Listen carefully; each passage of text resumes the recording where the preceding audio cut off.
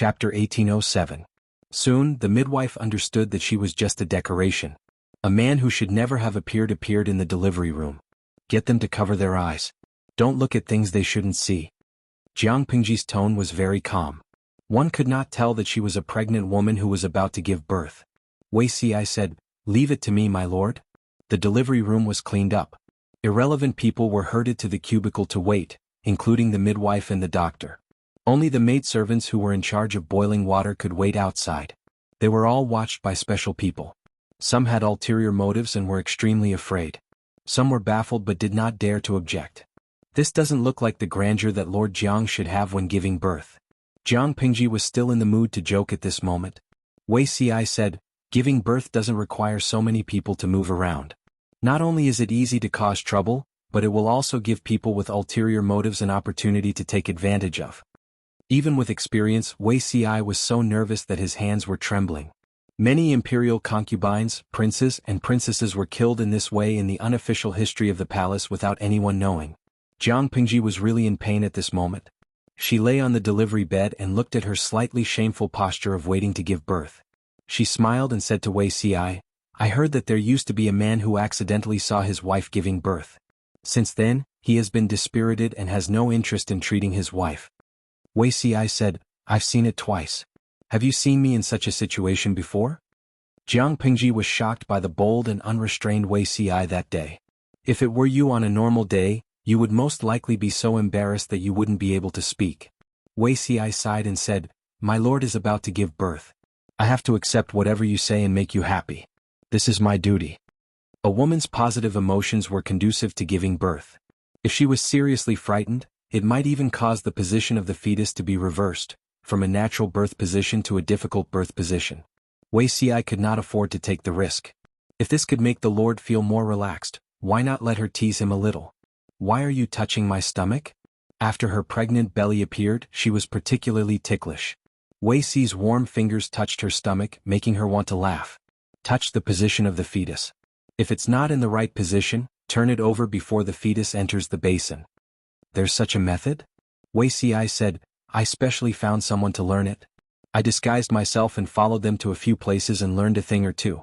Jiang Pingji laughed. "Are you going to dress up as a girl?"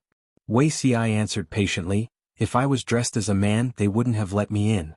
I'm afraid I would have been beaten out by the host." Cross-dressing. Wei Si. He actually didn't get beaten out? Jiang Pingji scrutinized Wei Si's serious face. She was not surprised. His appearance was exquisite and beautiful. He didn't have the cold and hard edges of a man, but he wasn't as feminine as a woman either. After dressing up a little, applying some makeup and changing into a more voluminous female outfit, one would indeed look like an iconic beauty at first glance. Although they are twins, the positions of the fetuses are very good. After the examination, Wei Si heaved a sigh of relief. The probability of a natural birth of twins was not high. Most of the time, one would die prematurely. "Did you experience dystocia because the fetus was in an irregular position?" Wei Si said, "Her Majesty's body was suffering from a chronic illness. She was entangled with worldly affairs and did not take good care of the fetus. She met with trouble during childbirth. In the end, both mother and daughter were safe." When a woman gave birth, outsiders could not help much. Don't be fooled by the scenes of people giving birth in the TV series. The midwives worked very hard and the maids fetching hot water ran back and forth. If you really went to a modern delivery room to take a look, you would realize that when the delivery room was busy, one midwife had to look after several beds of pregnant women. According to the TV series, the nurses and doctors would be too busy even if they had 3 heads and 6 arms. Wait until the uterus is almost opened before exerting force. My lord can save up some strength now. Wei Si used a handkerchief to wipe away the beads of sweat that rolled down her forehead and almost wet her eyelashes so that she wouldn't feel uncomfortable. "Then talk to me for a while." Jiang Pingji's ability to endure pain was extremely high, but this body was not original after all. No matter how much pain she could endure, there was an upper limit. "What does my lord want to talk about?" Jiang Pingji said, "Anything is fine. I'm really in pain now. Talk and be distracted." Her pain was really painful. It was not the pain that she used to say when she was acting coquettishly or teasing Wei Si. However, Wei Si could only watch and was unable to share her burden. Jiang Pingji forced a somewhat stiff smile. "I want to hear how you like me." The two of them did not make much noise when they spoke. Those who were a distance away could not hear what they said, let alone the people waiting outside the delivery room. Feng Jin and the others waited for more than 2 hours. This was probably the longest they had ever waited for more than 2 hours. Afterwards, when some people recalled it, they could not help but complain that even their wives did not wait for so long when they gave birth. At that moment, no one had the mood to laugh at themselves. There was no movement in the delivery room. Their hearts could only be raised high, with nowhere to rest. Some people could not help but imagine situations such as a hemorrhage and dystocia. The more they thought about it, the more afraid they became. The more they were afraid, the more they could not get rid of the images in their minds. The real situation was very different from what they imagined. Jiang Pingji's delivery was very smooth. Because of her special body, her belly did not really show until 7 months. She did not have too much nutrition during her pregnancy, so the size of the fetus was not big. When Wei Ci said that he could see the baby's head, her body was a little numb from the pain, but she still did as she was told. At that moment, Wei Ci was calm. He steadily helped the baby out of the birth canal with both hands. His actions were agile. Jiang Pingji felt her belly loosen up a little. She asked while sweating profusely, "Is it a boy or a girl?" "It's a girl. It's a girl." Even though Jiang Pingji already knew the answer, she felt that there was a different meaning in asking after going through the procedure. The eldest daughter was small, but her voice was very loud. Her voice could be heard in the main hall outside the delivery room. She cried pitifully. Jiang Pingji, no matter how Wei Ci coaxed her, she did not stop crying. Jiang Pingji waved her hands weakly and said, "Let her cry for a while. She's been wronged." Wei Ci. Jiang Pingji could not tell Wei Ci that her daughter had been kicked into the basin to give birth. Don't think that she could not see the situation in her belly with her mental strength. "Pei Qian, what's wrong with you kicking my daughter? Look at this child crying." The second child was born in the time it took to brew a cup of tea. Her crying was a little weak and her voice was childish. She pulled the daughter's leg and fixed her eyes on her. "She's also a girl." Wei Ci panicked at first, but after taking a closer look at the appearance of the 2 children, he breathed a sigh of relief. They were not quite the same. That was safe. Jiang Pingji could not help but roll her eyes. Fraternal twins were not identical. Wasn't it normal for them to look different? Unbeknownst to her, Wei Ci had worried about these 2 children for a long time. There was a period of time when he dreamed of 2 identical children standing in front of him. They kept asking him to distinguish who was the eldest and who was the second. If he guessed wrongly, they would have to leave. "Have you named them?" Wei Ci said, "There are a few. Do you want to continue using the name Jiang Yan?" "Don't. Otherwise it's unfair to both of them." Jiang Pingji was silent for a while. "Lin Lang, one Jiang Lin, one Jiang Lang?" Wei Ci. "Is the Lord sure you want to trick your youngest daughter like this? The character Lang has a good meaning, but do you still remember your surname, my lord? Jiang Lang, Jiang Lang, Jiang Lang has run out of ideas? Why don't we each name one?" Chapter 1808. Most of the words beside the word "you" had good connotations. They could be chosen as names, but they could not be named so casually. They had to go through the process. Jiang Pingji asked, "Must it be you?" Wei Ci did not know why it had to be you. Jiang Yan's name was chosen by drawing lots. Wei Tsong came with his sister. The 3rd and 4th children should follow this naming custom. Otherwise it would seem a little unconventional. Even people with obsessive-compulsive disorder could not stand it. Jiang Pingji said, "Since there is no convention, let's change it." Wei Ci's brows twitched. He had a bad feeling. "For example? Zua. What about Jiang Zua?" When Wei Ci heard the word, he could not think of which Zua it was. Jiang Pingji continued, "The word Zua is a blessing. It has the meaning of protection and also the meaning of the throne." Wei Ci was almost shocked. The child was born less than an hour ago, but he was given the Zua of the Zua.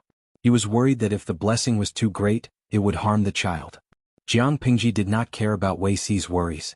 She felt that the word Zua was as arrogant as the halo on her daughter's head. The name Jiang Zua doesn't sound good. Wei Ci thought for a while and suggested, "How about Lian?" "Lian?" Wei Ci said, "Lian is a vessel used to hold food during sacrifices in ancient times. It also has the intention of inheriting the ancestral weapon. She is regarded as the heir." Compared to being careless and arrogant, holding up the child to tell the world that she was the heir to the throne, it was better to be more subtle. Whether it was Jiang Lian or Wei Ci, he hoped that she would be steady, honest and broad-minded. Not only would she inherit the ancestral weapon, but she would also be responsible for the national weapon. Jiang Pingji pondered for a long time. In the end she had no choice but to choose Lian as the child's name.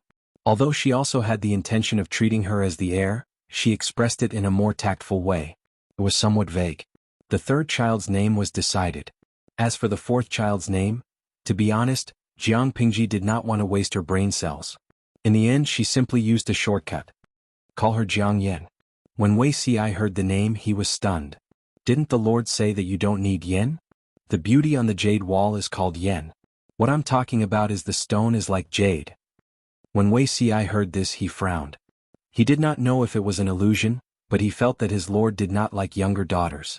A stone that resembled jade was, in the end, a stone and not a beautiful jade. It only had the appearance but no substance. Wei Ci was not satisfied and he clearly expressed his dissatisfaction. Jiang Pingji did not know how to explain to Wei Ci that he only had 3 children in his 2 lives and that his youngest daughter was an impostor. She looked down at the baby girl in her arms. The little girl's eyes were closed and her breathing was steady and slow. She was extremely obedient. That's Jiang Yan, the Yan who is known as Yan because of her beauty. Jiang Pingji looked like she was going to argue with him. Wei Ci thought about it and nodded in agreement.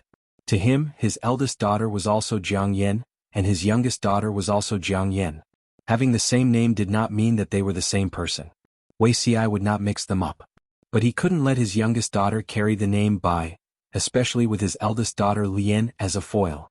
Who knew what those despicable people would say? 2 twin children, one in front of the other in the time it took to drink a cup of tea, but their futures were as different as heaven and earth. Not only their futures but even their names made it clear that the 2 were different. It really hurt his youngest daughter's heart. Wei Ci did not want his youngest daughter to get hurt, nor did he want the relationship between his lord and the little prince to drift apart because of this. Little did he know, relationship between mother and daughter? It was impossible. It was impossible in this lifetime. Jiang Pingji was worried that when he grew up, he would beat her until he called her daddy. Therefore she wanted to take advantage of him under smiley face under when his wings hardened.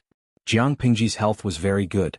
Even though she had gone through a labor she could now pack up and carry the child out. Since the child's first cry, everyone had been waiting anxiously for the young lord to come out. In the end, after waiting and waiting, there was still no movement from the delivery room. It couldn't be. Could something have happened to the lord? Feng Zhen and the others' hearts suddenly jumped to their throats. They wanted to send someone to inquire but it was impossible. Finally they saw their lord, who looked tired but still in good spirits, come out with 2 children in each of her arms. Everyone? In their impression, women were so weak after giving birth that they couldn't move, but their lord could still carry 2 children out at the same time. What a godly person. Despite their complaints, everyone still bowed down and congratulated her in unison. Congratulations, my lord, on the birth of Lin Er. Jiang Pingji said, the eldest daughter is Jiang Lian, and the second daughter is Jiang Yan. Twins? Hearing that the 2 children were of the same gender, a few observant officials frowned. Children who looked the same were not suitable to be the heir, unless one was gone or they had another child. Jiang Pingji did not have time to care about what they were thinking. She let the children's wet nurses carry them and sat on the mats on each side, accepting everyone's greetings. Not far away the people in the front row could clearly see the children's faces. Upon closer inspection they did not look alike. Seeing this they breathed a sigh of relief. At this moment, no one asked for a snub and suggested that Jiang Pingji give birth to a boy to inherit the throne. What? The halo on Princess Lian's head was too dazzling. She was Ziwei, a gift from the heavens. Who could defeat the incarnation of Ziwei the Great who came to the world? Of course, there were also people who hoped that the male heir would inherit the throne, but they did not dare to say it out loud for fear of incurring the wrath of the heavens. For now they would take things one step at a time. If Princess Lian and Princess Yan were not qualified enough to inherit the throne, they would persuade the Lord to give birth to another child in the future. They could not hand over the throne to a mediocre heir, and the heir was a woman. The storm passed like this for the time being. Jiang Pingji also began to be pressured into confinement.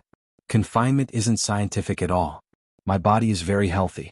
Do you believe that I can overturn 10 Fu Wangs? She had to lie in bed for a month without washing her hair or bathing. She could only wipe herself with hot water.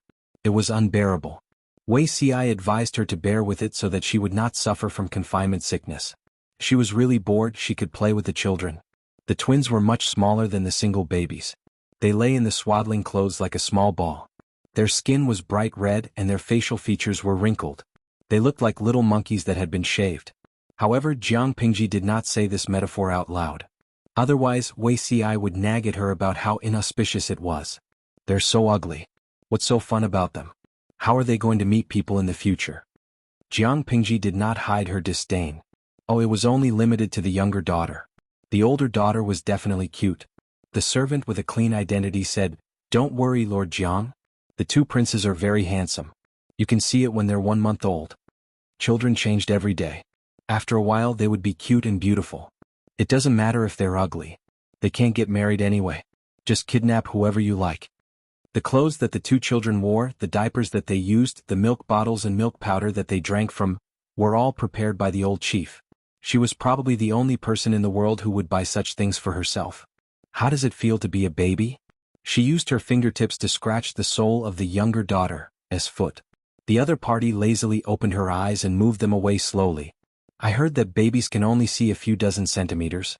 How did you know I was in this direction?" The younger daughter used her fist to fend off Jiang Pingji's harassment. She couldn't hear if she couldn't see clearly. She wasn't deaf. After a while, a hand stroked her butt. Because of this action, the sticky and uncomfortable but became even more uncomfortable. "It's a little smelly. The diaper seems to be full. Do you want me to help you change it?" The old chief was speechless. Chapter 1809. She couldn't fast forward, she could never fast forward. She could only tease the old chief now so that she wouldn't suffer losses in the future. Jiang Pingji was on the verge of being beaten to death. Her routine was to play with her daughter in the morning, work in the afternoon and sleep at night. The poor baby's sleeping schedule was different from Jiang Pingji's. When the latter was energetic, they slept soundly. The eldest, Jiang Lian, only knew how to eat, drink and sleep. She wouldn't cry when she was bullied. She just pouted and had a quiet personality. The second child was different. Jiang Pingji could still play with her at first, but she would resist later. For example, Jiang Pingji would play with her like a hooligan. When her face got close, she would kick her nose. Jiang Pingji slyly said, "Ouch, is the milk powder not weak enough? You don't have much strength in your kick. Are you tickling me?" The second child looked at Jiang Pingji faintly, like the gaze of the Grim Reaper. Since the birth of the twins, Jiang Pingji's status in the streaming room had plummeted. She was the big pig trotter Jiang in their mouth, while the two little kids were Princess Lian and Princess Yan. The second child also became the new queen's meme pack because of her and Jiang Pingji's intimidating gaze. "Tudu Feichio, my Princess Yan's gaze is too sharp. This is the aura of a queen. She doesn't need a big gold chain, sunglasses, and cigars to exude a strong aura that belongs to a big boss. Princess Lian is a fairy-like soft girl. She's so cute and I want to hug her." Sans Hisong Shi snacking. Looking at the two princes, I want to have babies every day. But thinking that the princes are someone else's fairy baby, I'm not so tempted. If I want to have such a high-quality baby, I have to find a male god of the same quality as Beauty Ci. Liang Ping Puzi snacking. The person above is also narcissistic. Do you think you can compete with Big Pig Trotter Jiang?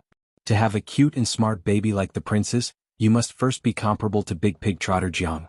The man must be a male god of the same level as Wei Ci. Lanya Moshu Kaiwe. Speaking of this, a few days ago I saw a birthing video.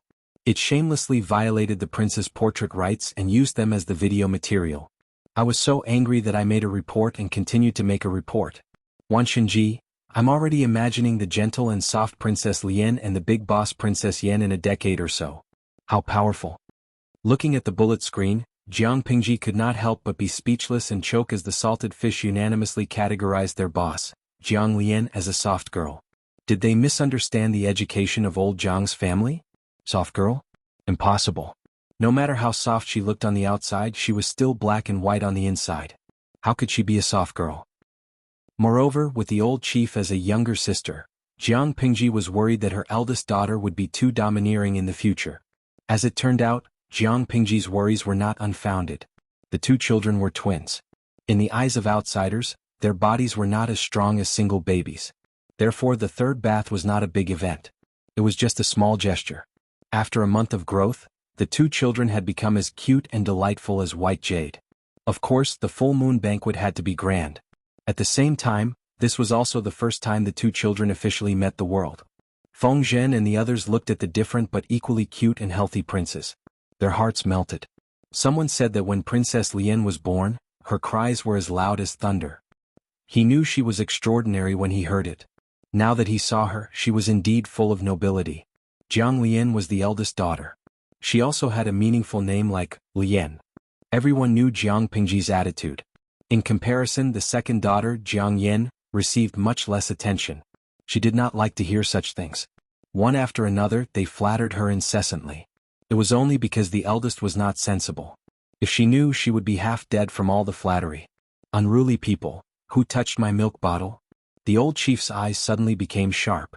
He held the milk bottle with one hand and held it with both hands. His gaze was like a knife. Feng Zhen retracted his hand in embarrassment. He was just curious about the transparent bottle and what was inside. The bottle was filled with a milky white liquid. It did not smell fishy like a wet nurse's. Instead, it was sweet and had a nice smell. Seeing Princess Yan's small mouth nibble on the bottle, Feng Zhen could not restrain his curiosity. He wanted to know what milk it was, so he stretched out his sinful claws. He looked around and saw that no one was paying attention. He quickly pulled out the old chief's milk bottle, squeezed some into his wine cup and returned the bottle to its owner. Feng Zhen thought he had done it without anyone noticing. He did not know that the owner of the milk bottle's eyes had become extremely dangerous. Feng Zhen tasted it and said, "It's not as sweet as I imagined, but it is indeed very fragrant." The old chief was speechless. A bastard who stole a baby's food for a month. Jiang Pingji only had this many people under her command? As he thought about it, the old chief's drinking speed increased. Who knew how long this 1-month banquet would take? If Feng Zhen stole her milk again, wouldn't Jiang Pingji laugh at her? Ridicule her for being a good-for-nothing who could not even protect her own food? She drank too enthusiastically and neglected the difference between a baby's body and an adult's. Not long after, she felt a familiar feeling of fullness in her stomach. She was full.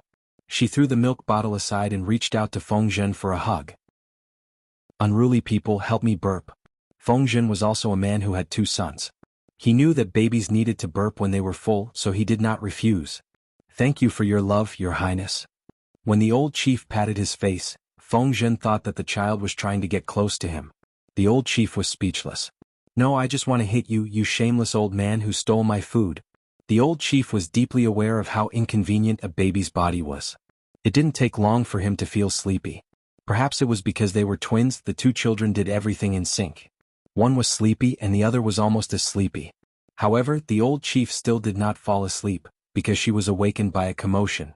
It happened a few minutes ago.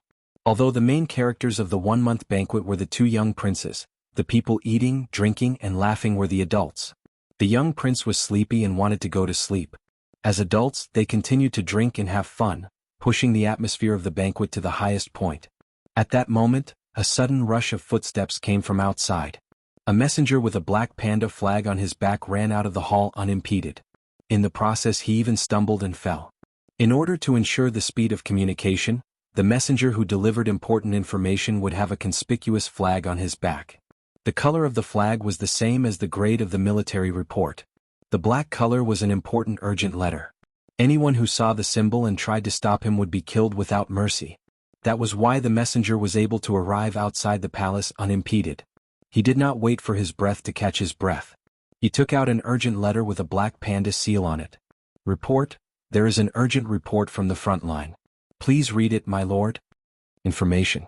At this time, everyone was worried after hearing this.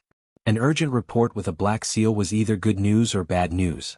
The former was good news, while the latter was a bad omen. They had not heard of any changes at the front line recently. Why would they choose a full moon day to send an urgent report 800 miles away? Could it be that someone was taking advantage of this day to secretly attack the Lord? Everyone had different thoughts. Only Jiang Pingji was calm. Good news and bad news. It was such a good day, yet he brought bad luck to her.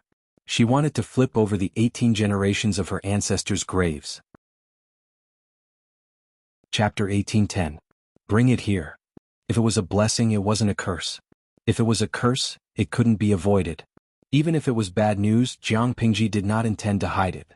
What auspicious omens or ominous omens? It was just a matter of her mouth. Even if it was an ominous sign, she could still lead her troops to kill the person who created the ominous sign and caused her trouble. The hall that was bustling with people toasting and exchanging toasts was now completely silent. It was so quiet that one could hear a pin drop on the floor. Jiang Pingji tore open the battle report and read it quickly. Her expression did not change at all, and the people below could not guess whether it was good news or bad news. It would be fine if it was good news, but if it was bad news, many people would be implicated. Not only will Her Highness's identity be questioned by the world, but those who fail to do their job will also be held accountable.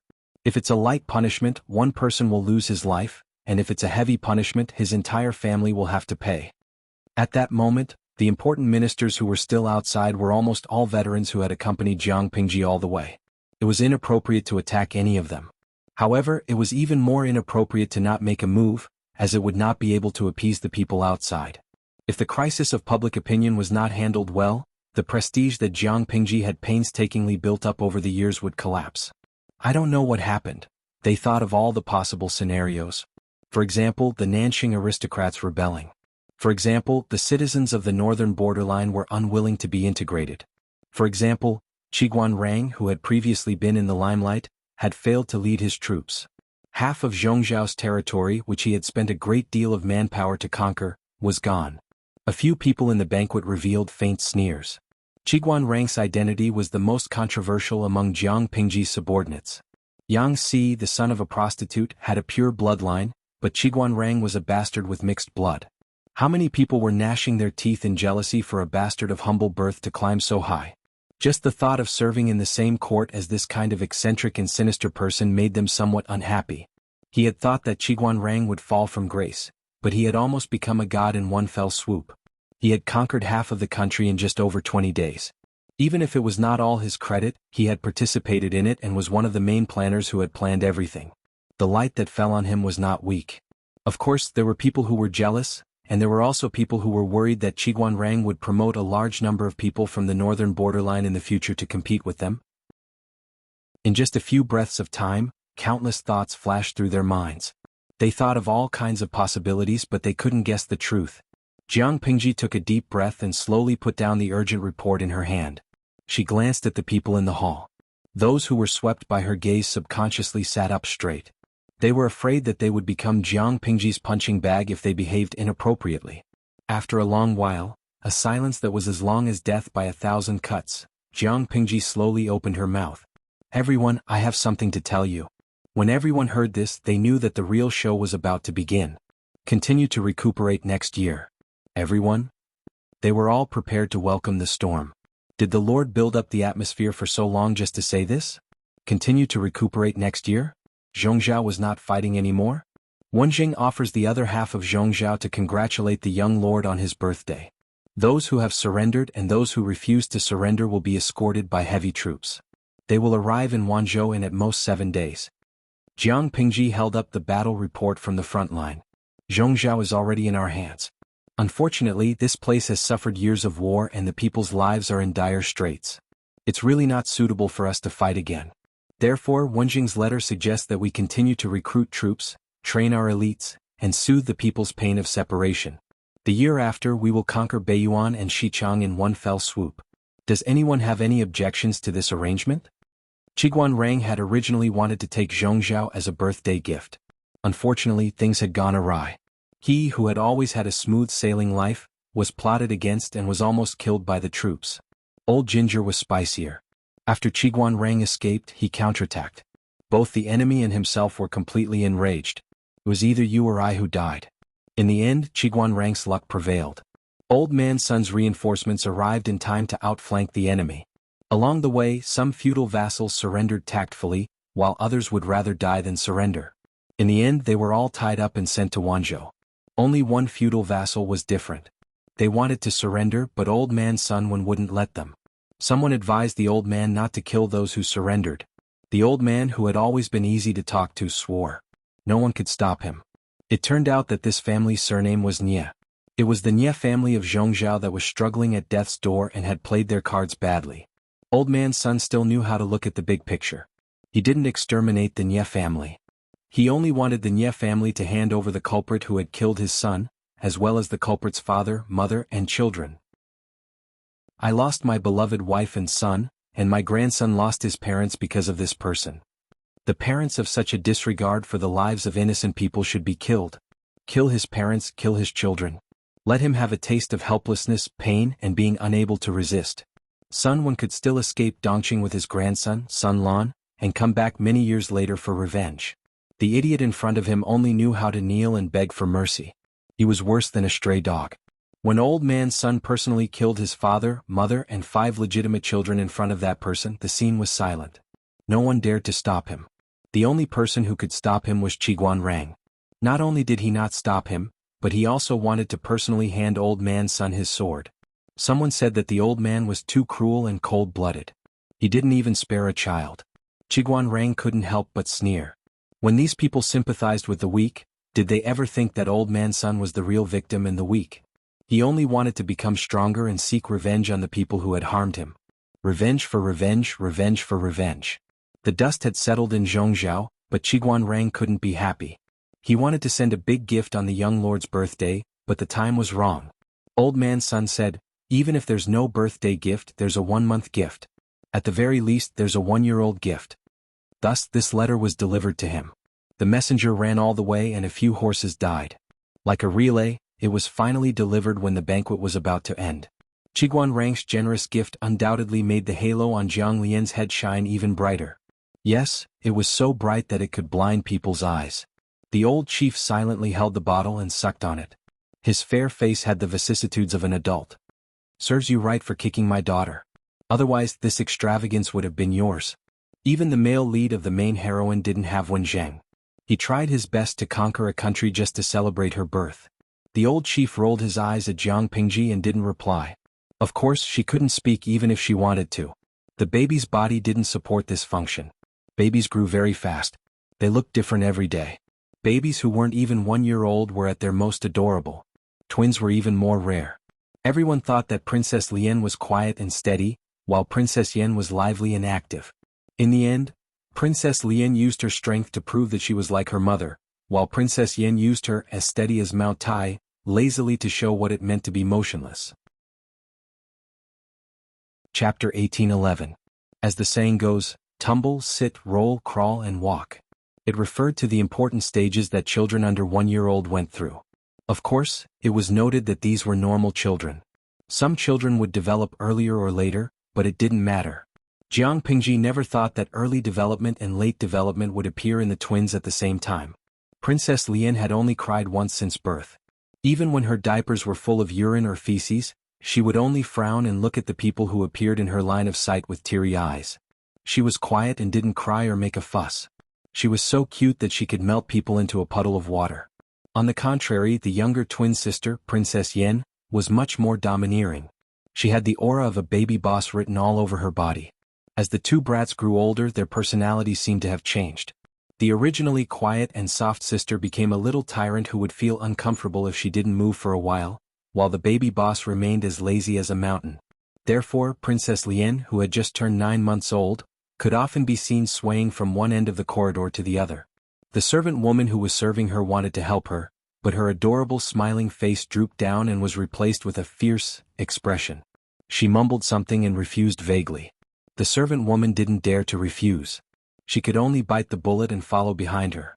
Princess Lian's range of activity expanded from the original baby room to the corridor, then from the corridor to the small courtyard. To make it easier for her to move, the original flowers and decorative hills in the small courtyard were moved away. The pebbled path was also paved with neat wooden boards. The edges and corners were wrapped with soft, thick cloth to prevent her from bumping into anything. With a larger range of activity, she also wanted to try to evolve from walking to running. The results were expected. The little baby's legs were weak.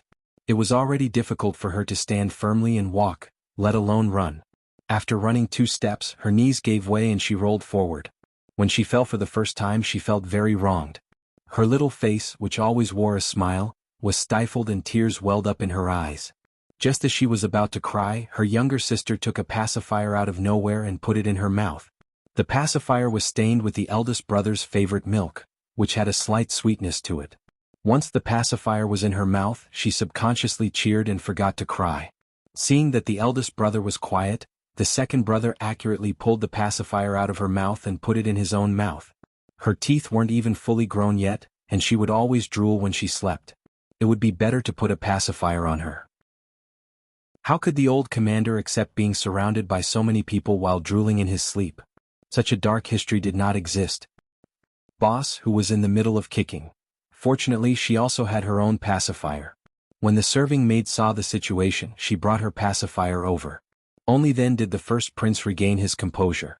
After playing with the pacifier for a while, she seemed to have gained endless strength from it. She skillfully propped herself up with her 2 hands and slowly stood up.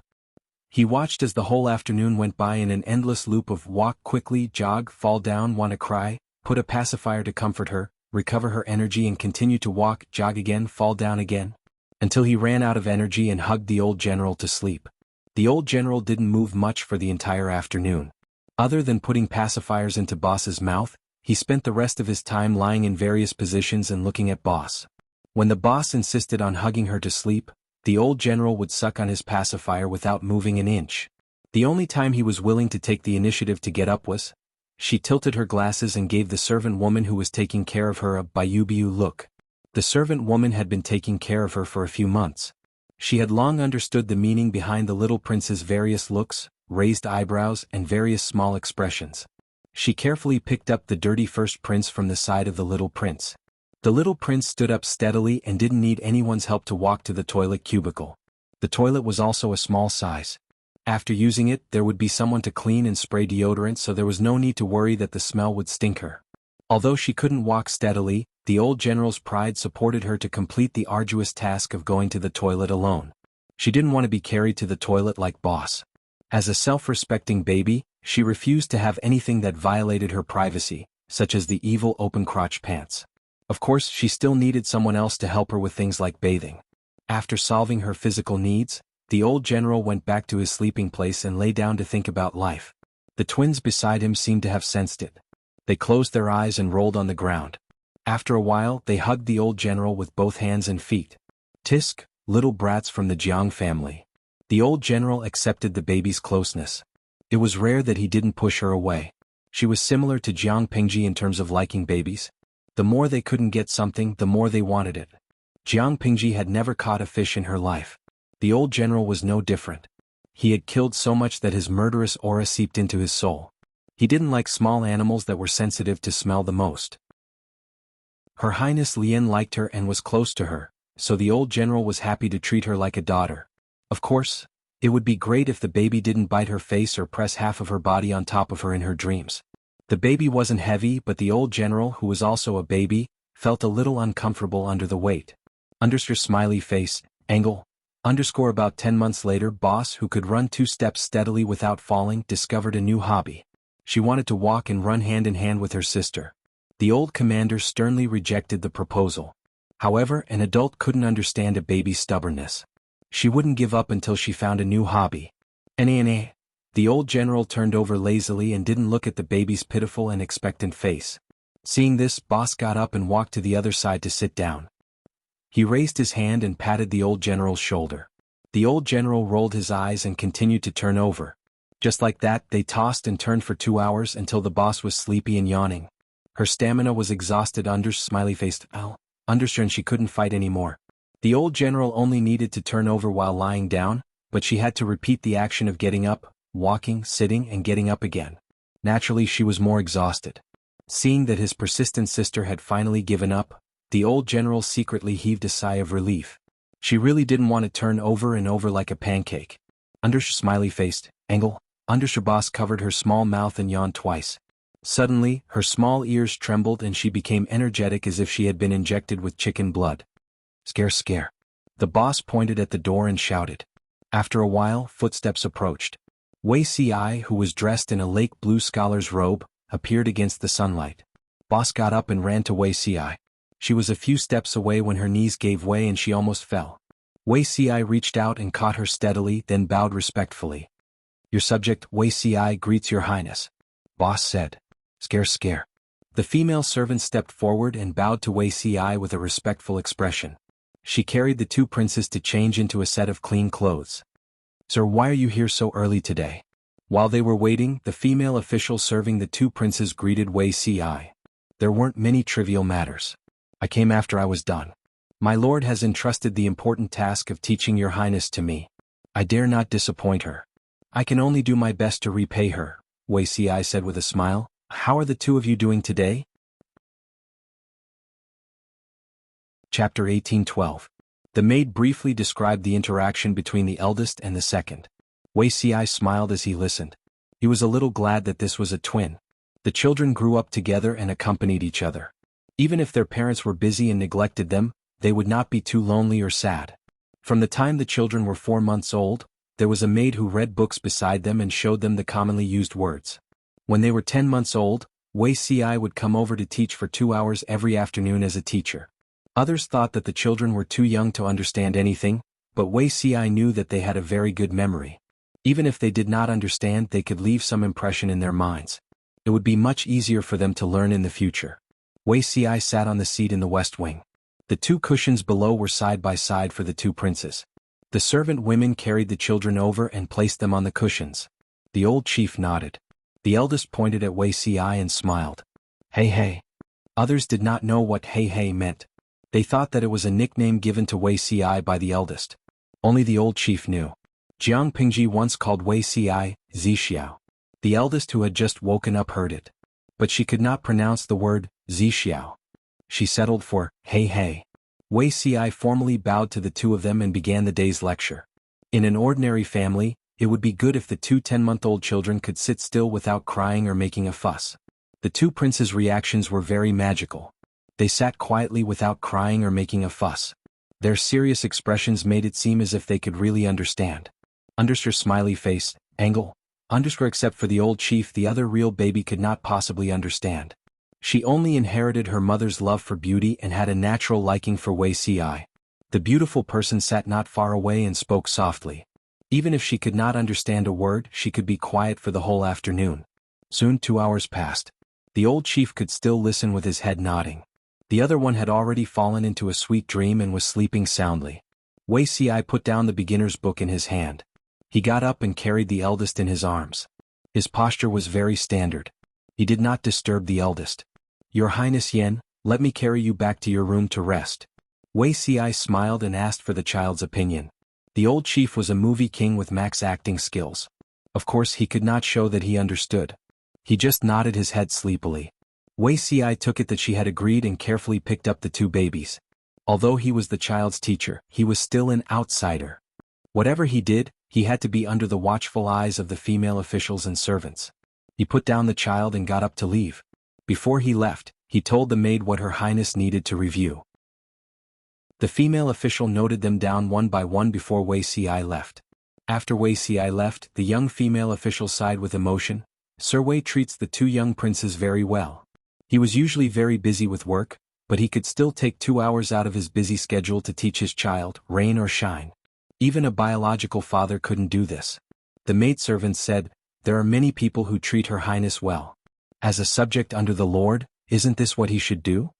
Only Qiguan Rang, who had offered the country of Zhongzhou as a gift a year ago, would have applauded. To be able to go this far as a subject and a ruler, the word good could no longer be used to describe their relationship. The assistant realized that she had made a slip of the tongue and quickly thought of a remedy. The old general, who was still in a daze, could not help but pout. Wasn't he her biological father? By the time Jiang Pingji returned, the 2 princes were almost asleep. Liang, Princess Lian opened her sleepy eyes and sniffed Jiang Pingji. She took the initiative to reach out for a hug. Have you been good today? Look at how badly you slept. Your cheeks are covered in marks and saliva.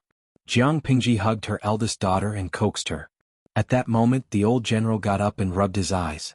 The maidservant brought a basin of warm water to wash the 2 princes' faces and wash away their sleepiness. Are you hungry? I'll get someone to serve you your meals. This was directed at the second son. The first son understood but did not know how to express himself. It was much easier for the old general to communicate. Of course I'm hungry. The old general opened his half-awake eyes and yawned to wake up a little. The 2 children had a special table made according to their size and height.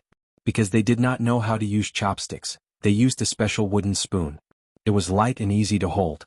The twins' table was on the left and right side, and the food on the plates was the same. The old general held the spoon steadily. Even though his hand would sometimes shake and stain his nose, 99% of the food went into his stomach. The eldest son's performance was not as outstanding. Even so, she would try her best to use the spoon. If she could not eat, she would bury her face in the basin under smiley-faced angle. Under her, the maidservant could only stare at her with heartache. She did not dare to help. Which child born to a wealthy family did not have dozens of servants serving them meticulously? Let's not talk about children over 10 months old eating by themselves. Even the teenage Lang Jun and his wife had to be fed by the maidservants. Not to mention the fact that they had to bury their faces in the basin if they could not eat their fill. Lord Jiang was too harsh on the children. Of course, these thoughts could only be buried in their hearts. They did not even dare to say a word in their dreams. Eating a meal was like fighting a war. Jiang Pingji took a handkerchief and wiped the food off the children's faces. When it was the second son's turn, he coldly refused. The real boss never let people wipe their mouths, just like how she never turned around to look at the explosion when she caused trouble. You are my daughter now. You don't have to be so cold. The old general was indifferent. The servants are used to judging people. You are not the eldest daughter. If you refuse to interact with me, what if the servants neglect you? The old general could not help but roll his eyes. If the servants forgot their duties and stepped on the young master because the eldest did not value them, wouldn't that reflect the incompetence of the eldest? Such nonsense could be used in novels to shirk responsibility from the parents of the weak, but it would not work if it was used to deceive her. Jiang Pingji had no choice but to use her trump card.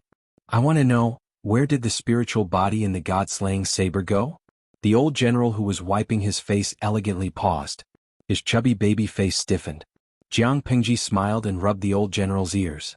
The soft ears felt as good as her eldest daughter's. Good girl, what should you call me? The old general thought about it and threw away the handkerchief. He reached out to Jiang Pingji for kisses, hugs and kisses. Jiang Pingji took the opportunity to carry her and whispered in her ear. Is that all you have? Using Azi to threaten me is the same as me using Wuxia to threaten you one day. You are both shameless. The conversation between the mother and daughter was very soft. Even if others saw it, they would only think that the mother and daughter were intimate. They did not know that their eyes were full of sparks. In a while, I will personally lead the army to attack the North Yuan. I will leave Lianer in your care. Perform well. Jiang Pingji patted the baby's plump butt, which made him glare angrily. Why didn't you bring him along? Zixiao will not follow the army this time.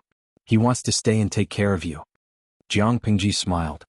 If I bring him along, will the enemy take the bait? The old general sneered. I understand. Chapter 1813. Before Jiang Pingji led the troops to battle, something was put on the agenda. She only remembered it when Wei Xi reminded her. Beiyuan and Xichang were not strong enough, and the world situation was set. There seemed to be no difference whether Jiang Pingji ascended to the throne now or after destroying the two countries. So the question was, where should the capital be located? Regarding the capital, isn't it too early to think about it now? Jiang Pingji was not familiar with these operations, so she naturally did not understand and had no concept. In her opinion, ascending to the throne meant worshipping the heavens and the earth, announcing to the world that she had ascended to the throne, and that she would have to address her as Her Majesty in the future. She thought it was very simple, but in fact, there were many things to prepare in advance, such as the location of the capital. Wei Xi said, it's not early. If you ascend to the throne, you will start preparing for the construction of the imperial mausoleum after the first year. Jiang Pingji? She had just ascended to the throne, and she was already sending people to build the imperial mausoleum for her? Wei Xi asked with a smile, do you think that the imperial mausoleum was built urgently by the emperor? Jiang Pingji thought about the specifications of the imperial mausoleum described in the history books and was silent. Not to mention the construction standards of this era, even hundreds of years later, it might not be possible to build an imperial mausoleum that met the specifications in a few months. Generally speaking, the imperial mausoleum of the emperor was built soon after ascending to the throne. From the design of the imperial mausoleum, the preparation of materials, the manpower. These were all projects that consumed a lot of resources and money. If the construction was fast enough, it could be completed 2 or 3 years before the emperor's death. It was impossible to make a last-minute effort. The imperial mausoleum was already like this. The capital could not be developed slowly after ascending to the throne, right? Jiang Pingji was speechless and finally slacked off. This question is indeed. Where is the capital of the Jiang dynasty in your previous life? Can't it be decided where it will be in this life? Wei Xi sighed. He knew that the main leader would say that. In my previous life, the capital was really a child's play. Even when the world was stable and the people's lives were stable, there were still ministers who suggested moving the capital.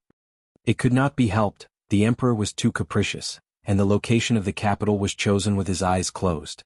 In the 10th year of the Jiang dynasty, because the officials in the upper reaches were corrupt, the capital in the middle and lower reaches was flooded for 3 days. Although the flood control was timely and not too many lives were lost, the fertile fields of the people in the suburbs near the capital were flooded, and a year's harvest was destroyed. His Majesty's imperial palace was also soaked in water for 2 days. During those days the officials went to work in fear and trepidation, dripping water to go to court. If this matter were to spread, it would be shameful. The capital of a country was flooded for 3 days because of a corrupt official. Fortunately, His Majesty's throne was as stable as Mount Tai, and the various crises were handled appropriately, so it did not cause any unrest in the court. Her Highness Jiang Yan's performance in this disaster relief was excellent, and she had completely caught the eyes of the courtiers. In the end, His Majesty finally agreed to move the capital. At the same time, all the officials upstream were to be investigated and held accountable, leaving no one alive. The common people even joked that the blood of the corrupt officials and their family members had dyed the upper reaches red. From this, it could be seen how many people had died in that accident. Wuxia felt that it was a little troublesome to decide on the capital twice. It would be better to choose an imperial capital that everyone was satisfied with from the beginning and slowly build it into a place that was more prosperous than Wanzhou. With the experience of building Wanzhou, it wouldn't be that difficult to build an imperial capital. Even if they couldn't rush out before the Lord ascended to the throne, they could at least move to the new palace within 2 or 3 years after ascending to the throne, right? Jiang Pingji was speechless. Although it was to choose a location for the capital, Jiang Pingji was a reserved person. She couldn't say it out loud, so she used a euphemistic excuse. All of them were her old partners. What did their lord not know about Ping? However, the location of the capital was indeed very important. Not only would it affect the continuation of the entire dynasty, but it would also affect the local economy. The location couldn't be randomly decided either. It had to ensure that the capital was easy to defend and difficult to attack, and it also had to ensure that the transportation here was developed to facilitate the development of the economy. At the same time, they had to take into account the control of the imperial capital's troops in various parts of the border. In short, at this time, they needed a charlatan who knew how to survey the dragon's veins. This person proposed to build the capital on the former site of the imperial capital of Zhongzhou. This was the ancient capital of the 6 dynasties, and all the conditions were in line with everyone's expectations. But there were also people who expressed strong objections. What did the ancient capital of the 6 dynasties mean? It meant that 6 of the countries that had built their capitals here had perished. What? Did they want to gather together and give someone a gift? Gather all 7 dragon balls and summon the dragon god? It was inauspicious, too inauspicious. So that person recommended the land near his ancestral home under smiley face, angle, underscore, not to mention anything else. If the location was successfully decided, the price of land and housing would skyrocket. Jiang Pingji sat at the head of the table and listened to their debate. She deeply suspected that these people had bought a lot of houses in those places. Of course, this was just Jiang Pingji's teasing. Apart from Wanzhou, there were no other places where housing prices could really skyrocket. The construction of the capital of a country wasn't a day's work. Although Wanzhou was very prosperous now, no less than any capital in history, it had taken countless people more than 10 years of hard work to build it to its current state. If they chose a barren place to build the capital, it would consume a lot of money and manpower. Jiang Pingji couldn't afford it. In terms of national defense and finance, there weren't many places that Jiang Pingji could choose from. It was best to choose an ancient capital with natural defenses, a construction foundation, and a place where there were tens of thousands of troops stationed nearby. After several rounds of intense discussion and voting, they finally decided on Ping and Fengdu in Sun Prefecture, which was slightly north of Zhongzhou. Most of Zhongzhou's 10 prefectures and 33 counties were rich and fertile. The prefectures and prefectures of the various prefectures and prefectures were also once overflowing with wealth. Sun Prefecture's Ping and Fengdu were once the capital of some small country during the chaotic era of the 16 kingdoms. If Jiang Pingji decided to set the capital there, it would look like a capital city in 2 or 3 years.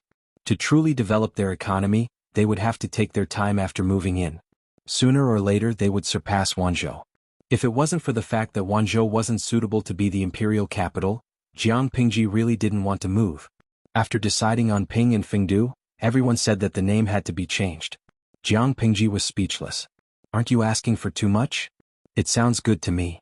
A few insiders muttered to themselves. It was one thing for their lord to be terrible at naming, but she was also obsessed with the aesthetics of names. Ping and Fengdu were fine, but Fengdu was in big trouble. Where was Plentiful City? Fengdu was also known as Fengdu. According to myths and legends, it was the entrance to the netherworld, the place where people went after death. How could the son of heaven and the son of hell live in the same place with the same name? We can't find someone to discuss with the Emperor of Fengdu and ask him to change his name, right? So, the plan that everyone gave was to change the name, to change it to an auspicious name. Oh, there was no need to adopt the Lord's suggestion. The name of the imperial capital was to be recorded in the annals of history. They didn't want to make a dark history and be mocked by future generations. Jiang Pingji was speechless. Chapter 1814. In the previous life, the capital was finally moved to Pingfengdu, right? Jiang Pingji asked Wei Ci. The latter had maintained a sweet smile since the meeting ended, which made her very unhappy. Wei Ci said, everything has its own arrangement. Pingfengdu's terrain is coherent and the dragon's vein is complete. It is indeed a treasured place. In the previous life, the ministers were also noisy and finally decided on Pingfengdu. The unlucky Pingfengdu did not escape the fate of changing its name in this life. Jiang Pingji took a deep breath. Zixia, you've changed. You've become somewhat mischievous. Could it be that all men who became fathers would evolve in this direction? Wei Ci was well versed in pacifying people. He sighed and said, I'm reluctant to leave you on the expedition. It will be another year or two. Although Wei Ci's mischievous interest had nothing to do with her expedition, Jiang Pingji still liked to hear him say that. Her heart warmed. But, if Wei Ci knew what she had done, he would probably be heartbroken. Jiang Pingji raised her arms and circled his neck. The two of them hugged each other quietly in the deserted corridor. The setting sun shone on them, casting an intimate silhouette. Jiang Pingji took a deep breath and suppressed the slight guilt in her heart. Her perplexity was swept away, and there was only determination left in her eyes. If I go on an expedition, are you really not willing to go to other places? There is a shortage of people everywhere. Are you really willing to waste your precious time in the rear?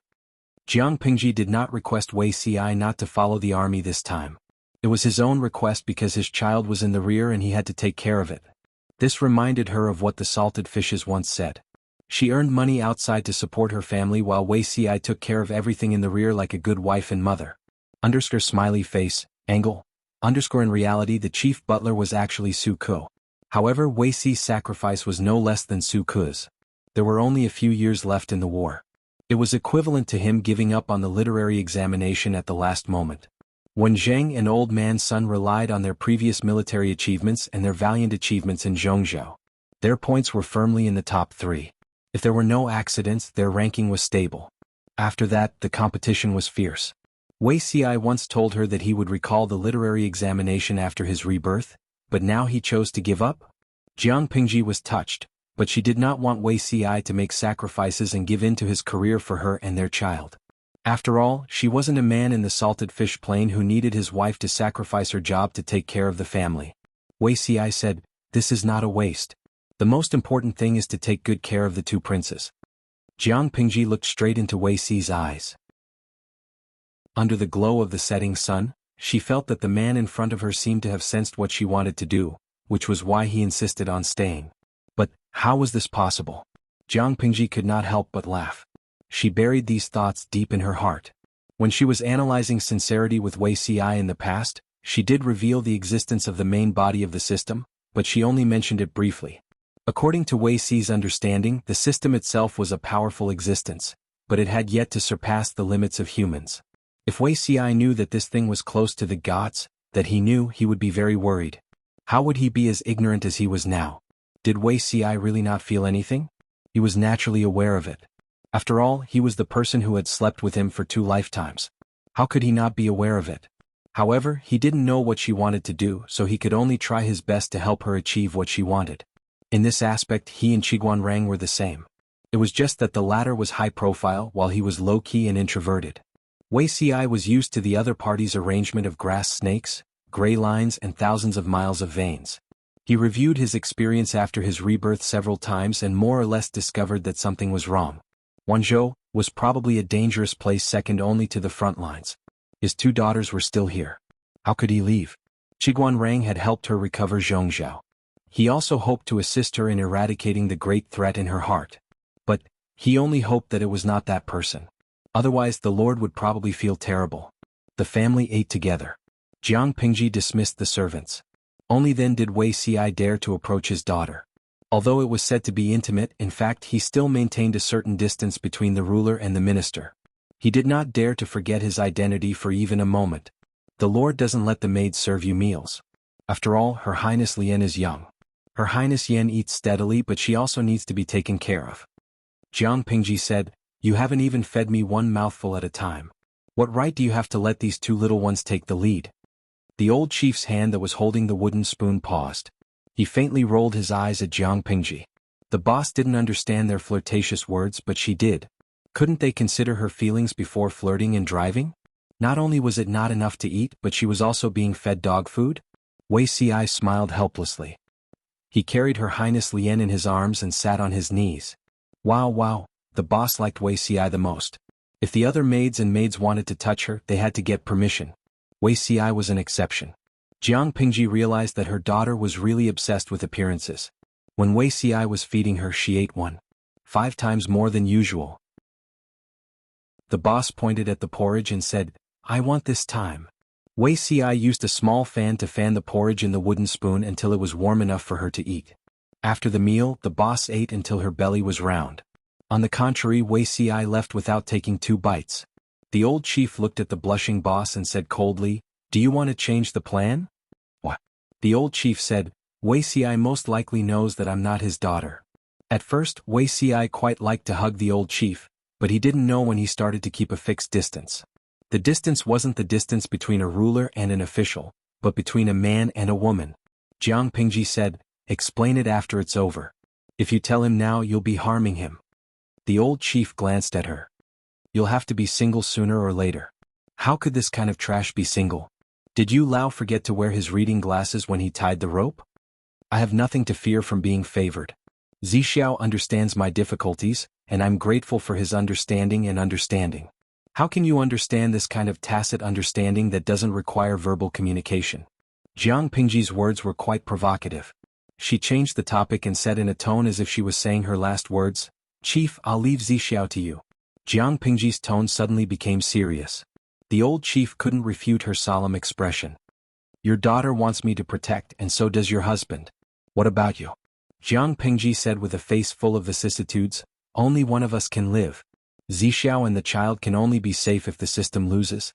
I originally prepared for the worst, such as the death of the whole family, but the old chief gave me a new idea. It was time for everyone to reveal their trump cards in this round of poker. Whoever won or lost depended on what happened next. Jiang Pingji sacrificed herself, Wei Xi, the 2 children, and even the destiny of the country. If she still couldn't bait out the system and get rid of it in one fell swoop, her trump card would really be gone. The Federation probably also considered this point, so they arranged for the old chief to back her up. If she was finished, wouldn't the old chief come out to finish her off? "So, you've even schemed against me." Jiang Pingji smiled and said, "It's just this once. I'm seriously entrusting my life to you." Either Jiang Pingji would turn the tables, or she would be overturned by the sky's brain. As her pace of unifying the world quickened, the sky's brain became more and more impatient. After plotting for more than 10 years and feigning civility for more than 10 years, she had enough. Chapter 1815. Wenjing. Jiang Pingji led 100,000 troops to the north and met up with Qiguanrang, who had set off earlier.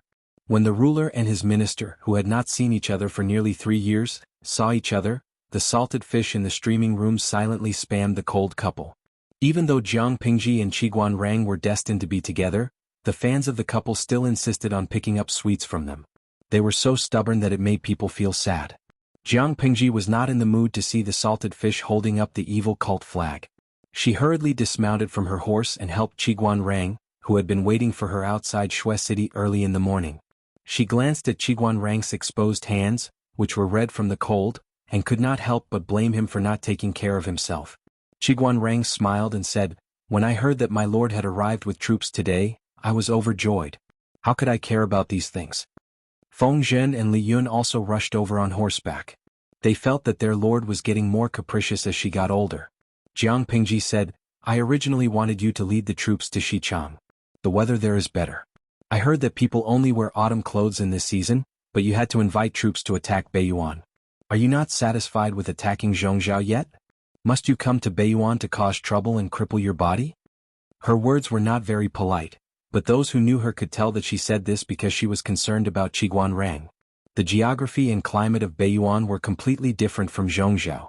There were 5 countries in the world, each with a wide terrain and different climate. Zhongzhou had the largest area, the most fertile land, and the most powerful national power. It had always been in existence that the other 4 countries coveted but dared not touch. North Abyss was different. North Abyss was a big place, but it was really poor. It was a cold, poor and bitter place. Winter was long and spring and summer were short. Its terrain was even more northerly than Beizhou, the northern borderline. Its people were tough but ignorant and backward. Jiang Pingji could not bear for Qiguanrang to come here to suffer. It was better to assist Fu Wang and Meng Hun in killing the people in Xichang. Although Xichang was a chaotic place, the climate was warm and mild. It was a good place to recuperate while fighting and accumulating military merits. Qiguanrang's attack on Zhongzhou ended in failure. He was tricked by the enemy. Although he counterattacked beautifully, he also suffered arrow wounds in his thigh and arm. If he did not take good care of these 2 areas, he would suffer when he grew old and became cold the day after. In comparison, Old Man Sun gave her a lot less trouble. At first, the old man had wanted to ask for permission, but Jiang Pingji had left him in Zhongzhou's Bianzhou to be the magistrate. On the surface, it seemed like she wanted him to be in charge of all matters in Bianzhou and restore the war-ravaged Bianzhou to its former glory. In reality, she wanted the old man to rest there for a while. She was worried that Grandpa Sun would misunderstand, so she wrote a long private letter to express her concern for his health. Old Man Sun looked at the secret letter for a long time, then carefully put it away, planning to pass it down as a family heirloom. The secret letter, written by the number 1 female star emperor, who was cold to outsiders and talkative to insiders, was qualified to be a family heirloom. Old Man Sun had always paid attention to his health. It was not difficult for Jiang Pingji to persuade him, but Qiguanrang was different. Too desperate. If Qiguanrang was still the young man in his 20s, Jiang Pingji would have let him do whatever he wanted. What about now? He was already past 40. In this era, this age was considered the end of middle age. Jiang Pingji wanted him to rest. If there was a war, he should go to Xichang to fight, but he refused. He had to ask for permission to come to Beiyuan, and he wrote letters more than once. She could not refute him too many times, lest her subordinates think that Qiguanrang had lost his loyalty. In the end, she agreed. He was reprimanded as soon as they met. Qiguanrang was already mentally prepared. He nodded repeatedly and said, yes. He did not retort. He knew his lord. She was a standard person who could be persuaded by reason but not cowed by force. At this time, she could not bear to say more. As expected, Jiang Pingji changed the topic after saying a few words. She asked about the training of the troops and horses, as well as the preparation of rations. Qiguanrang had rehearsed these questions countless times. He answered whatever she asked. He covered all aspects and was thorough in every aspect. Jiang Pingji and he entered the city one after the other. The bullet screens on the screen became even more vigorous. Sans Hisang Shi snacking. I've fallen in love with a cold couple. I'm destined to be. Today the officials are giving out candy. Even though there are glass shards, I'll still eat it. Liang Pin Puzi snacking. Your smiley face, Engel. This is the first time I've thought about supporting an NPC. The streamer seems to be compatible with anyone. Bike away snacking. I remember that a while ago, there was a guru on Bilibili who edited a personality-changing story about palace intrigue. It perfectly fulfilled the needs of all the streamers. The editing of that video was too crazy. All the concubines were scheming against each other, the immortals were fighting, all kinds of blackening, all kinds of reversals, and all kinds of designs made me want to kneel on my knees. Fortunately, the emperor is our streamer. Otherwise, who would be able to tame these little demons? Tudu Feichio, I watched that video. Big Boss when Zheng fought all the way until he was stabbed to death by the blackened Zixiao. *CK the plot. I'm too handsome, #kneel and cry. That video was really awesome. My heart trembles when I see Zixiao's smile now. Beauty CI is so gentle, elegant, a gentleman, open and above-board and broad-minded. How could he be so blackened? It's a nightmare. Gui Kai Guofengxiu. Isn't the real nightmare when the blackened Zixiao is finally poisoned to death by the emperor? All the love is AF * king drama. My heart hurts when I watch it. Now I have psychological trauma when I watch the live stream. Why don't we use Jianchun, who edited the video, to suppress the emperor and sacrifice him to heaven? You can even think of such a crazy idea of having everyone be killed. Newspaper office. Jiang Pingji and Qiguan Rang had just understood the situation in Beiyuan. When she raised her head and glanced at the bullet screen, she could not keep up with everyone's topic again. After all, she was a veteran streamer who had been streaming conscientiously for more than 10 years. Why did they blacken her like this? My lord, are you unhappy? Jiang Pingji gulped down a glass of warm wine and warmed herself with the strong alcohol. Beiyuan killed itself and almost gave me the country for free. Why should I be unhappy? Although she said so, there was no trace of joy on her face. Qiguan Rang knew that his lord was unhappy in her heart. To be honest, Beiyuan was too poor. Qiguan Rang could not think of how much fat could be squeezed out of this country. Sending 250,000 troops to attack was already giving them face. Have the winter clothes for the soldiers been distributed? Although it was said so, the 5 countries in the world were born as one. No matter how poor Beiyuan was, it could not be separated. It had to be recovered. All of them have been distributed. That's good. Have a good winter. Let the soldiers practice more and familiarize themselves with this terrible weather. If it were not for the fact that this war had to be fought, Jiang Pingji really could not bear to let her soldiers come here to suffer in the cold.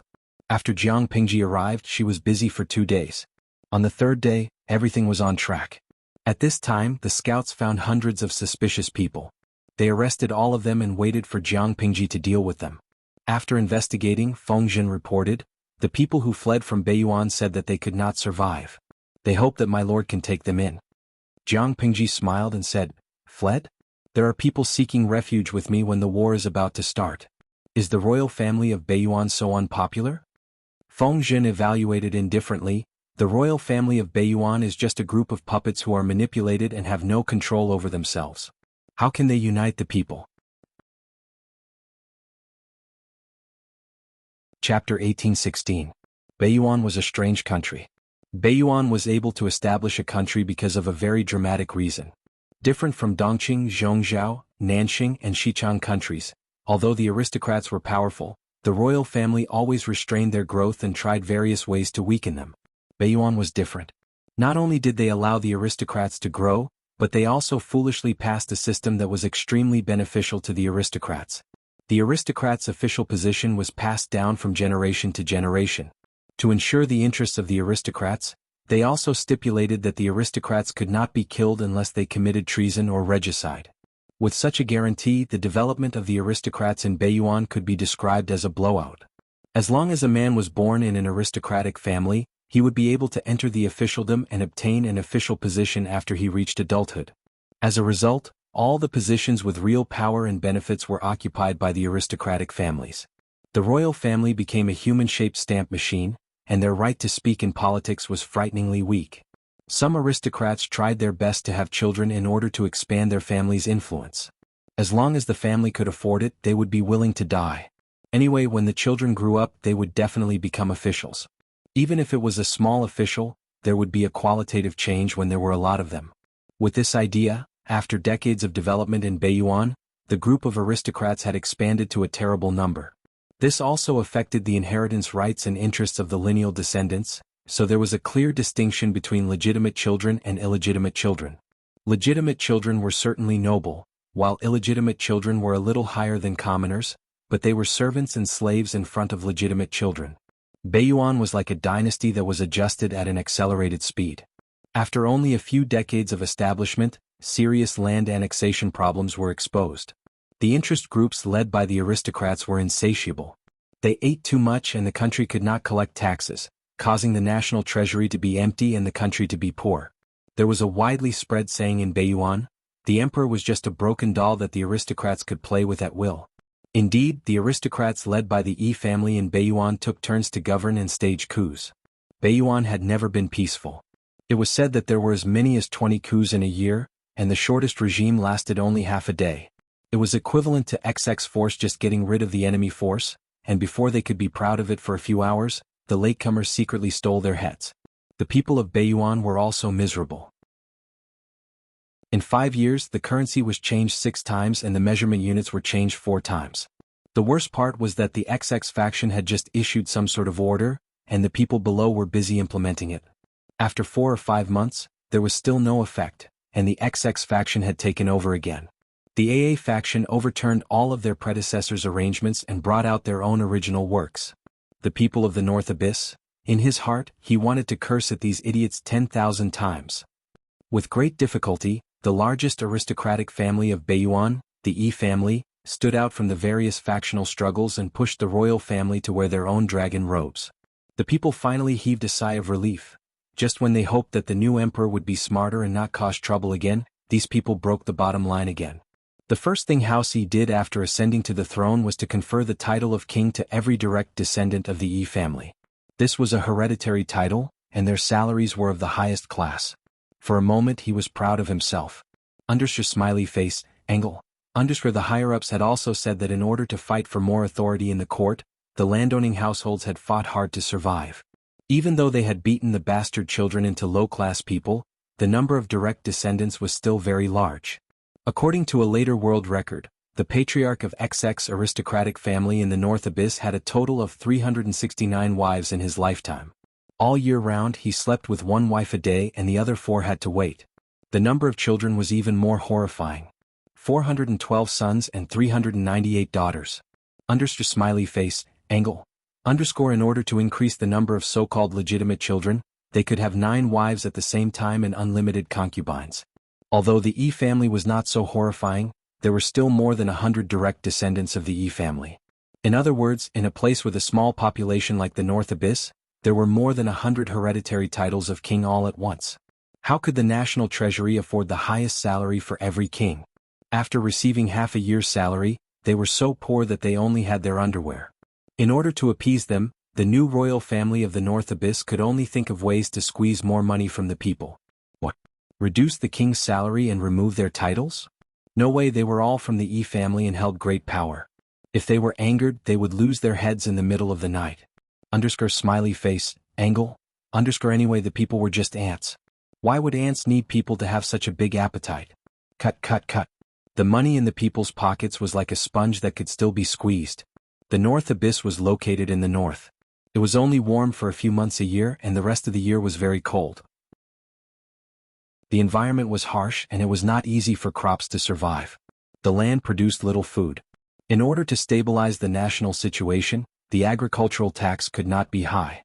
Even if the government only collected 20%, the people had to scrimp for a whole year to feed their families. However, in order to appease the kings, the E family repeatedly raised taxes on the people and added complicated tax items to increase the national treasury's income. When the tax was at its heaviest, the government collected 90% of the agricultural tax, and the remaining 10% of the grain tax had to be exploited. Within the North Abyss, countless people froze and starved to death. During the years when Jiang Pingji was at war, the North Abyss had coveted the fat meat of Dongqing. They had also heard of how rich and prosperous Wanzhou was and dreamed of taking it for themselves. But the North Abyss was so chaotic, where did they get the financial resources, equipment and military supplies? The soldiers of the day were just poor people who had sneaked in to get some hot porridge. The real elites were the private soldiers of the gentry, the minions of the evil spirits in the eyes of the people, and the North Abyss still wanted to squeeze out troops to expand and invade her rear? Jiang Pingji only gave them 2 words, ha. Before the E family came to power, the barren North Abyss could still gather more than 100,000 decent troops, which gave Jiang Pingji a certain amount of pressure. This was also why she asked Qiguan Rang to hold back his troops to prevent the North Abyss from jumping out and stirring things up. Now that the E family had been in power for almost 2 years, the entire North Abyss was like a broken doll. Jiang Pingji really thought highly of the North Abyss by bringing 250,000 troops. TSK, outsiders thought that Jiang Pingji was using a sledgehammer to kill a chicken. Only Qiguan Rang knew that she brought so many troops to kill all the gentry in the North Abyss. Among the 5 countries in the world, the number of gentry in the other 4 countries added up was less than the number of gentry in the North Abyss. The gentry in the North Abyss were especially superstitious about bloodlines.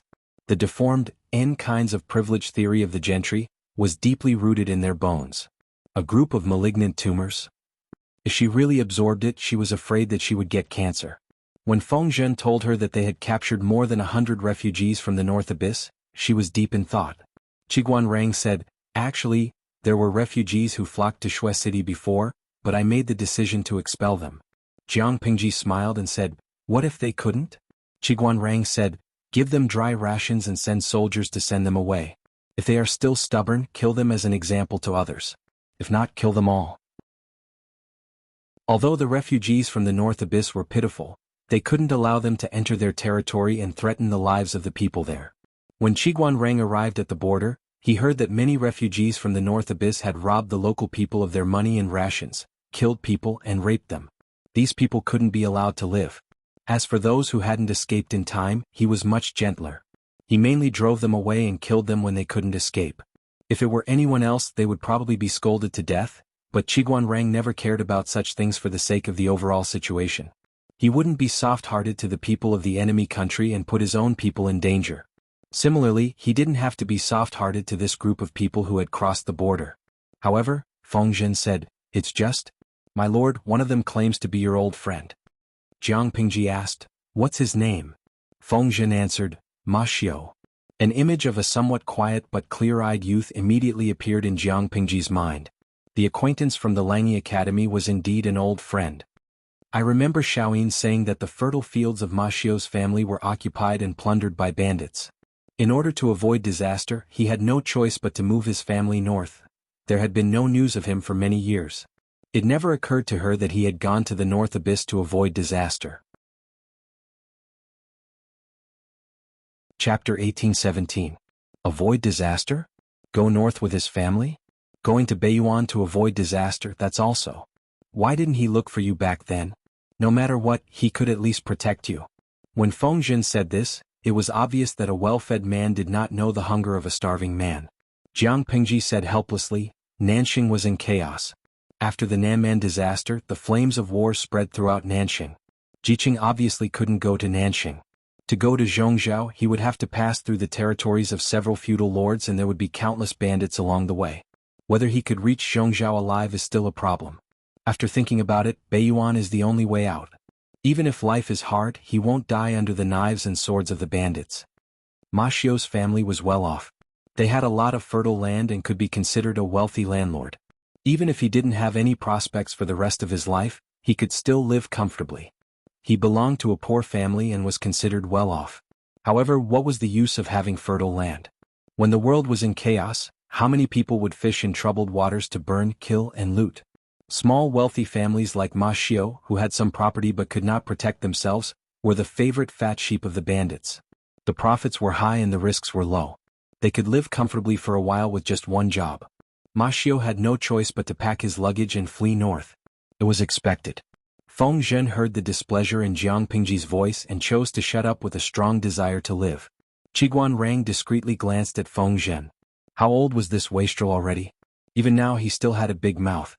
No matter how well Ma Xiao was doing or why he chose to go north to avoid disaster instead of relying on the Lord, he was still the Lord's classmate and close friend when they were young. Not to mention how to respect and take care of him, he couldn't kick him when he was down or ridicule him.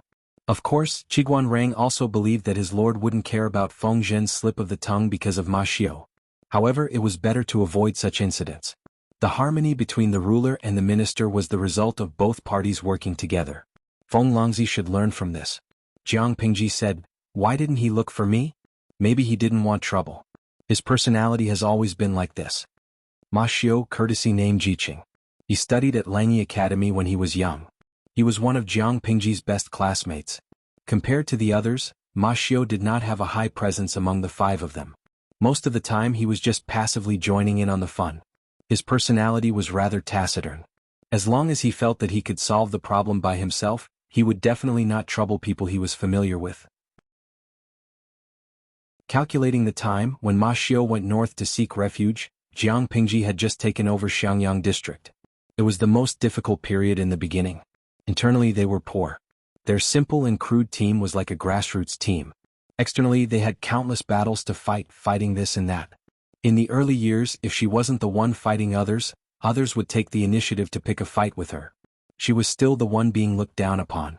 Under such circumstances, with Ma Xiao's neutral character, he naturally avoided it. He did not want to cause trouble for Jiang Pingji, nor did he want to take any risks. From today's perspective, It was Ma Xiu's loss that he didn't choose to help Jiang Pingji. Otherwise he would definitely be one of the important ministers. But who could say that Ma Xiu's choice was wrong based on the situation at that time? No one can. It wasn't just Ma Xiu. Most people would have made the same choice if they were in that situation. The only thing they didn't understand was, Jiang Pingji had pacified Dongqing for so many years. Hadn't Ma Xiu heard the news? The situation in Beiyuan was not chaotic. There were no wars everywhere, but the number of people who starved or froze to death was no less than in the chaos of war. It wasn't until Jiang Pingji led her troops to Shui City and pointed her sword at Beiyuan that Ma Xiu fled. This was somewhat thought-provoking. Qiguan Rang and Feng Zhen obviously thought of this, but the latter had just been unlucky, so Qiguan Rang could only speak. My lord, do you suspect that Ma Xiu might be a spy sent by Beiyuan? Jiang Pingji smiled and said, Jiqing likes to seek advantages and avoid disadvantages. He is cautious and careful, but he is not stupid. What's the use of him being a pawn for Beiyuan? How long can Beiyuan resist me in this state? In the end, is Beiyuan more likely to win or me? He was very clear about these questions. Even if he is really a spy from Beiyuan, he came here to surrender to me and then stab Beiyuan in the back. Qiguan Rang shook his head in disagreement. It makes sense, but my lord must not believe it easily. Ma Xiu has sneaked into the refugees and fled here. The timing is somewhat coincidental. Jiang Pingji smiled and said, I know. I will understand these worries when I see him. Smart people like to complicate things, even Jiang Pingji was no exception. When she really saw Ma Xiu, her previous conspiracy theories and speculations disappeared like smoke in thin air. She could only sigh. Jiqing? When Ma Xiu was brought to meet her, Jiang Pingji looked at his face for a long time, but she still could not find traces of the past on his old and tired face. She only felt a lump in her throat and could not speak for a long time. Ma Xiu was not the oldest among the five, but he looked no different from an old man in his 70s. There was not much black in his messy hair, it was all white. Not only was his hair white, but the skin on his face was wrinkled and dry. There were also frostbite cracks left by years of cold. He took 2 steps forward on the ground, slowly bent down and gave a deep bow. It was obvious that he wanted to be as standard as possible, but his red and swollen hands and weak legs were trembling uncontrollably. Jiang Pingji suddenly stood up and supported him. His arms were so thin that only skin and bones were left. She did not dare to use any strength. I haven't seen you for more than 10 years. How are you, Lanting? Ma Xiu smiled weakly. His voice was old and hoarse like an old man's. His familiar tone made Jiang Pingji feel a sense of familiarity. Lanting. Maybe you are the only one who still calls me that. Jiang Pingji could not help but smile bitterly. The whole world knew that she had changed her name. She did not expect that Ma Xiu, who was hiding in Beiyuan to avoid trouble, did not hear the news and still called her by her old name. Ma Xiu's old face showed a bit of awkwardness. As a commoner, it is indeed disrespectful to call the emperor by his name, Jiang Pingji said. No, I gave up that name because, some complicated reasons. It is not because of my identity. Ma Xiu did not ask for details. He chose to remain silent like he did in the past. Lu Jing rushed over when he heard the news. When he saw the old man in the hall, he could not recognize him as Ma Xiu. Ma Xiu was only 7 or 8 years older than Jiang Pingji, but they looked more like grandfather and grandson. What had Ma Xiu experienced all these years? You're showing? Ma Xiu carefully recognized Lu Jing a few times, but the latter stood a little far away. His eyes were not good, so he could not see clearly. It took him a while to recognize him. Yes. Chapter 1818. Ma Xiu was not only a refugee but also a fugitive slave. When they heard him narrate the story in a calm tone, Jiang Pingji and Lu Jing both felt a surge of suppressed anger. Back then, Ma Xiu did flee to the relatively stable North Abyss to avoid trouble. But he didn't expect that compared to the bloody chaos, the Beiyuan was more painful to kill people. When Ma Xiu and his family fled, they brought money with them. He also knew that one should not show one's wealth, so he was careful all the way and did not attract covetous eyes. After arriving at the Beiyuan, trouble came one after another. Ma Xiu was a commoner, and the status of commoners in the Beiyuan was much lower than what was rumored. At that time, there were many commoners in Dongqing who fled to the Beiyuan to avoid trouble like Ma Xiu. The Beiyuan government treated them like animals. Corvée labor was the heaviest and taxes were the most numerous. People were almost exploited to death. When Ma Xiu realized the situation in the Beiyuan and wanted to leave, there was a coup in the court of the Beiyuan. The faction that came to power through the coup was harsher to the commoners and fugitives. If they could not collect taxes, they were directly banished to lowly status and sold. Some scholars from poor families in the Beiyuan were angry and tried to reason with them, but they ended up with their arms and legs being pinched and blood flowing. Ma Xiu and his family's savings could not withstand such exploitation, so they naturally found a way to leave. However, it was a wolf's den. It was easy to enter but difficult to leave. The population of the Beiyuan was the smallest among the 5 countries. The people who left the country were strictly controlled. Later on, anyone who left would be beaten to death. Ma Xiu could only restrain himself and look for opportunities. At this time, a disaster fell from the sky and hit him head-on. In order to resist the faction that came to power, a group of knowledgeable people gathered and called themselves the new faction. They planned to use the coup and assassination method to make the old faction step down. As a result, they were discovered by the leader of the old faction before they took action. They took the initiative and wiped out the new faction. It was not accurate to say wiped out because there was a fish that escaped the net. The fish that escaped the net swam to the back door of Ma Xiu's house and fell in the snow. He was rescued by his wife who went out to buy goods. The old faction came to the door, and Ma Xiu and his family were arrested for harboring criminals. Their property was confiscated and they were banished to lowly status. Ma Xiu became a handyman in the backyard of the Beiyuan aristocrats. His wife and daughter were taken away and sold to brothels. His son was sold cheaply. The wife blamed herself and committed suicide by ramming herself against a pillar. Her daughter left behind a child of an unknown benefactor, who died of an illness in a dark alley. His youngest son, on the other hand, was beheaded by the bloodthirsty E-clan private soldiers during the E-clan's forced abdication. Ma Xiu was sold again and again with his young granddaughter. In the end, he became a veteran guard of a small town near the border. Hearing that the enemy was going to attack, Ma Xiu packed his luggage and followed the refugees to Snow City on foot. Before coming here, Ma Xiu was actually prepared to die. On the way, he had heard about Qiguan Rang's ruthless killing of the refugees. He knew that his decision was the right one. He also knew that he would die if he tried to force his way in.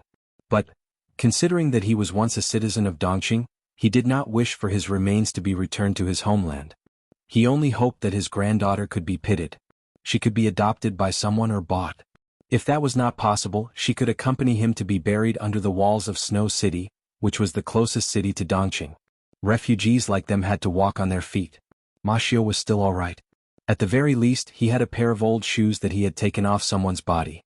There were also many people who were barefoot. Before they reached Snow City, they were discovered by the patrolling cavalry scouts and all of them were captured. They thought they were going to die, but they did not expect the soldiers to let them take their rations. They told them to go back to where they came from and not to think about sneaking into Dongqing. Ma Xiu heard the refugees around him hugging their heads and crying. He also learned the identity of the enemy's leader from some of the refugees. In a trance, he felt as if he had encountered a glimmer of hope when he was at the end of his rope. Grandpa. His granddaughter was very skinny. Her head was big and her body was small. Every time he saw her like that, he was worried that she would break her neck. Ma Xiu said, "Don't worry. Grandpa has an idea." Although he said that, he was not confident at all. Even so, he was still determined to meet Jiang Pingji and told her his name. No one thought that Ma Xiu the old man had anything to do with the master of the world. Even Ma Xiu himself felt enlightened. When he was young he really knew such a person. Or, those memories of his youth were just a daydream of this old man? When he waited anxiously and was summoned to see Jiang Pingji, it was as if time had turned back.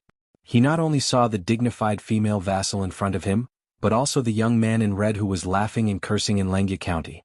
They were two completely different scenes, but at that moment they overlapped in front of his eyes. They fit together perfectly, regardless of the person or the scene. Time flies.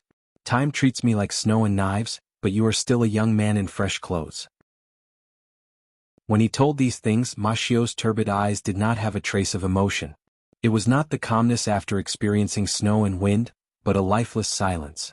Jiang Pingji sent people to help Ma Xiu settle down and sent a doctor to take his pulse. Ma Xiu smiled and thanked her.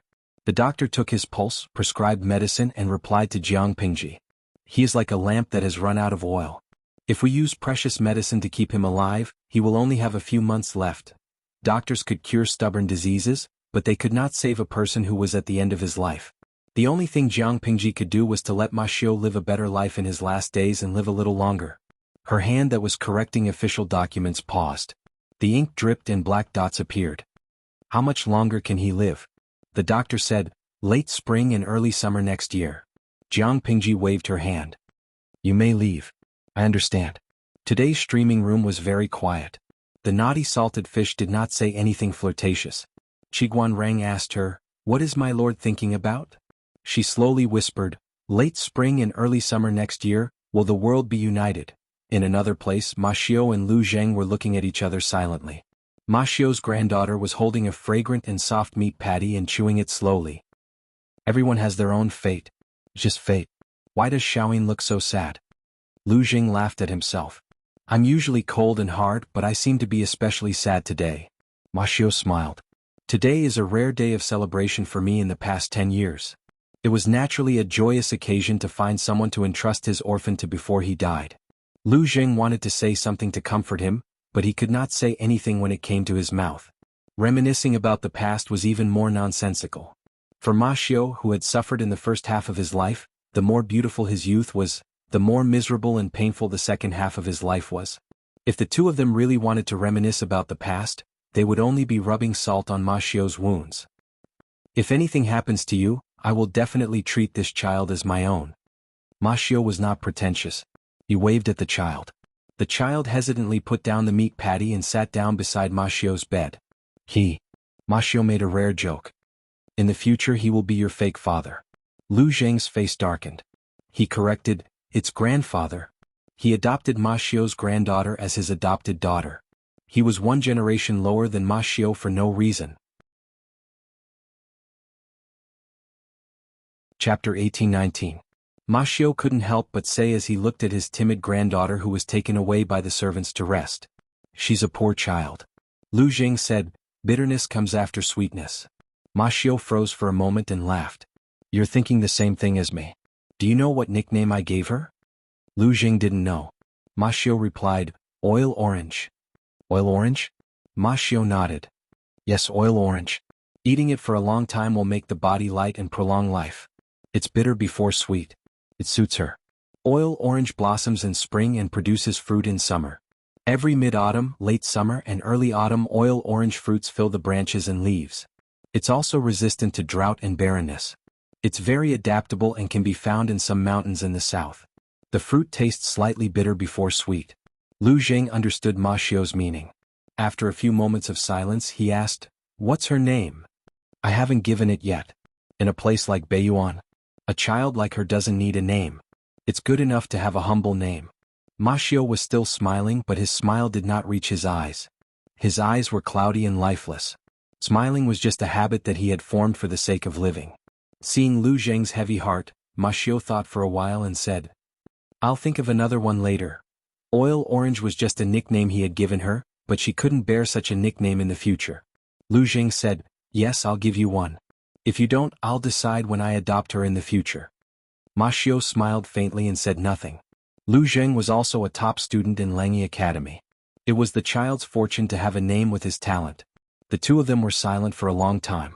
Just as Lu Zheng was about to suspect that Ma Xiao had fallen asleep, the latter suddenly talked about the past. I've been dreaming about my youth these days. Besides you and Lanting, how's Buku and Ben? Ma Xiao hadn't mentioned these names for many years. Talking about them after so many years he found them so familiar. Buku referred to Fang Ji and Ben referred to Jiang Mo. Buku used to be in Nanxing. Later he couldn't live in seclusion anymore, so he went north to Wanzhou to find Master Yuan Jing. He found a teaching job at the Golden Scale Academy. Now his days are pretty leisurely. Lu Zheng spoke of his old friend's current situation and sighed. Actually, perhaps you don't know this, but the Lord supports the poor, so he has some discord with the aristocratic families. It's just that these discord haven't been brought to the surface. I was born into a landowning household so I could still do whatever I wanted in the early years. However, my parents would eventually grow old and the burden of the family still fell on me. In the end we still drifted apart. On one side was his childhood friend, and on the other side was his family's stubborn and conservative stance. Jiang Mo didn't have the ability to stake everything on one throw. After so many years, Jiang Mo had also changed from a Chinibyu who only loved 2D paper dolls to a shrewd clan leader. A few months ago, Lu Zheng had gone to congratulate Jiang Mo's eldest grandson on his 1-month-old birthday. Jiang Emo was so happy that he drank too much. When he was drunk, he hugged Lu Zheng to suppress his sobs and complained about his troubles. He wanted to stay in his teens forever so that he wouldn't have to bear the pressure of his family and the outside world. He also didn't have to go against his will to do things that he didn't like, and he didn't have to become the kind of person he hated the most when he was young. Lu Jing didn't know how to comfort him. When he woke up the next day, Jiang Emo acted as if nothing had happened. It was as if he couldn't remember what he had said when he was drunk. Xiaoyin, do you think Lu Lanting will kill me if I cross her bottom line? Lu Jing thought about it seriously and answered, if she still has some feelings for me, she will do it herself. Jiang Emo laughed and cried at the same time. After a long time, he waved his hand and said tiredly, you're right. I just hope that day doesn't come. Lu Jing stopped thinking, but his heart was still heavy. At this moment he heard Ma Xiao say, so, among the 5 of us, only Lanting hasn't changed. Lu Jing said, a person with a strong heart is not easily swayed by external factors. If she didn't have such a strong heart, she wouldn't have reached her current position. Ma Xiao had a long dream that night, not knowing if it was because what he thought about during the day would lead to his dreams at night. This was also the most peaceful sleep he had in years. He dreamt of Langya County's green mountains and clear waters. Jiang Emo, who still had some baby fat on his face, was fishing by a stream. The scorching sun above his head made him listless, and Fang Ji was yawning beside him. Lu Zheng and Fang Ji were discussing how to make the fire burn brighter. At this moment, Jiang Emo complained. Why is Lanting in the future?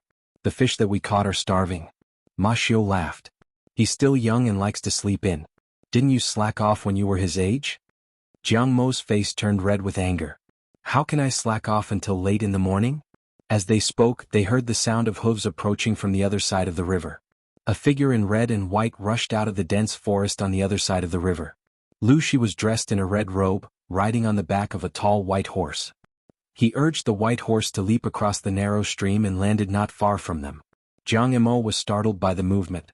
The fish that had bitten the bait had escaped, and he angrily threw his fishing rod into the river. Lu Lanting. Meh. Lu Shi grabbed the reins and steadied the white horse. He then jumped off the horse and grabbed a few rabbits that were hanging on its back. Do you think that you can compensate me for my fish just because you hunted a few small animals? Lu Shi crossed his arms in front of his chest. It's a toy that Mr. X keeps in his backyard. I stole it. That bastard seemed to be the one who had embarrassed Jiang Emo a few days ago. He said that Jiang Emo was obsessed with the fire-repelling painting and did not know the beauty of a real person. If Lu Shi found out that he had stolen the rabbits that he had been raising for a long time, he would be so angry that he would cry. Jiang Emo laughed when he heard this, but the others frowned. No matter how much he hated Lu Shi, he could not steal. If he acted recklessly now, he would get into big trouble in the future. After being lectured by Lu Zheng, Fang Ji, and Ma Xiao, Lu Shi could only admit that she had hunted the rabbits. If you hunted them, why did you say that you stole them? Lu Shi smiled maliciously. I was just trying to make you happy. Jiang Emo was infuriated. Lu Shi. Next was the barbecue. None of them were good at barbecuing, but Jiang Emo had to swallow his own. When Lu Shi was not paying attention, Jiang Emo pushed him into the water. He ended up getting himself drenched in the water. You're the bane of me. Lu Shi laughed. Not only am I the bane of you now, but I'll make sure that you won't be able to make a comeback in the future. Jiang Emo gritted his teeth in anger. Remember this when you enter the imperial court in the future. I will. I won't forget it even if I die. Ma Xiao could only play the peacemaker and persuade the two of them to stop fighting.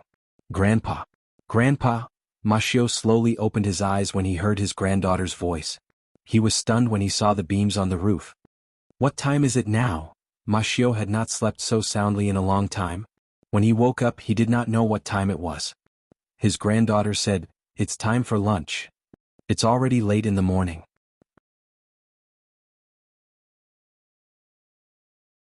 Chapter 1820.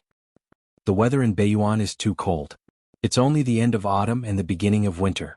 The capital city of Beiyuan has been covered in snow for 2 months.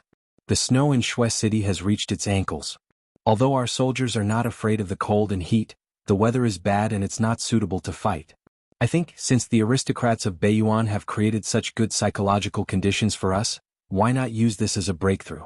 Now Beiyuan is a dam in danger. We only need to find their weakest point and give them a fatal blow. Even if we don't do anything, they will collapse on their own.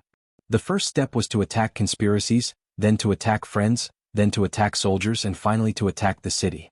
If they could conquer Beiyuan with the least loss of public opinion, why would Jiang Pingji let the soldiers take the risk and send troops? The weather conditions in Beiyuan were too bad.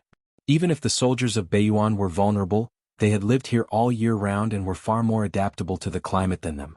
Jiang Pingji was fighting in an away game. Of course, she was at a disadvantage in terms of water and soil. If the soldiers caused a widespread epidemic because of physical discomfort, it would give the enemy a chance to fight back. Not to mention whether the enemy could seize the opportunity, Jiang Pingji should not have made such a fatal mistake. Qiguanrang said, "My lord and I have the same idea, but..." Jiang Pingji asked, "But what?" Qiguanrang made a gesture of apology. Before Jiang Pingji arrived, he was too ruthless in dealing with the refugees of Beiyuan.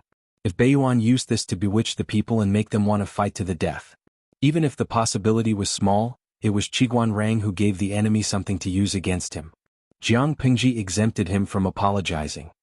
"How can you be blamed for this? You did nothing wrong. If it were me, I wouldn't have done it better than you." Qiguanrang did not kill all the refugees as soon as he arrived. The refugees who committed the crime for the first time were all given dry food and persuaded. If this was considered ruthless, what else could Jiang Pingji say? She said, "Wenjing, why don't you listen to my plan?" Qiguanrang listened attentively and said respectfully, "My lord, please speak." Jiang Pingji tapped her finger on the table. "Last night, I sent someone to ask the people of Beiyuan who fled with Jiqing. Most of them had the impression of war, death, plague and barrenness about Dongqing and the other 3 countries. They were extremely certain." Ma Xiu was not fooled. He was also one of the few people who believed that the situation in Dongqing was stable, but he was not sure to what extent. Qiguanrang said, "This is exactly what I want to tell you, my lord." In order to prevent the people from escaping through the border, Beiyuan not only strictly guards the border and cruelly kills the people who try to escape, but also sends people to fool the people from time to time and publicize some groundless human tragedies. Jiang Pingji sneered. "For example, I killed a lot of people, exploited and oppressed the people, and made the land barren and full of bones?" Qiguanrang said helplessly, "The words that they spread are much harsher than the Lord's. They also fabricate more false content. Killing people was still considered polite. Cannibalism, eating children, bathing in women's blood to maintain beauty, kidnapping pregnant women to perform a C-section for fun, and having 3,000 beautiful men and 3,000 beautiful women, with no taboo between men and women, engaging in open-air nude debauchery. All in all, it seemed that his lord wanted a copy of everything that King Zhou, who had been slandered like a dog, had done in the investiture of the gods. Not only did she have to copy, but she also had to come up with new ideas, and new ideas had to be innovated. In short, she had to be as slandered as possible." Qiguanrang deeply suspected that the people in Beiyuan who were engaged in the internet water army were fans of the investiture of the gods. While they eagerly followed the story of Wanzhou, they racked their brains to frame their lord, saying that the world was a big melting pot. Only in this way would the people know fear and continue to endure the hellish days on earth. Look, the world outside Beiyuan was like that. You would regret it if you went there. It was better to stay in Beiyuan. Although Beiyuan couldn't let you eat your fill, it could let you drag out an ignoble existence. As one of the targets of slander, Qiguanrang only wanted to smash the heads of these idiots. How could they slander his lord?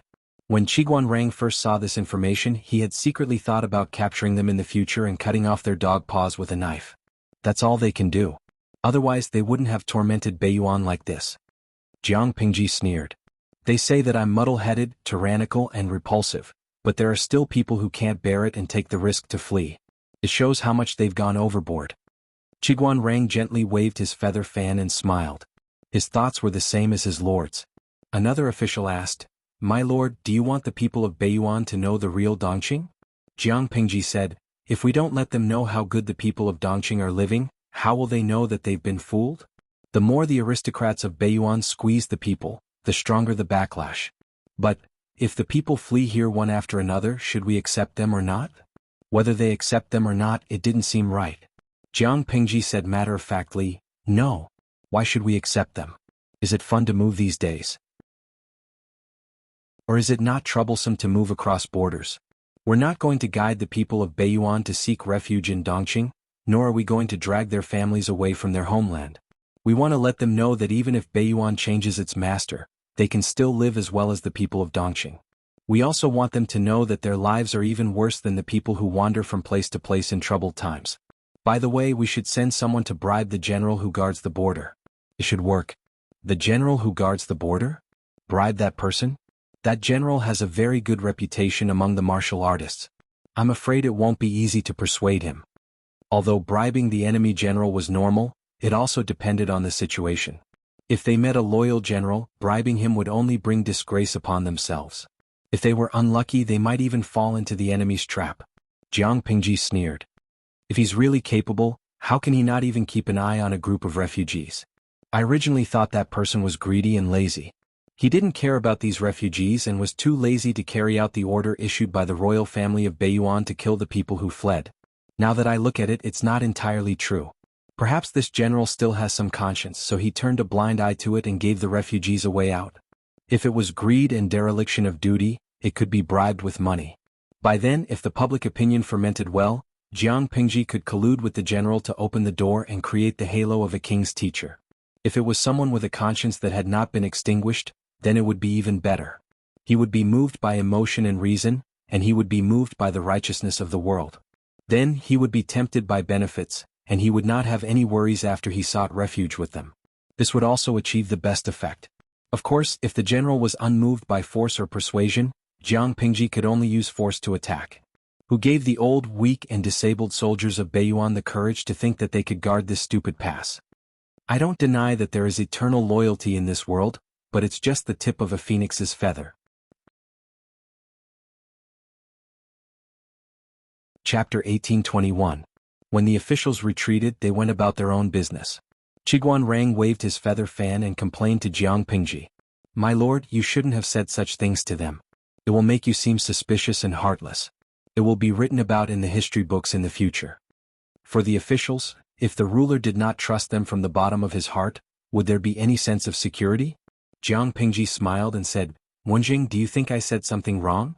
Qiguan Rang said seriously, My lord, what you said is reasonable, but there are too many people in the world who like to deceive themselves and refuse to face themselves. Until the critical moment, everyone felt that they were the most loyal and should be rewarded for their loyalty.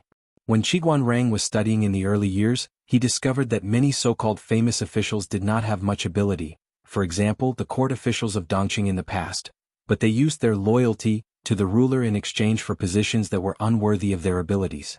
They even brainwashed themselves and swore that they were extremely loyal to the ruler. In the end, when Dongqing collapsed, these people were the fastest to change their allegiance.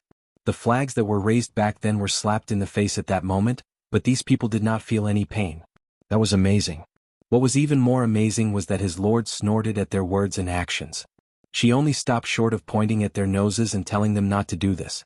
How capable you are is how important your job is. Swearing loyalty to her will not even get you a single grain of rice. Then let them read. Will I lose a piece of meat? Regardless of whether he was heartless or hypocritical, he spoke as if she could hear what these people were saying. A person who has the brains to say such ridiculous things, not to mention the people of the future, even if he is in the present, he doesn't have the right to stand in front of me and say such things to me. So, why should I care about how they bark at me? Qiguan Rang was silent for 3 breaths. He suddenly laughed and waved the feather fan in his hand even more cheerfully. What attracted him the most about Jiang Pingji? Not only were their minds connected, but it was also the arrogance and confidence that had not changed since they were young. To Qiguan Rang, it was far more attractive than a drug pinned to a drug addict. Wenjing, let's discuss something.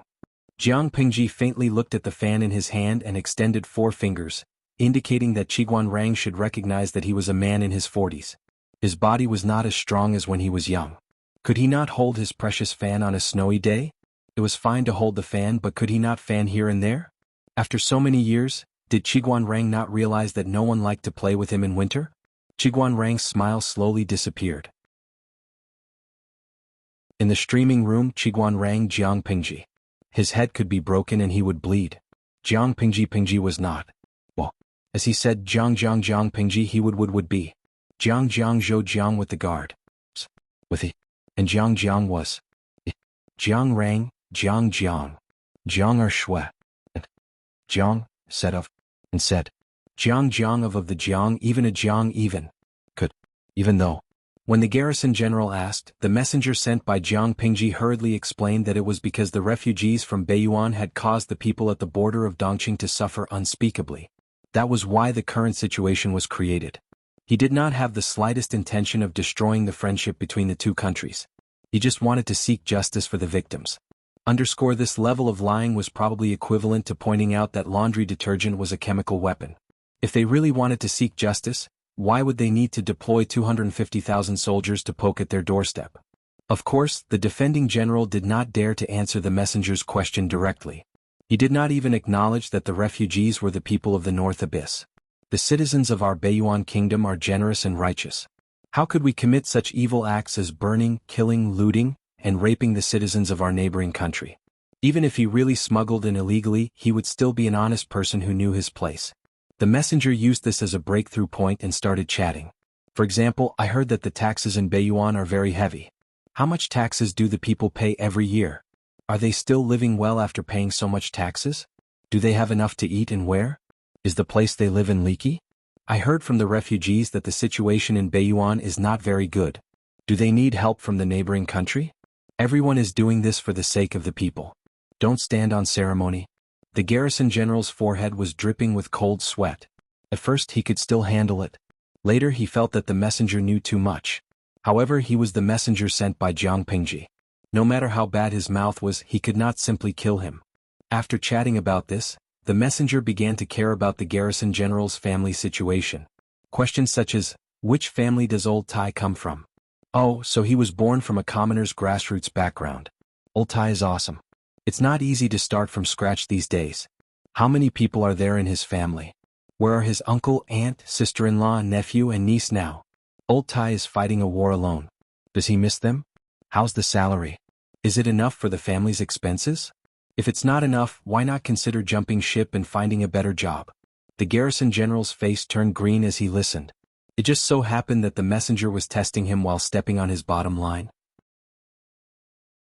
He could not explode even if he wanted to. Most importantly, when the garrison general was perfunctorily dealing with the messenger, he revealed a lot of personal information. The messenger had obviously done his homework. He knew that the garrison general had started from scratch and was being oppressed by his superiors who were born from aristocratic families. He knew how much credit had been stolen from him. He even knew that his wife had been ridiculed by other noble women in some public places. He knew about the grievances he had suffered all these years. How could he quickly close the relationship between the two of them? Of course, it was to accompany him in ridiculing the gossip of the people he hated and be his intimate trash can. Although the garrison general did not complain to the messenger, he was shaken by the words. At this time, the messenger did not propose to engage in a shady transaction. Instead, he mentioned a successful example that was similar to the garrison general's starting point. Look at the military generals under Lord Zhang's banner. Some were born from aristocratic families of generals, but most of them were born into commoners. They were not suppressed and their military achievements were taken away. Seeing that the garrison general did not believe him, the messenger pretended to be surprised and mentioned some rumors he had heard. I heard that my lord's reputation in Beiyuan is mostly untrue and false. Have you heard of it, General? The garrison general was shocked. He broke out in a cold sweat and smiled. How could that be? Where did the messenger hear these words?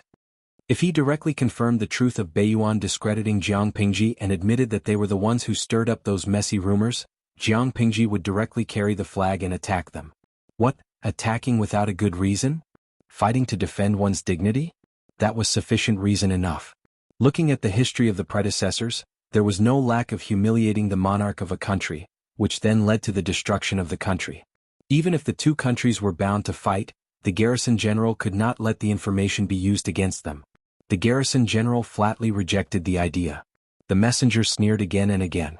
After 3 rounds of wine, the messenger said that he had something to say to the garrison general. He hoped that the garrison general could dismiss his attendance. The garrison general had a guilty conscience. After hesitating for a while, he agreed. The messenger took the opportunity to extend an olive branch and promised many generous conditions. The garrison general absolutely refused. Chapter 1822. The envoy did not get angry. Instead, he smiled and said, "General, you are wrong. A fine bird chooses a tree to rest in, and a virtuous minister chooses a master to serve. Is the current royal family of Baiyuan really the legitimate one? It was merely a vile person who used bloody and despicable means to snatch it. At the end of the day, it was not justifiable. If that was the case, how could they bear the general's loyalty? Worthy of the general's unwavering loyalty? Dare I ask the general, are you loyal to the regicide and usurping Yi family, or to the people of Baiyuan? The Yi family usurped the throne, they should have been executed. The general was distraught, but he had to admit that the messenger was right. General? The emissary struck while the iron was hot. The Yi family is in power, and they conferred titles of nobility. Their entire family ate up the national treasury until there was nothing left. It's not an exaggeration to say that they are the biggest rats in the country. In order to satisfy his own selfish desires, he increased taxes and oppressed the common people, causing the wilderness to stretch for thousands of miles, bones piled up, and the road to the Yellow Springs was completely blocked. These crimes? Dare I ask all the civil and military officials in the imperial court, who doesn't know about them? General, if you can overthrow the tyranny of the Yi clan with the help of my lord's power, you will be avenging the wrongful death of the late lord and upholding justice for the hundreds of millions of people in the North Abyss. The defending general really believed it, but he couldn't tell what was wrong. Master Yi was indeed a sycophant who usurped the throne. All these years the people of Baiyuan had no way to live. This was also an indisputable fact. The envoy said with a smile, I heard that there are still some descendants of the former royal family of the Baiyuan living in exile outside? The general glared at him and berated, who said that? The messenger was not afraid of the general's threat at all. Instead he said calmly, whether this rumor is true or not, it has left a trace of bloodline for the former royal family of the Baiyuan. If the Yi clan knew about this, they would definitely be anxious, and they would wish for nothing more than to cut the weeds and eliminate the roots, so as to put an end to any future troubles, right? Has the general ever thought that if you can find these descendants and help them to be conferred the title of nobility in the future, wouldn't that prove your loyalty? The defending general was a little uncertain. Because of the abnormal customs of the Baiyuan, it was not a shameful thing for men to leave seeds everywhere and have children. Who knew if the men of the Baiyuan royal family had left seeds after a night of romance? The Yi clan claimed that the entire Baiyuan royal family had been killed, but was that even possible? Was it impossible for someone to slip through the net?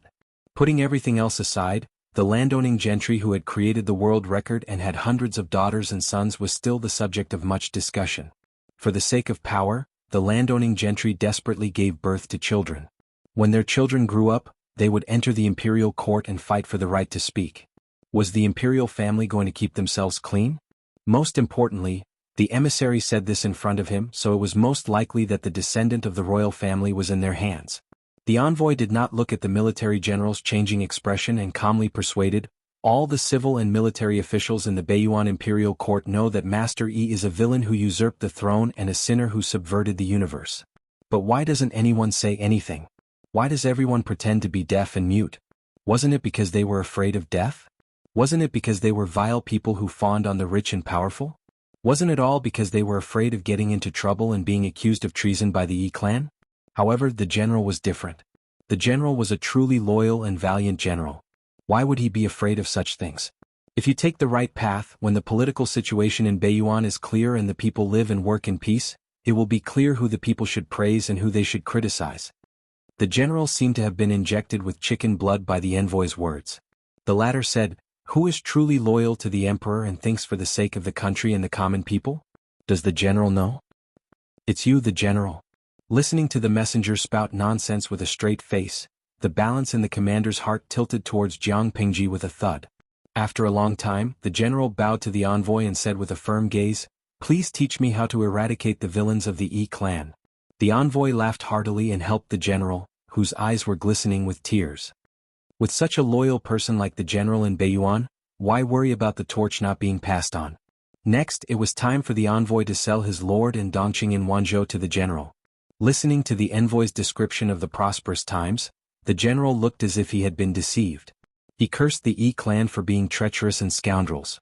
The envoy asked in surprise, why is the general so angry? The defending general sighed and shook his head. The bastards of the Yi clan really spared no effort in defaming Jiang Pingji. Even the general was dubious. The envoy's face was solemn, but he was already sharpening his knife in his heart. When these little bastards of the E clan broke through the royal city of Baiyuan, he would capture them one by one and chop off their hands. The general entertained the envoy well, settled him in the best courtyard, and sent the most beautiful women to sleep with him. The envoy smiled and refused. "I have a fierce wife at home, I dare not enjoy it." The general was shocked. What was wrong with a man sleeping with a woman? Besides, it wasn't as if the envoy was going to sleep with her and bring her back. It was just something to relieve himself. Was the envoy so afraid? The envoy sighed. "Has the general forgotten whether my lord is a man or a woman? As a subject, I should at least follow the thoughts of the lord." The general understood and could only remove the women serving him. That night, the envoy ordered the guards he brought to keep watch and inform him to escape if there was any movement. The guard said, "Counselor, did you convince that person?" Feng Zhen clicked his tongue and rolled his eyes. "Who knows if he's just playing along with me? Maybe he'll come to kill me in the middle of the night?" He had obviously underestimated the power of his verbal rap and overestimated the upper limit of the general. The night passed peacefully. Feng Zhen even dreamed that Wan Shuer gave him an encouraging kiss, and the two of them were in a frenzy.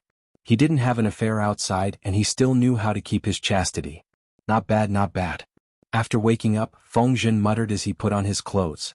Of course, can Xiuer's color be compared to any ordinary rouge or powder? He was as pure as ice and clean as jade.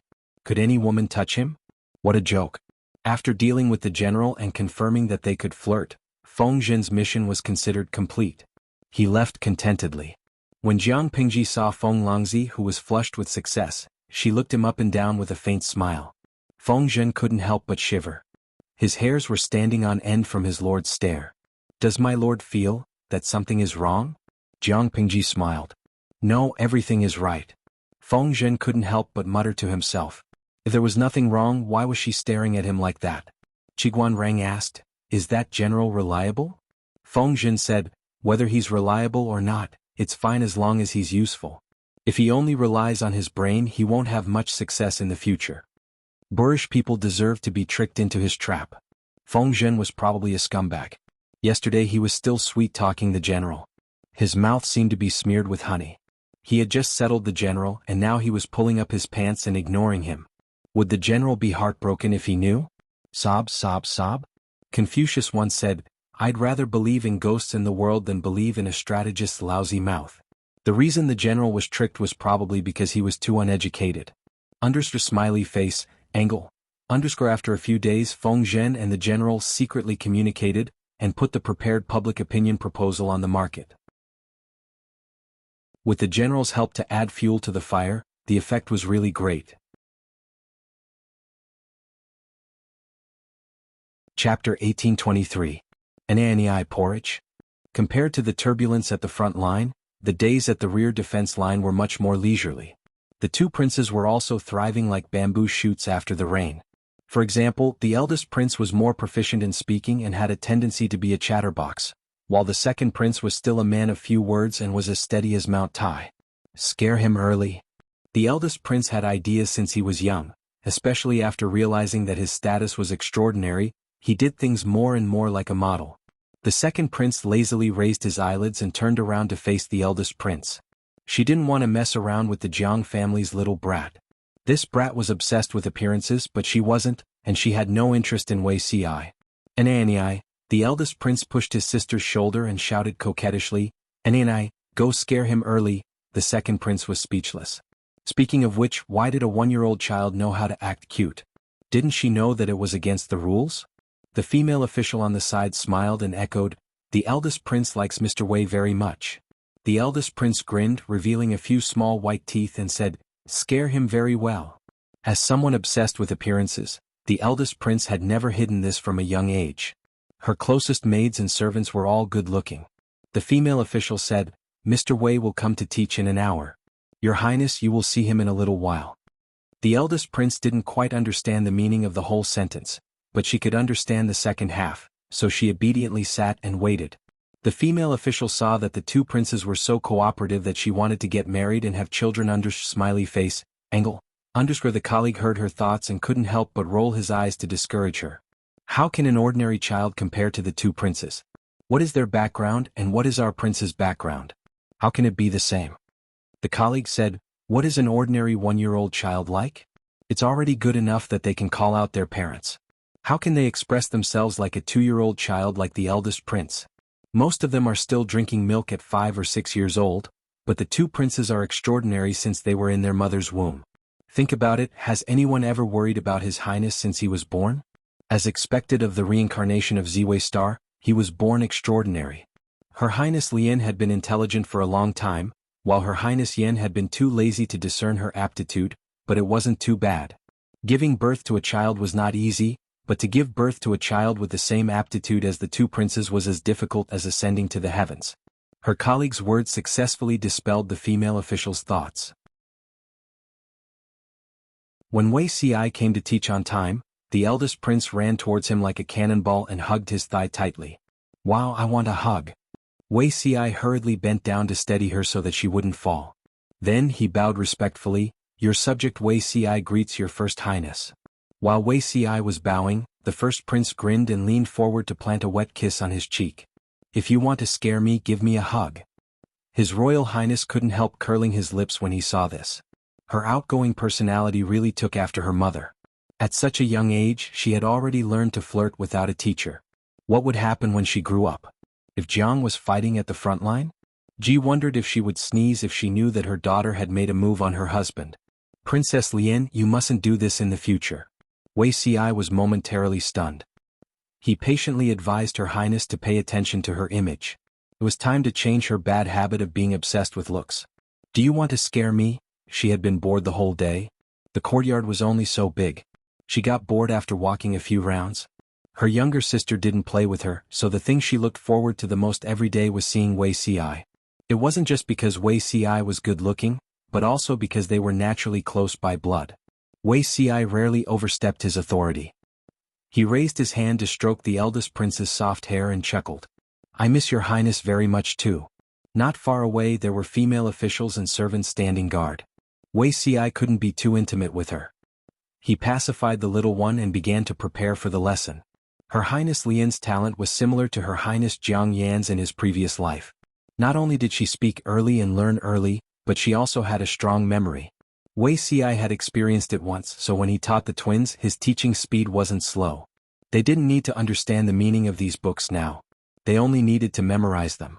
When they were older, it would be much easier to formally enlighten them. As usual, the eldest prince didn't last until the end.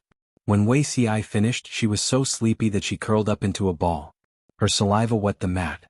He carried the 2 children back to the room and asked the female official what she had done and said today. In the end, Wei Ci also asked, "Did anyone come to see the 2 princes today?" The female official was quite puzzled. Ever since Lord Jiang left for the war, Wei Ci had asked this question every afternoon. Who would look for the 2 princes when Lord Jiang wasn't around? The 2 princes were too young. They couldn't even speak or walk properly. What was the use of looking for them? She had these doubts in her heart, but the female official didn't show it. Instead, she replied as usual, "No." Today, driven by curiosity, she asked another question. "Is Mr. Wei worried about the 2 princes' safety?" Wei Ci smiled and said, "The 2 princes' sleeping quarters are tightly guarded. Who could sneak past the guards and hurt the princes? It's just that the 2 princes are still young. They need to be more thorough in all aspects and can't slack off. Therefore, I have no other intention in asking this question." The female official's doubts disappeared. The 2 thought that they had spoken very softly, but they didn't know that the second prince in the room heard every word. As expected, Wei Ci wasn't completely clueless. It was just that some things couldn't be avoided with strict precautions. Even if he tightly guarded the sleeping quarters, it would still be easy for the bad guy to come in and take away the 2 babies. The bad guy's purpose was not just to deal with the 2 babies. After Wei Ci left, he met Suku. Suku had been busier recently. With the war in Beiyuan and Xichang, he had to worry about the logistics and food supplies. He had lost 2 sizes at a speed visible to the naked eye. Although there were others to share the work, Suku was the head butler of the Ji family. He knew the situation of the food supplies very well. Some important things had to be done by him. Outsiders would only add to the trouble if they tried to help. In this way he had lost weight. After returning to the mansion, the servants told him that Qing Jing was waiting for him. Master's wife fried some melon seeds and dried a few caddies of dried fruits. Considering that there was no one to take care of you in the mansion, She sent me to deliver some to you. The melon seeds fried by master's wife were delicious. Back then Jiang, Ji and Lu Jing stole a lot of them. Cheng Jing and the others weren't greedy for good food, but they didn't dare to refuse master's wife's kindness. No matter how small the snacks were, they were still her kind intentions. They didn't dare to refuse the elders' gifts. Cheng Jing was a man of meticulous observation. Seeing that Wei Si's eyebrows were a little worried, he asked casually. Wei Si hesitated for a moment. Yumo, if you are loyal to someone but that person doesn't give you a chance to make a name for yourself, will you blame him? Cheng Jing chewed the melon seeds and guessed correctly. Chapter 1824. Wei Si was stunned when he heard the two words Suku from Cheng Jing's mouth. His expression was one of astonishment. Senior brother, why? Wei Si rarely used the form of address he used when he was younger. Cheng Jing was older than Wei Si and had taken good care of him when he was studying. Wei Si used to call him senior brother. However, as they grew up, the close relationship between fellow disciples turned into a friendship between gentlemen, and they began to address each other by their proper names. Cheng Jing asked Wei Si in return, you think it's hard to guess? Or do you want to know why I guessed that the person you mentioned was Suku? Zixiao, don't you think that among all the officials under Lord Jiang's banner, only Suku stands out from the rest? He's more special than Qiguan Rang. Wei Si was silent for a while. Senior brother, can you tell me, what's so special about him? Cheng Jing got up and looked around. After confirming that there were no outsiders, he cautiously sat back down. Among the important officials under Lord Jiang's banner, there are three who have the lowest status, Zixiao. I'm not looking down on their backgrounds, but this is an undeniable fact. Yang Si, Qiguan Rang and Suku. Among the three of them, Yang Si can be considered the master's adopted son. His studies and enlightenment were all taken care of by the master, but it is an indisputable fact that his mother came from a prostitute's family. Not to mention Qiguan Rang, he was born from a girl at the border of Dongqing forced by the horse bandits of the northern borderline. He was of mixed blood and was not recognized by the two tribes. His birth was equally disgraceful and had been criticized for many years. What Cheng Jing said was the truth. It was also what Yang Si and Qiguan Rang hated the most when people mentioned it. The third person, Suku. Cheng Jing paused at the mention of Suku. Compared to Yang Si and Qiguan Rang, Suku's presence was almost non-existent. He would only occasionally attract the attention of the outside world. Suku offended the aristocrats when he was young. Even though he killed them out of filial piety, this cannot hide the fact that he was branded and exiled. Even though he was released from his lowly status by Lord Jiang and returned to a respectable status, the obvious tattoos on his face could not be concealed. Anyone who has seen him would know what kind of background he has. After saying so much, Cheng Jing was a little thirsty. He poured himself a cup of tea to moisten his throat. In terms of status, the three of them are equally matched. Wei Si said, My lord has never been particular about one's family background, only about one's ability and moral character. Cheng Jing nodded in agreement. That's right. After so many years of observation, she has indeed implemented this very well. She has never shown any favoritism. But here comes the question. Has Lord Jiang really not been biased in these past few years? Zixiao, ask yourself honestly. If this question was asked to you, you wouldn't be able to answer it either, right? Had Lord Jiang ever shown favoritism? To Suku, she's probably the most biased person. Wei Si's face turned cold after hearing this. He pursed his lips and did not answer. Cheng Jing said, Suku, Qiguan Rang and Yang Si. Other than Yang Si, the other two were acquainted with Lord Jiang when he was young. There was no need to mention Suku. Not only was he the first person to meet Jiang Jun, he was also Jiang Jun's study attendant when he was young, a steward who had been entrusted with heavy responsibilities. If Lord Jiang was just an ordinary nobleman, Suku wouldn't have mistreated him if he had been her housekeeper and accountant. But Lord Jiang is not an ordinary aristocratic son. She has walked from humble beginnings to where she is today. She is only one step away from ascending the throne, and she will become the future emperor of the world. All these years, Cheng Jing had been observing the world from the perspective of a bystander. At the same time, he had also observed Jiang Su, Ji and the other officials. After observing for a while, he found Suku to be an anomaly. In terms of friendship, no one could compare to him and Jiang, Ji's childhood friendship. In terms of talent, Suku could not be compared to Jiang Qinghu. Ji had been taking care of the rear for so many years and had put in a lot of hard work. In terms of reputation, he was at the bottom of the list of important ministers. Ever since Yang Si followed Lord Jiang, he has been participating in every battle and rarely had the chance to oversee the rear. When Lord Jiang had yet to prosper, she had handed over the extremely important Hu County to Yang Si, ordering him to train the troops and take charge of all affairs in Hu County. After that, he gave him the authority to deal with the Su brothers. After that, Yang Si's official career was even smoother, and he had many military achievements. Relying on these military achievements, who would dare to be presumptuous and despise his background in front of Yang Si? Not to mention Qiguan Rang. His glorious battle record is even better than Yang Si's. The battle at Zhongzhou was truly brilliant. Not only did he have meritorious service to back him up, he also had Lord Jiang's complete trust. Now, is there anyone who dares to speak ill of his family background to his face? Cheng Jing's words made sense. If one looked carefully, one would find Jiang Su. The Empress Dowager Ji treats her officials who were born poor and commoners really well. It was not that he was biased towards them, nor was it that he could not distinguish right from wrong. Ji Yunshu was the fairest vassal Cheng Jing had ever seen, but did this mean that she was not biased? Of course not. She was biased because she would give these people a chance to make contributions and let them speak with facts.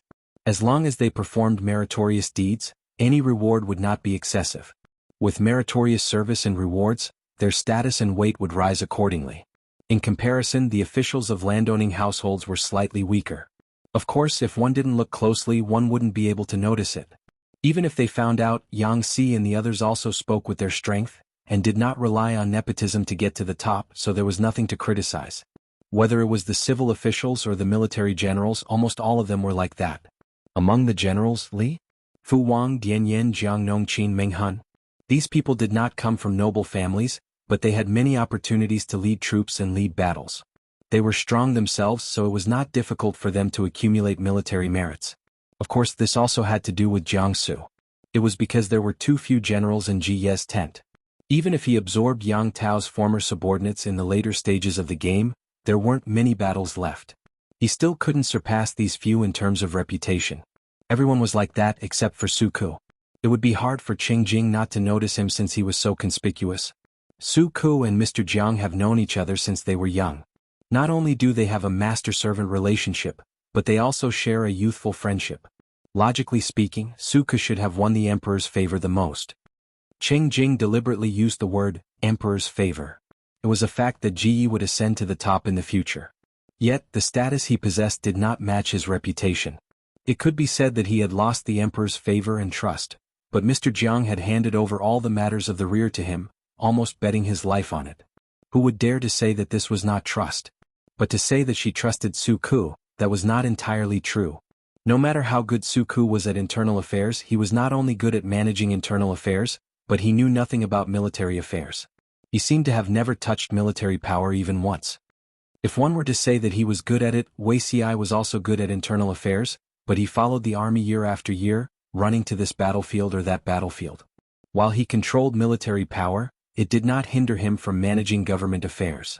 It was almost like he was doing both at the same time. As for Su Ku, Chapter 1825. Cheng Jing was sometimes confused. He didn't know what Jiang Pingji was thinking. Su Ku didn't lack status or merit. He only lacked a reputation that could intimidate others. Just like what Wei Si asked earlier, Su Ku had always been loyal to Jiang Pingji, but she didn't let him go to the front line to make a name for himself. Would he be resentful? If it were Cheng Jing, he would be resentful. However, I don't think Su Ku resents this. So, the relationship between Jiang Pingji and Su Ku was very mysterious. As an outsider, Cheng Jing couldn't comment. Wei Si hesitated and couldn't help but whisper. But I think that with Su Ku's temperament, he won't be content with the rear. Even if he doesn't resent me, he should be dissatisfied. This is human nature. The experience in his previous life also proved this point. Su Ku was determined to repay his former lord for her kindness. No matter how well Her Majesty treated him later, Su Ku still secretly plotted a rebellion. He trapped Her Majesty in the steep mountains and forced her into a desperate situation. Even when the generals reacted and went to rescue her, they all thought that Her Majesty was dead because Su Ku had been lurking for too long. Of course, the ending was that Her Majesty killed all the troops in ambush and sat silently on a mountain of corpses and a sea of blood. She killed Su Ku with her own hands and chopped off his head. Why did Suku not forget his former lord and even give up a bright future? It was because his former lord appeared and trained him vigorously. She even gave Suku an important task that allowed him to walk out of the abyss. Suku valued his reputation very much. This point hadn't changed in his previous life. Wuxia didn't suspect him at first. After all, Suku had been taking care of the rear all these years and worked hard for his lord. Who would suspect him? It wasn't until his lord's words before he left that Wuxia realized that things might be more serious than he thought. He couldn't help but overturn all his previous guesses and put everyone on the list of suspects. On this basis, he asked himself a question. If these people wanted to rebel, who was the most likely to control the overall situation without causing chaos? It couldn't be Qiguan Rang, Yang Si, Feng Zhen, Han Yu, Fu Wang, Li Yun or Jiang Nongqin. These were all important ministers of the Lord. They had outstanding performances in certain aspects, but none of them could do this. Only Suku. Only Suku had this ability. He seemed inconspicuous, but he controlled all the lifelines. Even if the Lord suddenly died, as long as Suku did not fall, the foundation of the entire organization would not collapse. Whoever he supported would be able to stabilize the situation. From this angle, Suku was the most suspicious. But Wuxia could not think of any solid evidence that could prove that Suku was a suspect. He had no reason to betray them. If it was because he didn't have the opportunity to make a name for himself and make a name for himself in front of others, he could just mention it to his lord. Would the Lord be stingy with these few opportunities? Would she disregard the wishes of her subjects and forcefully imprison them in a domain so that they would not be able to develop? How could this be? Back then, Han Yu was Su Pei's #1 strategist. He was good at dispatching troops to war, but he was more suitable for legislation and writing books. When the Lord supported him to develop in this direction, she also carefully sought Han Yu's opinion. Only then did Han Yu gradually reduce his activity at the front lines. But if he really wanted to go to the front lines, the Lord would not refute his request. Even Han Yu was like this, let alone Suku. Wuxia was very conflicted. Jiang Pingji was in danger at the moment. He could not suppress his worry, but he had to control his bad habit of suspecting everyone. The more he couldn't suppress his suspicion, the more suspicious he was, and the more paranoid he became. Qing Jing saw that Wuxia's eyebrows were full of worry and asked, "You suddenly mentioned this. Is there something wrong with Suku?" Wuxia smiled bitterly and said, "Maybe I'm being paranoid."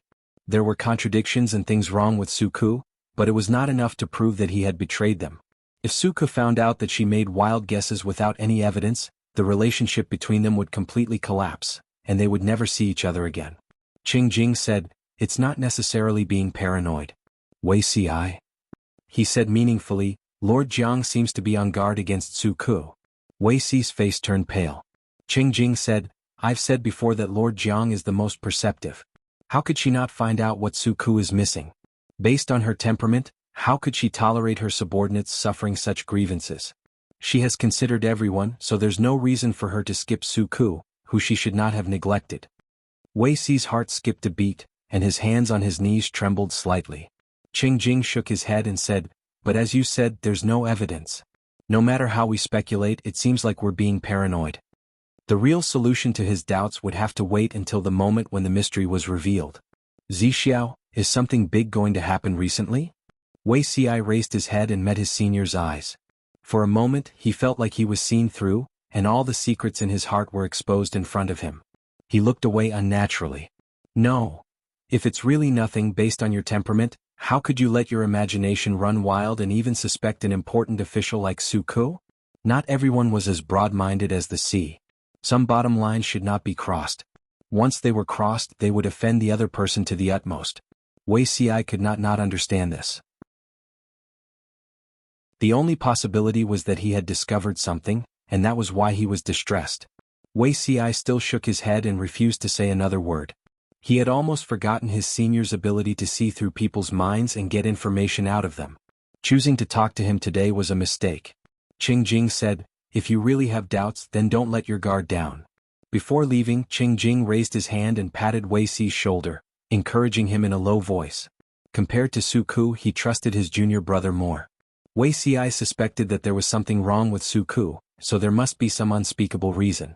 "Have you sent the things over?" Master Yuanjing was sitting in the corridor helping his wife curl wool. When he heard that his eldest disciple had returned, he raised his head and asked, "Yes, they've been sent over." Looking at your expression, you seem to be troubled. Did something happen to your junior? Cheng Jing did not want to reveal more about what Wei Ci had said. He only said, "Recently, I've been learning about astronomical phenomena from my teacher, and I've had some enlightenment." What enlightenment? Tell me about it. Cheng Jing deliberated. I'm afraid that Jiang Jun's road to becoming emperor is not very smooth. Master Yuanjing nodded and praised him. Looks like he's learning well. Master's wife was angry. What kind of treasonous words are you two talking about? Master Yuanjing sighed. I'm just saying that there were some twists and turns, not that he failed miserably. How can this be considered treasonous? Master's wife snorted and snatched the ball of wool from him.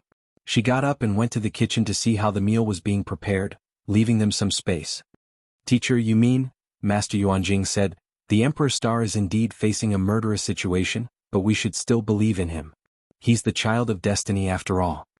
Cheng Jing said, if that's the case, why didn't you warn Jiang Jun to make early preparations? Master Yuanjing curled his lips. The murderous situation was also set by Jiang Jun to wait for the tigers and wolves to enter. Why would I warn him? Cheng Jing was speechless. I suddenly regret supporting you two brothers to enter officialdom. Having a ruler like this, life will not be easy if you have the slightest bit of disloyalty. It was not good to be too shrewd. Who knew when one would be tricked?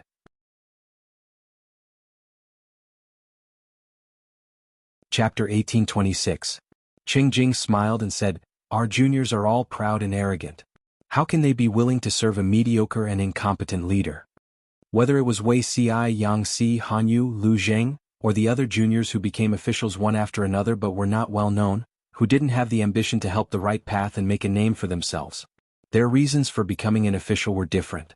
Some wanted to bring honor to their ancestors, some wanted to leave a good name for generations to come, some wanted to cleanse the turbid world, and some simply wanted to practice their own morals. In the end, they all wanted to achieve the same goal. They wanted to realize their ideals, and needed a wise ruler with unparalleled talent. A mediocre ruler could not suppress these people. What Master Yuanjing said about the underwear was true. However, one was willing to be beaten and one was willing to be beaten. Everyone was willing to be beaten. It would be a tragedy and misfortune if they entrusted their talents to a mediocre or even muddle-headed leader. Master Yuanjing muttered, that's what you say, but Lord Jiang is different. Cheng Jing asked, what's different? Master Yuanjing smiled and said, everything is different. Cheng Jing complained in frustration, teacher, you're playing this kind of riddle with your student again. Master Yuanjing laughed. As his smile deepened, his smile lines became more prominent. He looked more and more like a sly old fox. I made a prediction a while ago. Guess what I predicted? Master Yuanjing pretended to make a prediction and tried to arouse his disciple's curiosity. However, his disciple had grown up and was not as gullible as when he was young. Master Yuanjing could only reveal the riddle. In a few months at most, it will be a great opportunity for you to become an official. How about it? Are you happy? Disciple, are you ready? Cheng Jing's face darkened slightly. He suddenly understood what Master Yuanjing was hinting at. When Huang Song was defeated and captured, Cheng Jing also became a prisoner. Jiang Pingji and Wei Ci both wanted Cheng Jing to become an official, but Cheng Jing said that he wanted to wait for Jiang Pingji to prove that she was a legitimate genius. Master Yuanjing said so. Did it mean that the world was only united for a few months? He asked, is there really no change in Lord Jiang's ascension? Master Yuanjing said, the Emperor's star is attacked from both sides. The heavens are in chaos and changes can happen at any time. However, Lady Jiang has come from a humble background to where she is today. Why don't we believe that she can win all the way? Those with perseverance will be able to achieve great things that ordinary people can't. Cheng Jing wanted to say something but stopped. Master Yuanjing smiled and stroked his beard. We are fortunate enough to be born in this era. It is truly a blessing to be able to witness her opening a new chapter in history as a witness. Cheng Jing looked at the smiling teacher and finally understood what the other party meant. Just watch the show and don't say anything.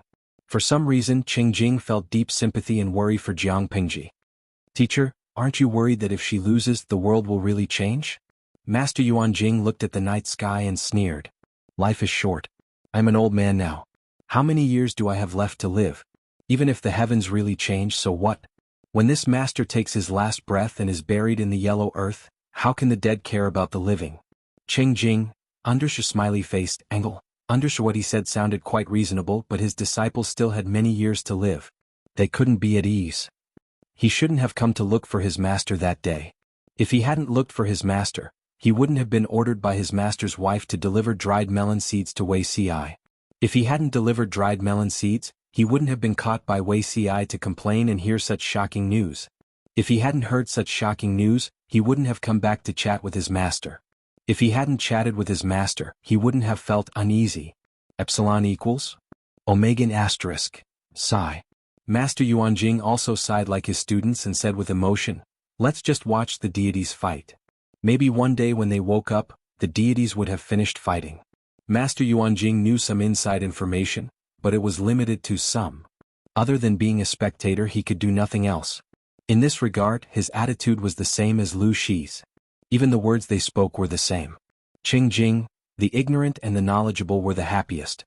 The former didn't know anything and naturally didn't need to worry. The latter knew everything and didn't need to worry. The most pitiful was the one who didn't know anything. For example, he felt as if there were feathers tickling his heart. However, Master Yuanjing wasn't willing to reveal more.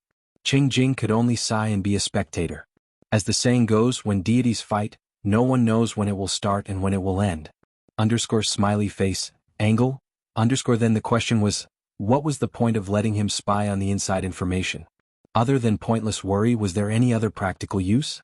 The only use was probably to delay half a chapter so that the author with terminal laziness could laze around for another day. Nene? Half a month later, the great Princess Jiang Lian walked more steadily. Not only could she jog 2 or 3 steps without falling, but she could also jump twice on the spot. That day she was covered in dust from rolling outside. When she was tired, she was ready to harass her sister. As soon as she entered the house, she found that there was a white and chubby little thing next to her sister. The other party was clinging to her sister. Her possessive Highness Lian ran a few steps and pounced on the person. She hugged the person and rolled twice. Her little face showed a little fierceness. The fierce-looking Highness Lian made a threatening gesture with her teeth. Her chubby finger pointed at the second prince and shouted, "My nene." The little thing was dizzy from rolling. It was also pressed down by the sturdy first prince. It immediately cried out in grievance. The maid was already frightened by the first prince's action, but she didn't dare to go forward and pull the angry Highness Lian away. For a moment, the hall was filled with the loud cry of a child. Teardrops fell down one by one. Her Highness Lian still refused to soften her attitude. She clenched her fist and waved it in front of the other party. It was very threatening. Your Highness, this is the second son of the Feng family. You can't hurt him." The maids were so scared that they knelt down. The maid plucked up the courage to go forward and beg for mercy. However, how would the 1-year-old Highness Lian know who the second son of the Feng family was? She only saw a guy clinging to her sister. She pointed at the second prince confidently and repeated, "My nene." The maid didn't know whether to laugh or cry at the first prince's domineering blade.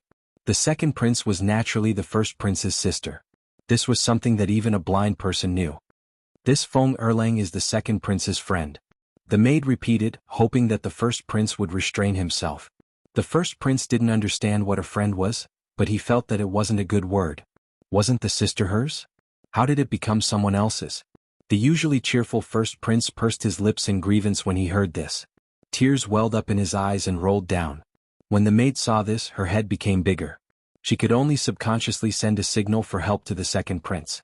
She hoped that the source of the dispute between the two children could come and clean up the mess. Unexpectedly, the other party just sat there and watched the show. Feng Erlang cried loudly. The first prince only cried but didn't howl. Hearing his loud voice, she also learned to cry. Book Guest House Reading Website.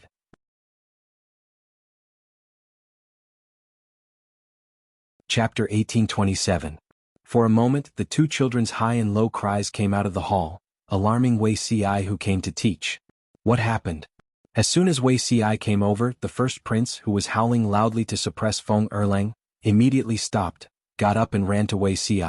However, she only knew short and repetitive words, unable to accurately express the meaning of someone trying to snatch her sister. She was so anxious that her little face turned red. Wei Si looked up and saw a strange boy in the hall. His expression froze. Who is this character? The maid said, the second Langjun of the Feng family. Wei Si frowned. Feng Erlang? Feng Yu? Why is he here? His eyes fell on the sobbing boy who was silently crawling towards the second prince. His calm eyes seemed to be raging with a storm. The little guy seemed to feel it. He shrunk his shoulders and wanted to bury himself in the second prince's arms like an ostrich. However, he was dressed too much and looked white and fat. A 2-year-old child could not be covered by the second prince. Why is he here? The maid said with a strange expression. I don't know what happened to the second prince today. He was clamoring to go out of the front hall. As soon as he went out, he found Feng Erlang at the corner of the street. If it wasn't for his identity written on the longevity lock on his neck, I wouldn't have known who he was. The second prince seemed to find him interesting and dragged him back. After the first prince came back, perhaps he suspected that Feng Erlang was a criminal, so he made a fuss. Wuxia lowered his eyes and asked, Did you send someone to inform the Feng residents? The maid said, Yes, the Feng residents really lost Erlang. The servant who came to pick up the child was still waiting in the small room in the side hall, but the second prince refused to let him go. Wuxia sneered, Such a big residence can't even watch over a 2-year-old child. Useless. The maid heard the word useless, and was surprised. She would not be surprised if this word came from anyone's mouth except Wuxia. Wuxia was famous for his good temper, and he was even more famous for being a gentleman. When would he say this? The second prince seemed to feel something and pointed to Feng Erlang, Mine. The first prince was even more upset. The tears that he had just stopped fell again. The second prince came over and patted her head, comforting her, You are also mine. The first prince's tears were like a faucet that stopped.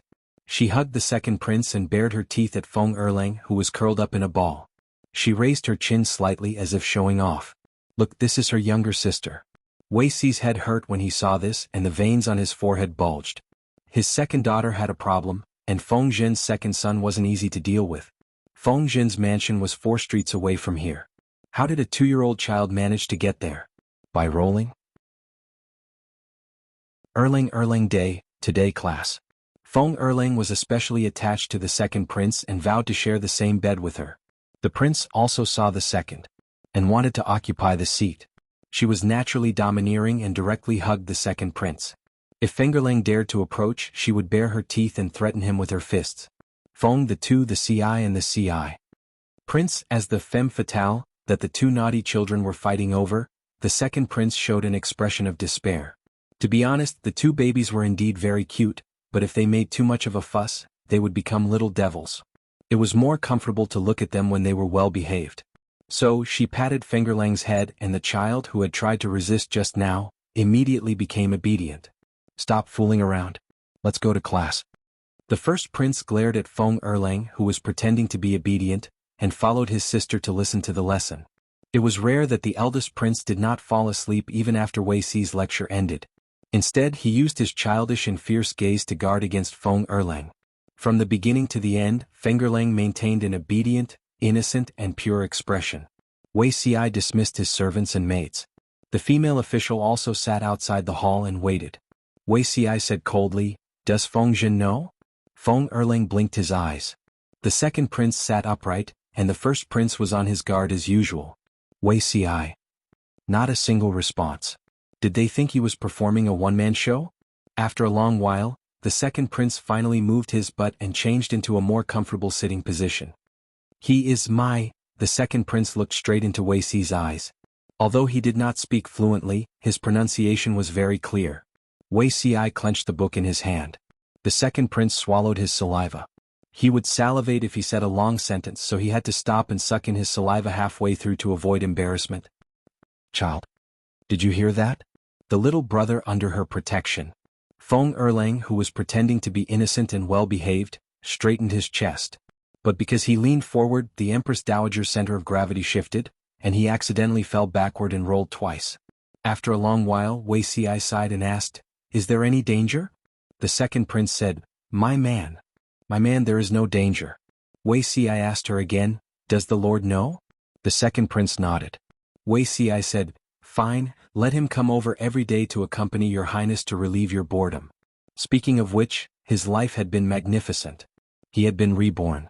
In his previous life, his wife was the Empress, his eldest daughter was the Empress, and his second son had tried to force the Empress to abdicate. In this life, his wife was still the Empress, his eldest daughter would also become the next Empress, and his second daughter had a secret. The Yenyu couple was also not the original. Hearing the second prince's affirmative answer, Wei Xi's first reaction was actually to rejoice. Feng Yu changed his core, and his eldest daughter from his previous life did not have to be cuckolded under smiley-faced Engel. Understood. Congratulations. The Yenyu couple was also stable and the stock price rose delightfully. What the hell? Although he knew that the current Jiang Yan was not his daughter, after all, she had his blood. Even if she was not one, she was still half. He had not been guarding his half-daughter for long, and Feng Yu, the official wife, was haunting him. Don't think that you are not Feng Yu just because you changed your core. Sir? The second prince saw that Wei Xi's expression was not very good, and could not help but ask with concern. If anything happened to Wei Xi, Jiang Pingji would come back and chop her into pieces. Under your smiley-faced Engel, under? Nothing, just a little heartache. He just remembered the psychological trauma that Feng Yu brought to him in his previous life. Wei Xi waved his hand and Feng Erlang felt a chill down his spine. He was so scared that he shrank his shoulders, and could not help but want to hide behind the second prince. The second prince said, "He is very cute." Wei Xi was speechless. He could not tell, but he felt that he looked disgusting. The second prince patted Feng Erlang's head and gave him a look. Feng Erlang could only walk to Wei Xi's side, shrunk his head and did not speak. He wants to stay with you for a while. They were going to start a team battle and he had to protect us. Otherwise, if the enemy took the first blood of us, our main damage output would collapse. Under smiley face, Engel. Under Sir Wei Xi was puzzled and he lowered his head to meet Feng Erlang's eyes. Feng Erlang was very timid, but he still bravely nodded. What's going on? Wei Xi asked. The second prince touched the first prince's head. The soft hair felt so good. It's about to start. The second prince said meaningfully, he can protect you. Wei Xi was speechless. He suddenly reached out his hand, and Feng Erlang was grabbed by the back of his collar. Feng Erlang, who was staring innocently, was speechless. Wei Xi held the cute dumpling, and he doubted that he had heard wrong. Protect me? Daily doubting life. JPG. Wei Xi had wasted all kinds of conspiracy theories and analysis testimonies for the past few days, but the result was such a funny beginning. Genius. 1 second to remember this website address. Mobile version, M.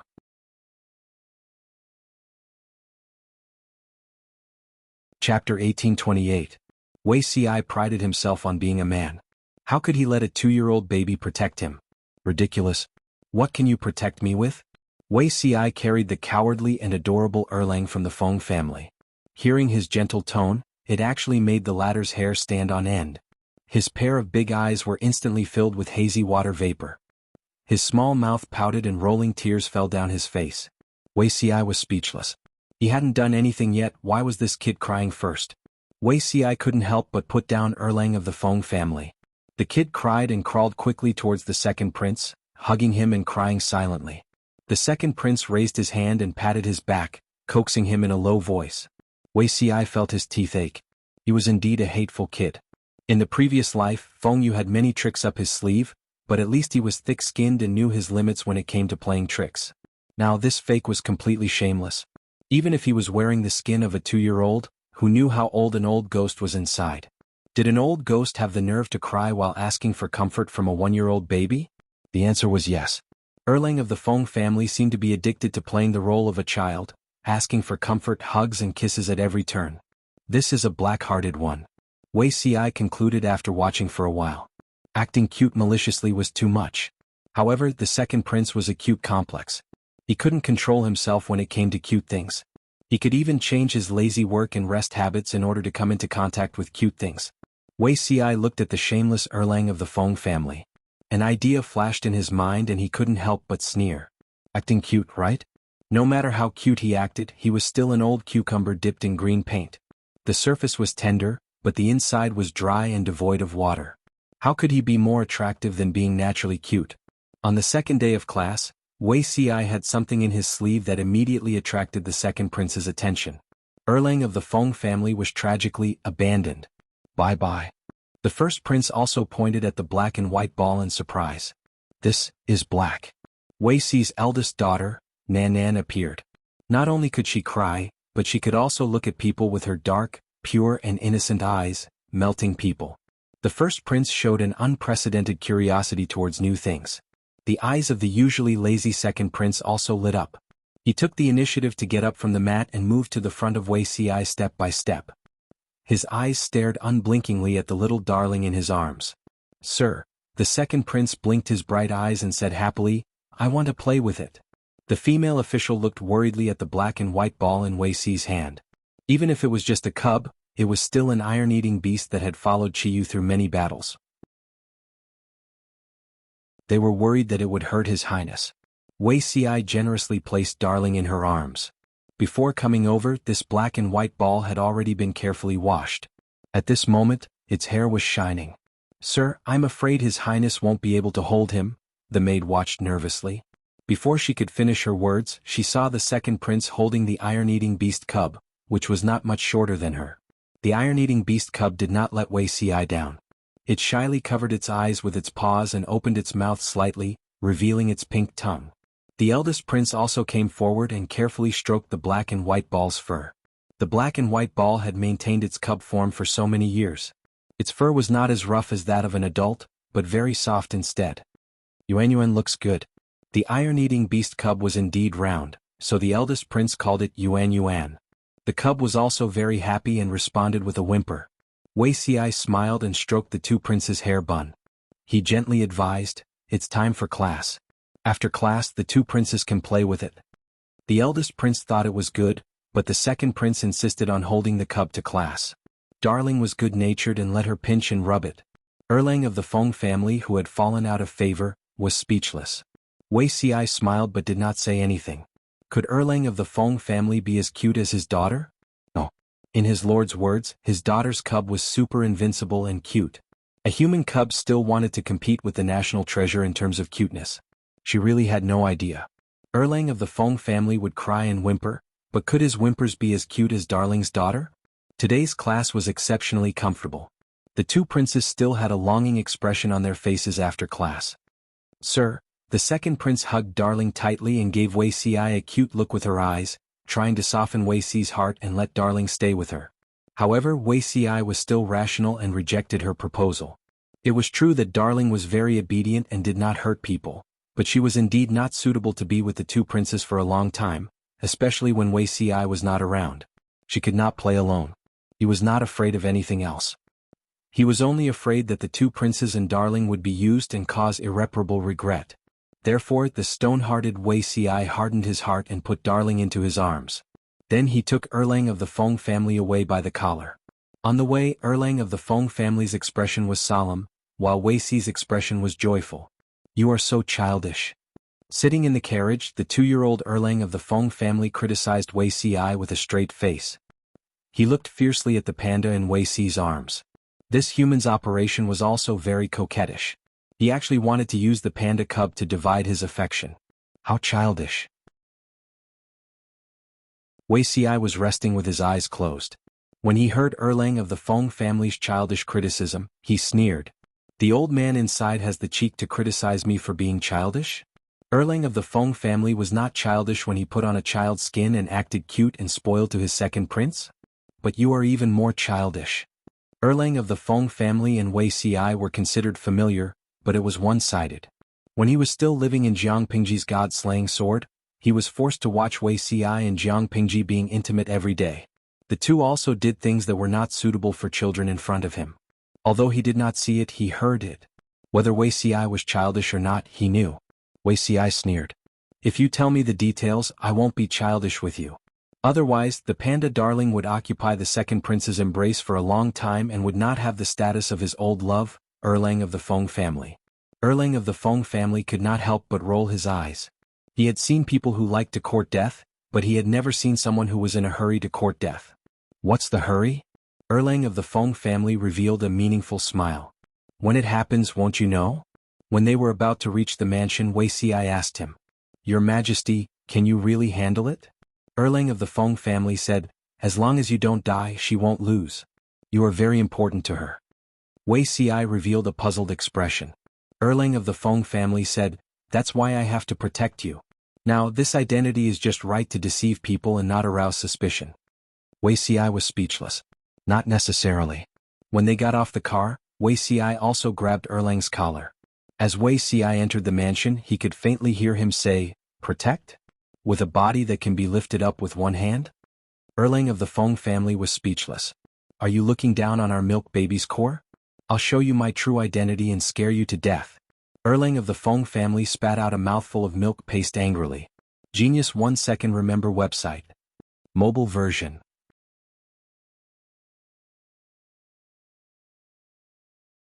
Chapter 1829.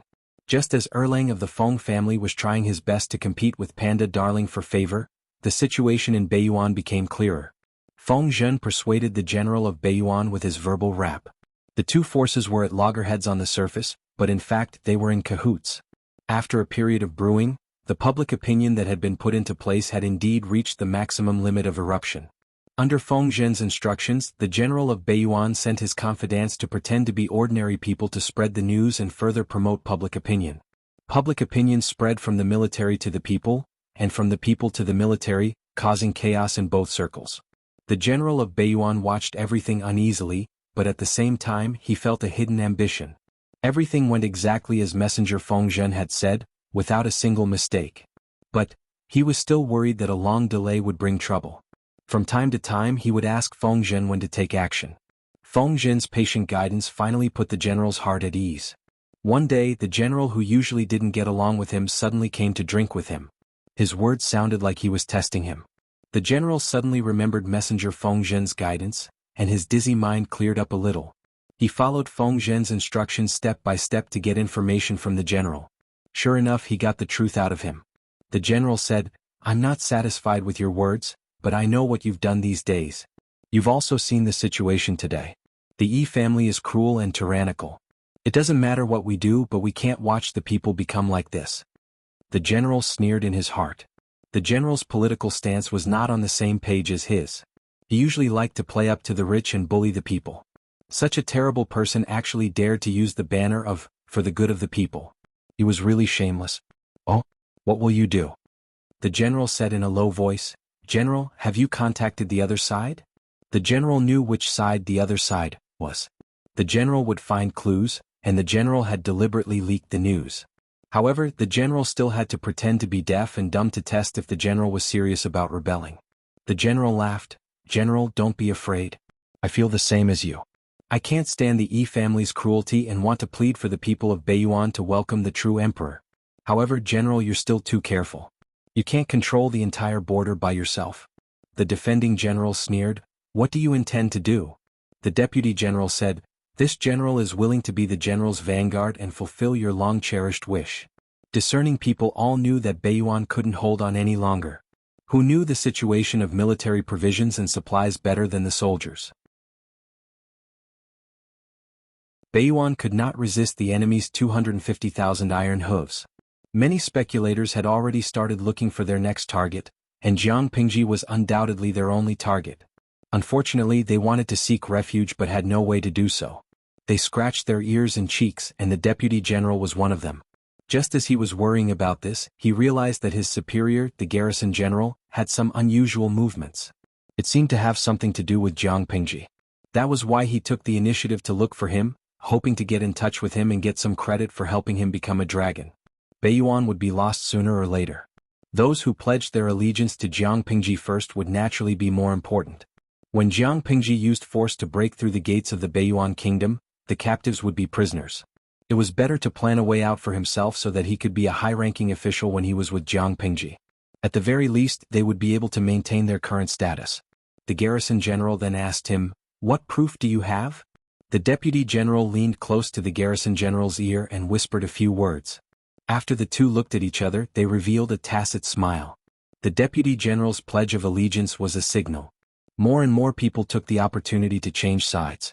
The garrison general saw that the time was ripe. Under Feng Zhen's instructions, he held a banquet and invited all the important generals to drink and discuss important matters.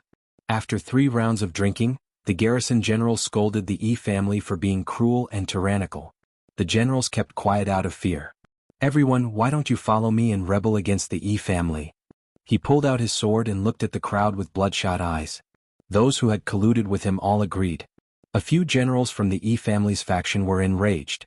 They pulled out their swords and scolded the garrison general for his treason. In the end, before they could finish their words, their heads were chopped off by the people beside them. The banquet that had been filled with toasts and toasts 15 minutes ago was now covered in blood. A few heads rolled on the ground. The garrison general sent someone to collect the heads as a gift for the opening of the city the next day. A mutiny was carried out quietly. When many low-ranking soldiers woke up, the flags on the city walls were uniformly changed. The flags fluttered in the wind and snow. The unfamiliar patterns of the tribe's emblems stood tall on the land of the Beiyuan. Not long after, the news of the loss of the border flew to the Beiyuan as if it had wings. Jiang Pingji took advantage of the high morale on her side and sent troops to attack 3 passes in a row. The morale of the people in the Beiyuan was completely destroyed. At this time, the public opinion among the people had reached a boiling point. More and more people knew that the outside world could no longer tolerate the atrocities of the Yi family in the Beiyuan. At this time, the news of Jiang Pingji's strict management of the army. After the city was breached, the news of not burning, looting, disturbing the people, and not slaughtering captives also spread. More and more people gathered and wanted the garrison soldiers to open the city gates and surrender to Jiang Pingji. Lord Jiang didn't come to attack the Beiyuan. She came to eradicate the malignant tumor of the Yi family and save our people. The harsh governance of the Beiyuan was a sharp contrast to the benevolent governance Jiang Pingji implemented in Dongqing. The people's nerves had long been suppressed to the bottom. At this time, when Jiang Pingji attacked the Beiyuan, they all rebounded. Most of the garrison soldiers were old, weak, sick, and disabled. How could they resist the people who had lost control of their emotions? After Jiang Pingji attacked 3 passes in a row, there were people who opened the gates and surrendered at every place. Occasionally there was resistance, but it was like cutting tofu with a knife. The 250,000 troops rushed all the way to the capital of the Beiyuan. Under the seemingly harmonious situation, there was a surge of disharmony. Jiang Pingji couldn't let the aristocrats of the Beiyuan go. She sent people to mix among the people and stir up their resentment. She instigated them to attack the houses of the aristocrats and loot. The soldiers who were mixed in took the opportunity to harvest all the heads. When Jiang Pingji received the message for help and hurriedly sent troops to rescue them, the rebels had long dispersed. The unlucky ones were completely annihilated. The lucky ones still had a few people left. Our Lord's methods are really becoming more and more like an emperor. In half a month, they conquered half of the Beiyuan and killed tens of thousands of enemies. 60% of them were the so-called aristocrats of the Beiyuan. If he hadn't seen it with his own eyes, Feng Zhen really couldn't imagine that the 2 words, aristocrats, were so cheap. Every household had a scale of hundreds or thousands of people. Were the people of the Beiyuan all breeding pigs? How could they have so many children? What made him even more emotional was the Lord. She didn't have the slightest bit of soft-heartedness. She directly killed them. In the end, she even put all the blame on the refugees. No one had any evidence to suspect her. Who asked them to bully the people so ruthlessly? It was reasonable for the people to aim their angry butcher's knife at them. Qiguan Rang said indifferently, "She is an emperor. One and only. Genius in a second." Remember this site's address. Mobile version.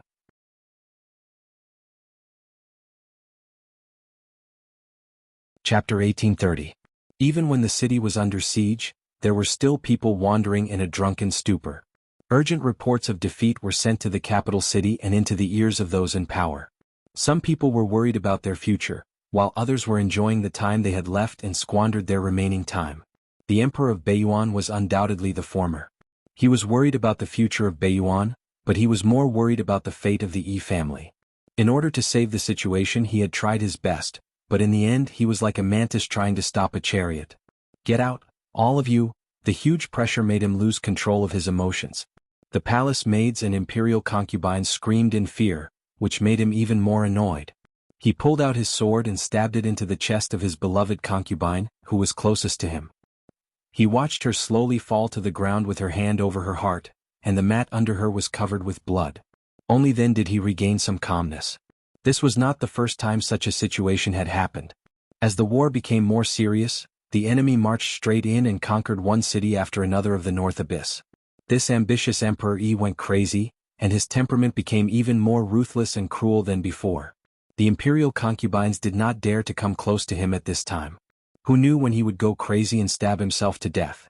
Now this beloved concubine was also unscrupulous in order to climb up. Unfortunately, the emperor was in a bad mood, so he killed her to vent his anger. "Get out, all of you!" The emperor killed another 2 palace maids with his sword, and then he completely calmed down. Because of the emperor's antics, the originally warm palace gave people a bone-piercing chill. At this time, the eunuch serving the emperor came forward to deliver something. The emperor saw it and hurriedly asked him to serve it. It was called immortal powder. It was rare and precious. After taking it, one would feel refreshed and revitalized. It could also stimulate inspiration and relieve stress. Recently, the emperor had a headache because of Jiang Pingji's attack on Beiyuan, so he became more and more dependent on the immortal powder. After taking the immortal powder, the irritable emperor was like a placated tiger.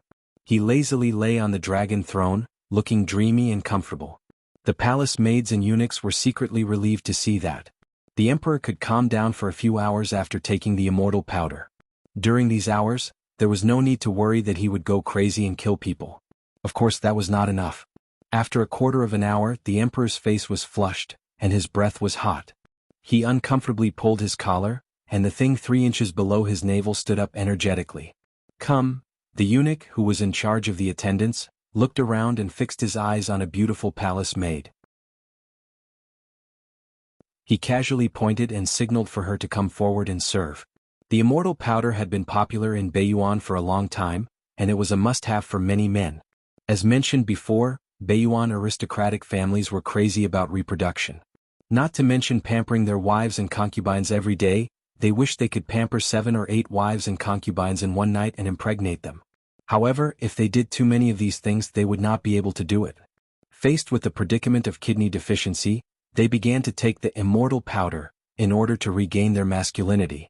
Just by sticking to it, a man's self-esteem would be restored.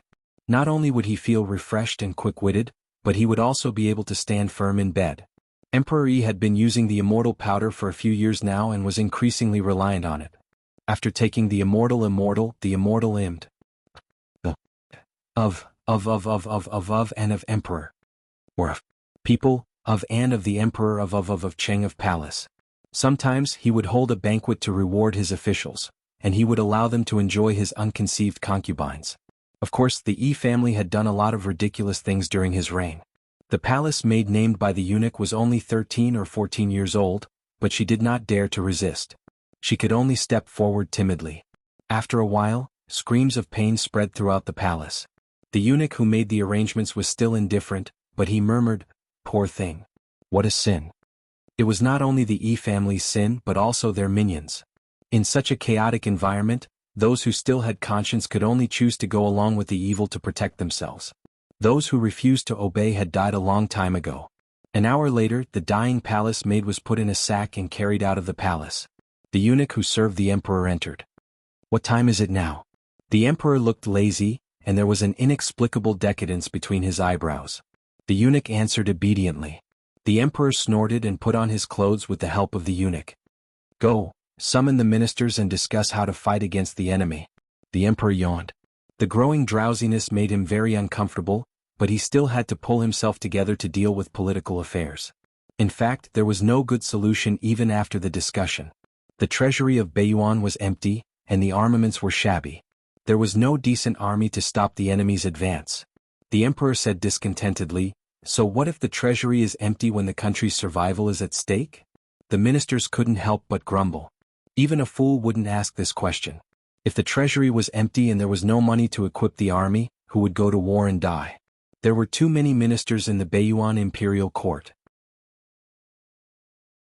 They usually shared the benefits, but when it was really necessary for them to give advice, they all dropped the ball. The emperor's meaning was clear. If the treasury was empty, let the ministers take out their wealth to form an army to fight against the enemy. Seeing that the ministers pretended not to know, the emperor's anger rose again. "All of you are the ministers who receive the salary of Beiyuan. Now that the country is in danger, there is nothing you can do?" Since the hint didn't work, he would just say it directly. The emperor reprimanded the ministers angrily, trying to make them take out their wealth to fill the gap. How could the ministers agree to that? Jiang Pingji had almost conquered half of Beiyuan in such a short time. Could they still fight back in a desperate situation? The destruction of Beiyuan was a foregone conclusion. Even if they took out their wealth, it would be like throwing meat buns at a dog. Only fools would bet their wealth on the broken ship of Beiyuan. It wouldn't be as simple as being trapped. Maybe even the lives of the whole clan would be sacrificed. No matter what the emperor said, the ministers were playing Tai Chi and feigning civility. In the end, the furious emperor drew his sword and killed a few ministers who were not pleasing to the eye. Under the threat of their lives, a few ministers finally relented and said they would go back to raise money and grain. As soon as they left the palace, their expressions changed. Emperor was completely crazy. There was no future for him to continue to follow such a tyrant. It was better to follow Jiang Pingji. If they followed Jiang Pingji, even if they couldn't maintain their current status, they had a strong foundation and wouldn't have to worry about wealth and glory for the rest of their lives.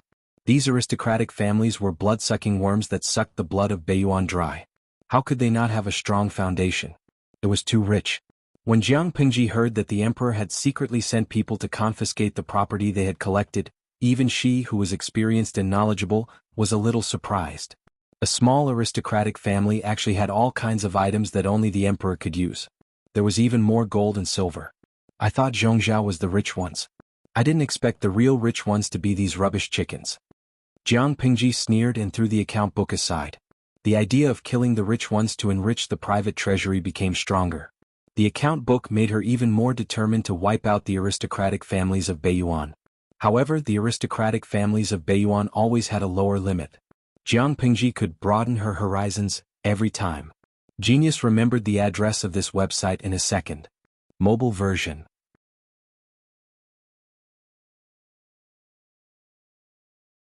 Chapter 1831. Even animals know that I am alive, and those who gave birth to me will not be humiliated. These people sure know how to play. Feng Zhen listened to his subordinate's report and couldn't help but reveal an expression that said, I've learned something new. Qiguan Rang sneered and said, when there are so many people, all kinds of monsters will come out. The father humiliated the daughter had an affair with her own uncle, the brother and sister were indescribable. As long as it was a man and a woman, they would be able to form a pair. How were they humans? They were clearly a group of beasts in human skin. Jiang Pingji said, get someone to pack these things up and throw them to Zixiao in the future. Qiguan Rang and Feng Zhen were stunned for a moment. These things that even they felt were dirty to their eyes, were thrown to Wei Xi? Could it be that the Lord also wanted to play the forbidden role with Zixiao? Jiang Pingji snorted. What are you all thinking about? I said I'd throw them to Zixiao because I wanted to give them to his subordinates so they could have more material to write about. If they dare to do it, I dare to brand their names in the annals of unofficial history for the rest of their lives. This can also be considered as immortalized and recorded in the annals of history. Humph, very interesting. Qiguan Rang and Feng Zhen were speechless. His lord really knew how to play. If she really did that, those aristocrats wouldn't be able to live in peace even if they went to the underworld. The messy affairs of the family had been used as material to be written in erotic books for future generations to learn and enlighten them. If their ancestors in heaven knew that their family's reputation had been ruined by their descendants, wouldn't they be so angry that they would come back to life? He would most likely be angered to death. After another 2 days, Feng Zhen mysteriously asked Jiang Pingji to take a look at something. What are you looking at? Jiang Pingji had been very busy recently. It was not difficult to conquer Baiyuan. The difficult part was how to appease the people of Baiyuan and win their hearts. To put it bluntly, the food supply was not in place. She also made a note of the vacancies so that it would be easier for manpower to fill them. At a time like this, Feng Zhen didn't share her burdens and worries. He even said he wanted to take her to see something. Jiang Pingji frowned. Although that was what he said, his actions were still very honest. Feng Zhen had people carry over 3 large chests. When they opened them, they found that they were filled with dazzling gold, silver, and jewelry. Did you plunder someone else? Feng Zhen smiled and said, that's not true. Someone secretly delivered it to us yesterday. There's also a letter here. Jiang Pingji took it and read it carefully. She couldn't help but feel angry after reading a few lines. The people of Baiyuan. The battle in Baiyuan was too painful. All kinds of experiences made her realize that this country was rotten to the core. However, they were still able to lower their limits, which was an eye-opener for her. What does my lord think? Feng Zhen picked up a rather hefty piece of gold.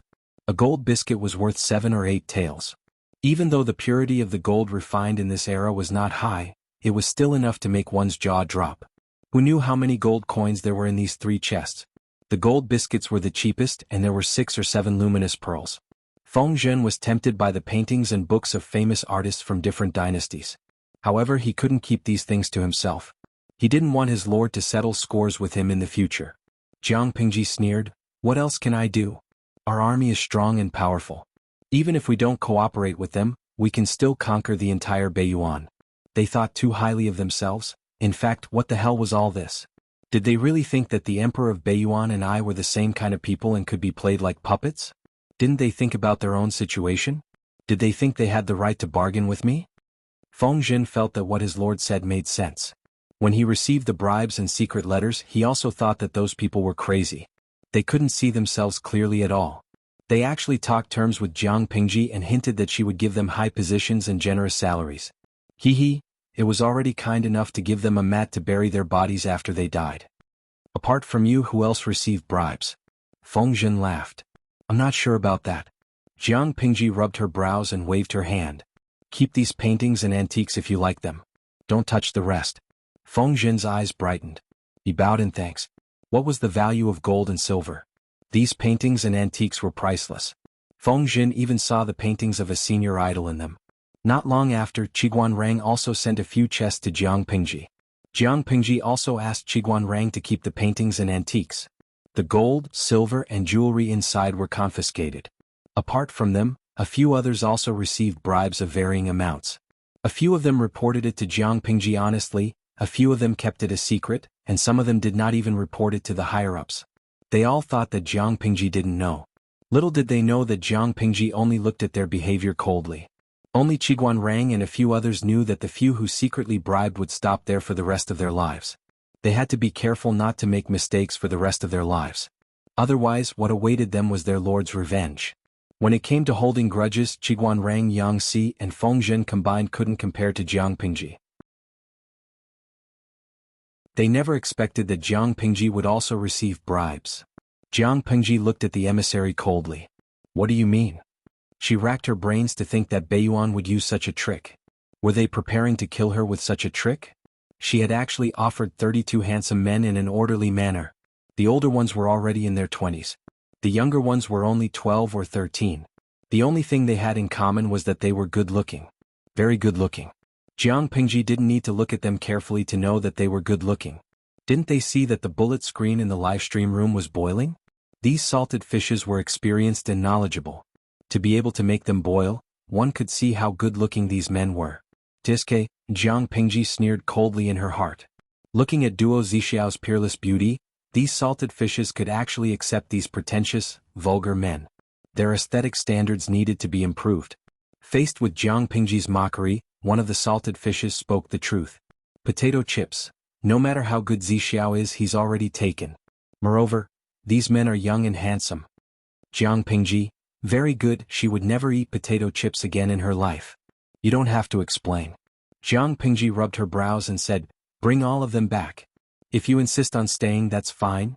Before the emissary could reveal a joyful expression, Jiang Pingji said again, leave one, I'll kill one myself. The royal family of Beiyuan is immoral, but I'm enforcing justice on behalf of heaven. Let's fight, there's no room for nonsense. If your country's emperor still has a sense of shame, please tell him. First cultivate his virtue, then cultivate his heart.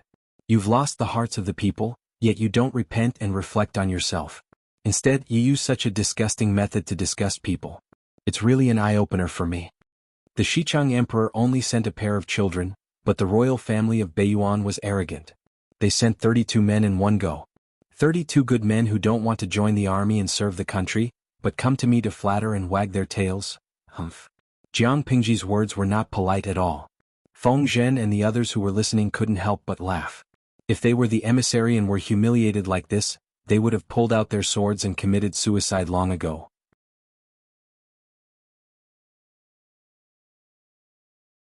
Chapter 1832.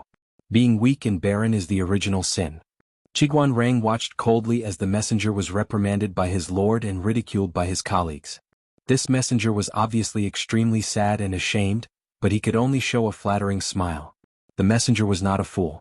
How could he not know what kind of humiliation he would suffer by coming here? He knew what kind of situation it was, but he still came and had to come. The reason was that Beiyuan was too weak, so he had to come. Because it was weak, the messengers sent here had no dignity and could only be humiliated by others. Feng Jin said, being weak and barren is a sin, but we did not bring this sin to them. Serves you right for asking for it. As one of the 5 countries in the world, if Beiyuan managed it well, it might be able to dominate the north and observe the world. Who asked Baiyuan to take the wrong path from the beginning? No, it should be said that their rulers could not restrain their greed and played a good hand to pieces. If any of them had restrained themselves and prioritized the country instead of putting selfishness first, Baiyuan would not have ended up like this. However, it was easy for him to say these words now. Were all the people in Baiyuan blinded by greed? At the end of the day, it was just bad money driving out good money. Those who still had a conscience could only choose to follow in the mire to protect themselves. The more people who followed in the mire, the larger the group, the faster the foundation of Baiyuan would be corroded. Even if some people knew that Baiyuan would be digging its own grave if it went on like this, who dared to stand up and say it? Those who dared to say it were either mute or dead. Everything that happened to Baiyuan, wasn't it also what Dongqing, Nanxing and Zhongzhou had experienced? However, the last three countries were completely free because someone used violence to cut off the rotten roots from the main trunk, but Baiyuan was still sinking. Qiguan Rang did not sympathize with the messengers of Baiyuan who were ridiculed and embarrassed by the crowd at all. Instead, he felt that this was the retribution they deserved. According to the Lord's previous words, during an avalanche, no snow was innocent. Similarly, when the Baiyuan collapsed, none of these officials were innocent. Was there any difference between choosing silence and following in the mire? In essence, there was no difference. They were all executioners who pushed Baiyuan to the end. This envoy was also an official of the Baiyuan court. Now that he was groveling at the feet of the Lord in such a lowly manner, wasn't he deserved it? When the crowd dispersed, the emissary led the 32 handsome men away in embarrassment. Qiguan Rang saw that the emissary's expression was sad and indignant but helpless. There seemed to be tears at the corner of his eyes. Seeing this, Qiguan Rang sneered and waved the feather fan in his hand even more cheerfully. He liked to see his enemy struggling in desperation. It made him happy. Just as he was thinking, he heard the crunching sound of snow being stepped on. Qiguan Rang didn't need to turn around to know who the footsteps belonged to. He turned around and bowed to Jiang Pingji. What is Wenzheng looking at? Jiang Pingji followed Qiguan Rang's line of sight and looked over. She could faintly see a small messenger. Qiguan Rang remarked, "A few pitiful stray dogs." Jiang Pingji looked at him and corrected Qiguan Rang seriously. "It can't be a stray dog, right? It's obvious that they're the dogs of a defeated country." Qiguan Rang smiled delightfully. Jiang Pingji said, "Wenjing, do you think I'm a vile person who is intoxicated by success?" Qiguan Rang replied, "My lord is a woman, not a vile person. My lord is the victor, and the victor has the right to write history. It's not an exaggeration to say that you are successful. The country is about to perish. People in troubled times are worse than dogs. Which of the 4 words, stray dogs of a country, is wrong? When I heard the conversation between you and Zisher just now, I thought you were feeling sorry for the messenger who was humiliated and ridiculed and felt sad. That's why I came here to enlighten you." Jiang Pingji smiled as if she was telling the truth. "I don't know enough about Wenjing. Wenjing's breadth of mind is different from ordinary people.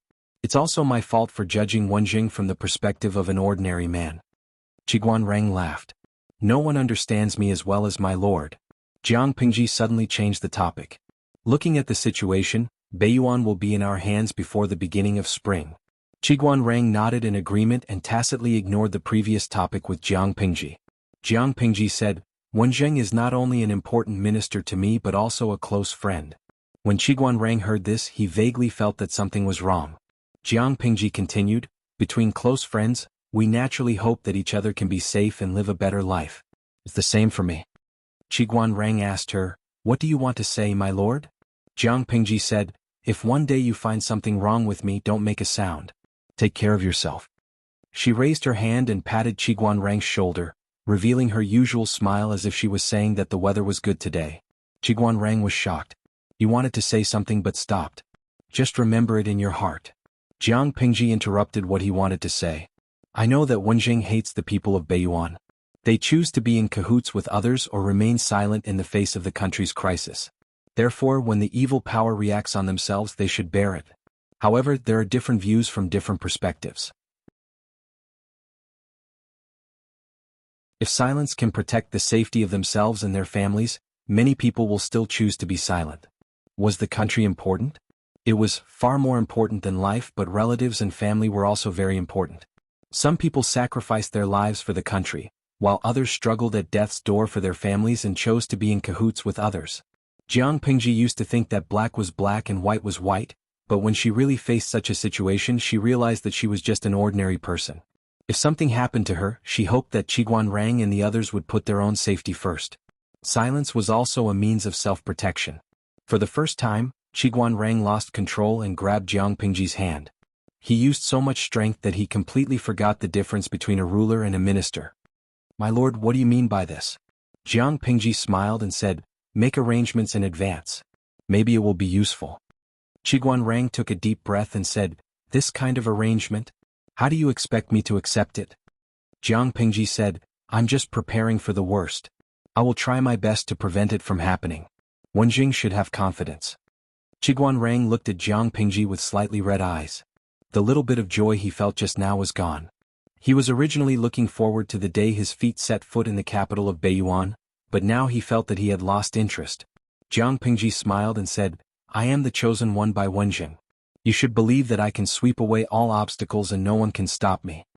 Qiguan Rang said, "Yes, that's true. A brave person should move forward with indomitable will, but the Lord had given him some funeral arrangements." What did this mean? It meant that this brave person was also confused and hesitant about the future. She was not sure if she could win. Because of this worry, she gave her funeral arrangements and prepared for the worst. How could Qiguan Rang not be worried? "My lord, do you know what my only wish in this life is?" "What is it?" Qiguan Rang said, "I want to see you with my own eyes. Only you ascend to the throne and rule over the world. No one but you."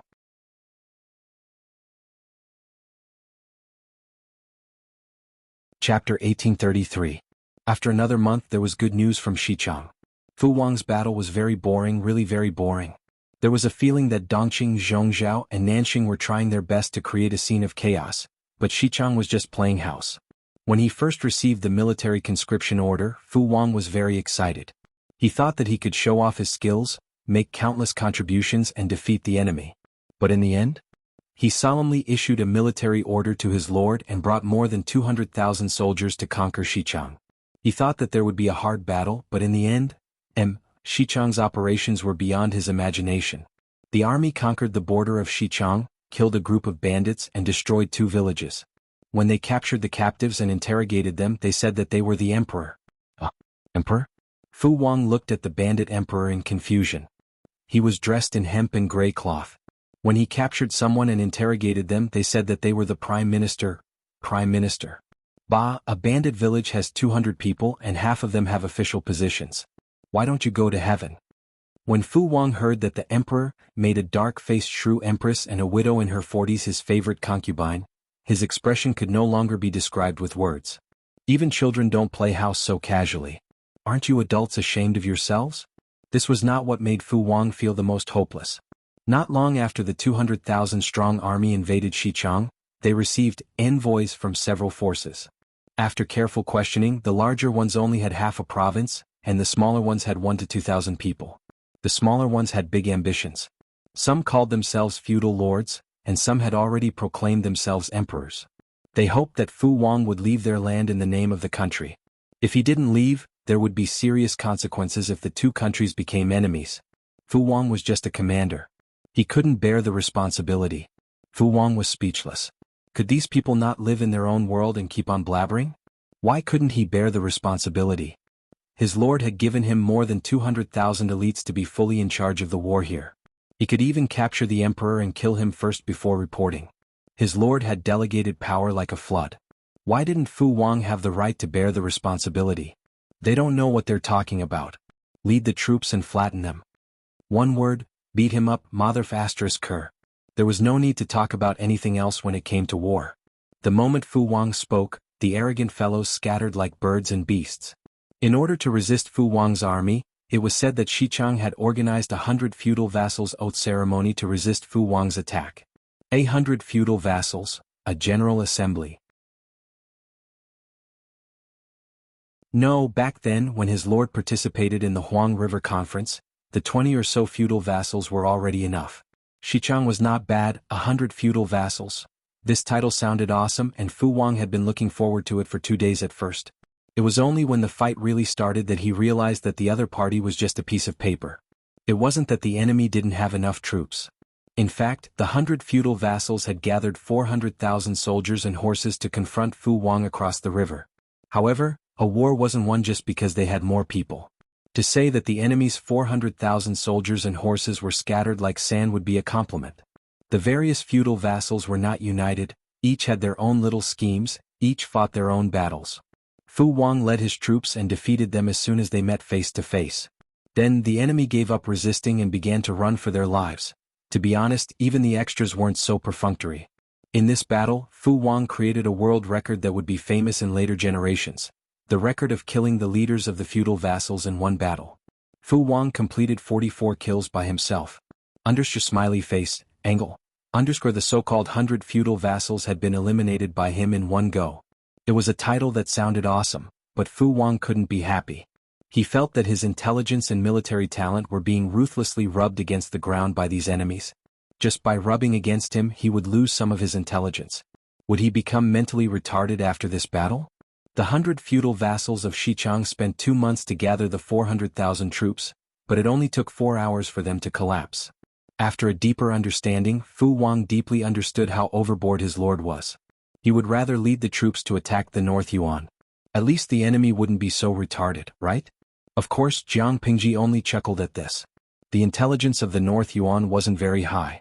Jiang Pingji only needed to watch the enemy court death and then guard their corpses. There weren't many times when she had to properly set up a battle formation to fight a battle. No matter how bad Fu Wang was, he still managed to get the title of 44 kills and saw the grand occasion of the 100 feudal vassals attacking Fu Wang. What did Jiang Pingji have? Snow. The sky was full of snow, freezing people to death. Smiley-faced, report. Fu Wang rubbed his brows and said, "What now?" The soldier who reported the news said that the scouts had caught a group of suspicious people who claimed to be the emperor of Xichang. Fu Wang was speechless.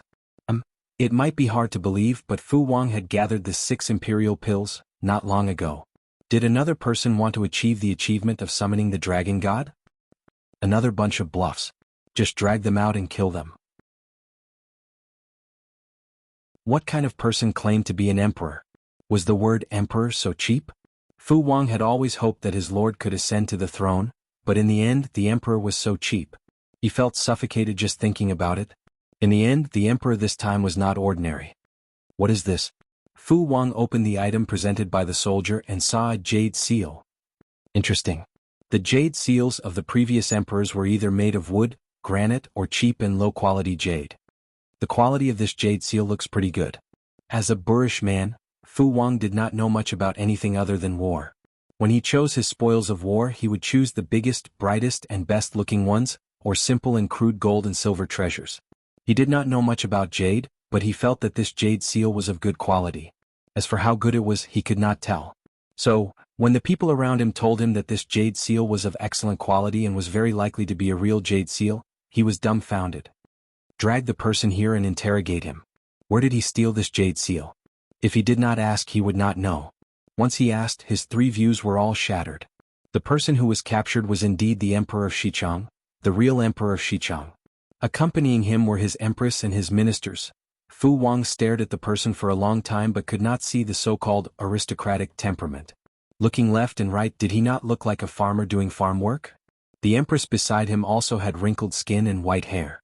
Her hands were frostbitten, and her fingertips were cracked and had thick calluses from farm work. If this was really the royal family, Fu Wang could understand why there were more than 100 feudal lords in Xichang. To many people, the royal family was a religion. With such a collapse of religion, how could order not collapse? The emperor earned money from farming, the palace earned pocket money from farming, and the concubines were sold to disharmonious places to earn money from their bodies. The so-called ministers in villages with less than 100 households were involved in domestic trifles. Wait, what happened to the jade seal? They were so poor. Fu Wang did not believe that they would not pawn the jade seal to pay back the money. The emperor of Xichang stammered as he explained. They had taken advantage of the time when Fu Wang was harvesting the heads to send the guards to retrieve it. The jade seal was the symbol of the emperor. With the jade seal, he might be able to trick some people to get close to him. Fu Wang. The Battle of Xichang was probably a stain that he would never be able to erase in his life. Genius in a second. Remember this site's address. Mobile version.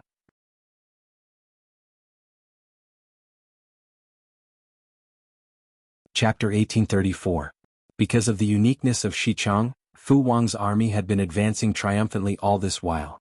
It was unbelievably smooth. Every time Fu Wang read the battle report, he felt like he was daydreaming. Xichang was a country after all. How could it be so fragile? Why would a country be divided into hundreds of pieces, each ruling their own affairs and fighting their own wars? Was he worried that the enemy's stomach would not be able to digest it, so he took the initiative to cut it into small pieces? He had clearly won, but Fu Wang had the illusion that he was going bald.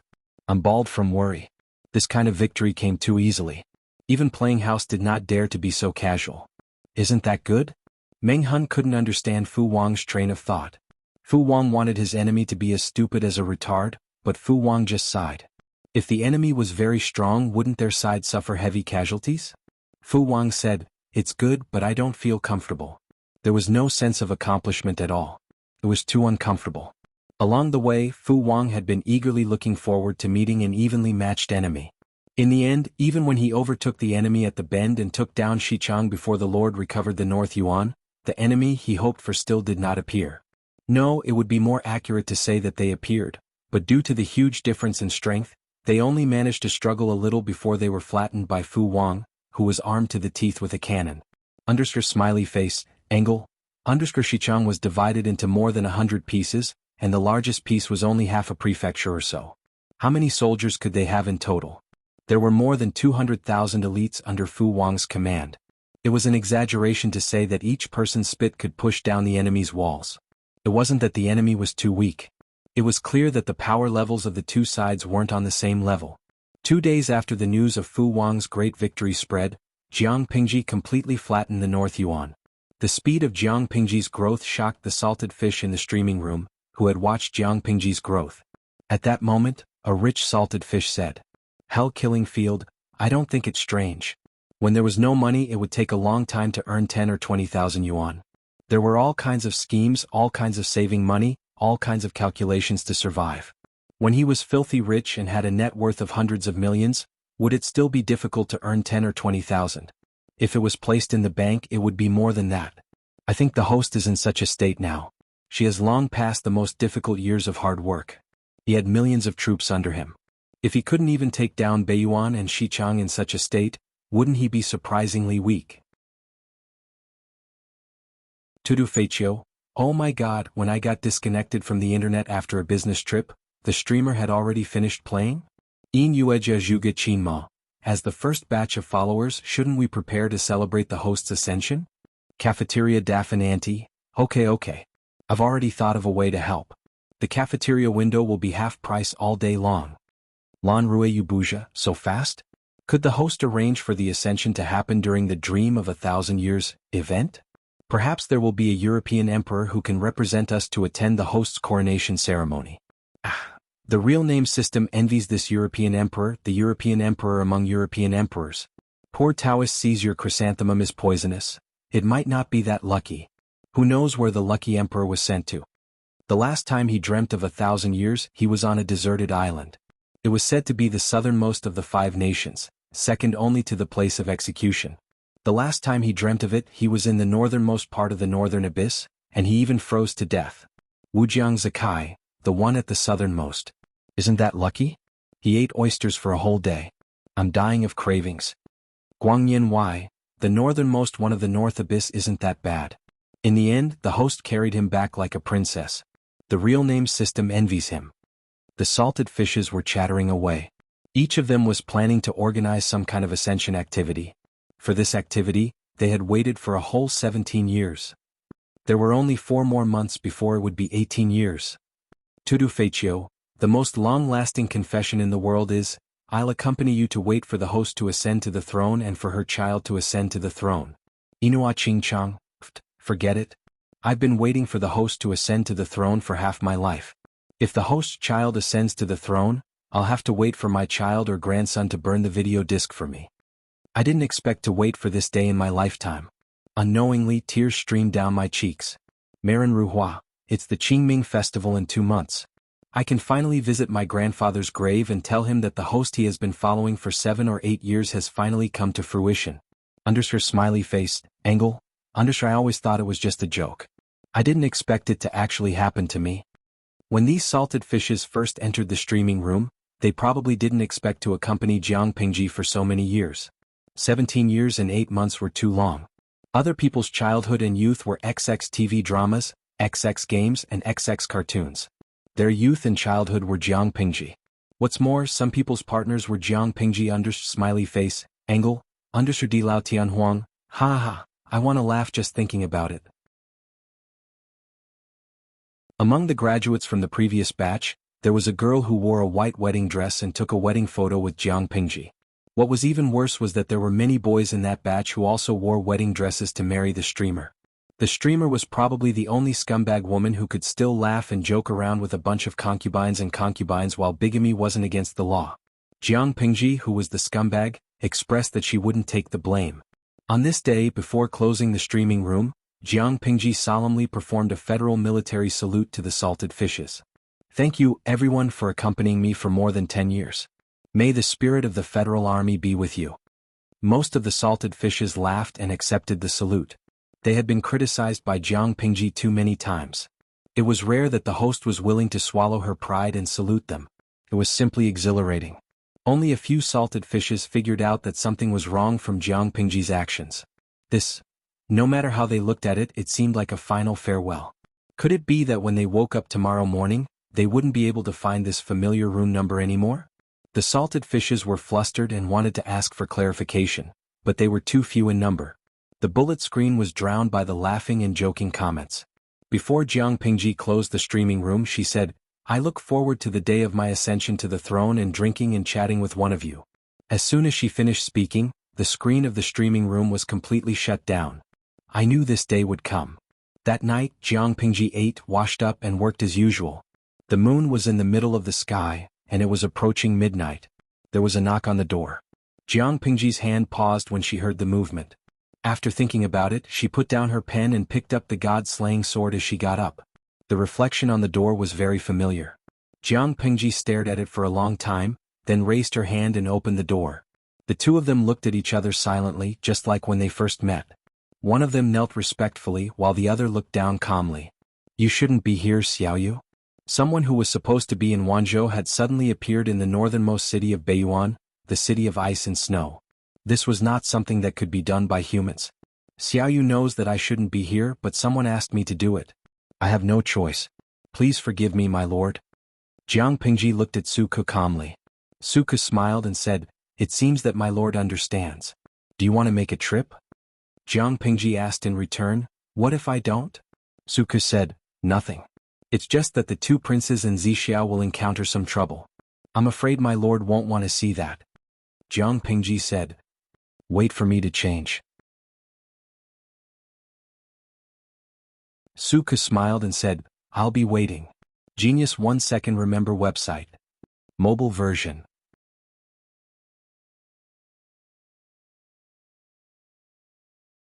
Chapter 1835. The cold wind whistled outside the house. Jiang Pingji had changed into a clean and neat outfit. The god-slaying sword hung on her waist, her expression as calm as usual. The snow outside is heavy. Why don't you put on an extra coat, my lord? Suke spoke with familiarity. The weather is cold, but the heart is cold. What's the difference between wearing one more coat and one less coat? Jiang Pingji took half a step past him and tilted her head. Lead the way. I hope it's not too far. My body is as strong as a bear. I can take off 2 more coats. You, on the other hand, should keep warm in your old age. Suke smiled and bent down to pick up the lantern. He slowly led the way in front. The cold wind blew the flying snow into their hair. The flying snow was slightly thicker. From afar it looked like white hair. I suddenly hope that the snow will be heavier. Jiang Pingji and Suke maintained a distance of about 1 meter. The person in front of them carried the lantern and walked slowly in the snow. There was only the sound of the two of them stepping on the snow, breathing, and the sound of the wind. The seemingly noisy night scene of winter snow gave people a different kind of silence. In this case, if something really happens to me, I'll be considered to have lived a long life. Suke did not answer. His back was still straight, but his fingers that held the lantern trembled slightly. She kept following Suke's guidance. He led her farther and farther away. The surrounding scenery also became lonely. Jiang Pingji said, Speaking of which, Xiaoyu, do you remember how long we've known each other? Suke did not answer. Jiang Pingji continued, I remember it was not long after the flower festival when I was 12. How can I not remember? It's an unforgettable day in my life. Jiang Pingji counted with her fingers. I don't usually pay attention to it. Now that I think about it, I'll be 30 in 2 months. To be honest, other than the group of salted fish in the streaming room, the person she had known for the longest time in this life was actually Suku. She had known the salted fish in the streaming room for 17 years and 8 months. She had also known Suku for 17 years and 8 months. They were master and servant. Jiang Pingji thought that time passed very slowly. When she turned around, she saw that everyone had changed from teenagers to young adults. They were rushing to their 30s and 40s.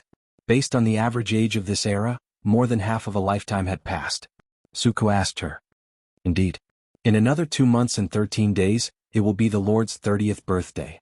The ancient people celebrated their birthdays in a big way, such as their 30th, 40th, and 50th birthdays. Jiang Pingji said regretfully, the 30th birthday is of great significance.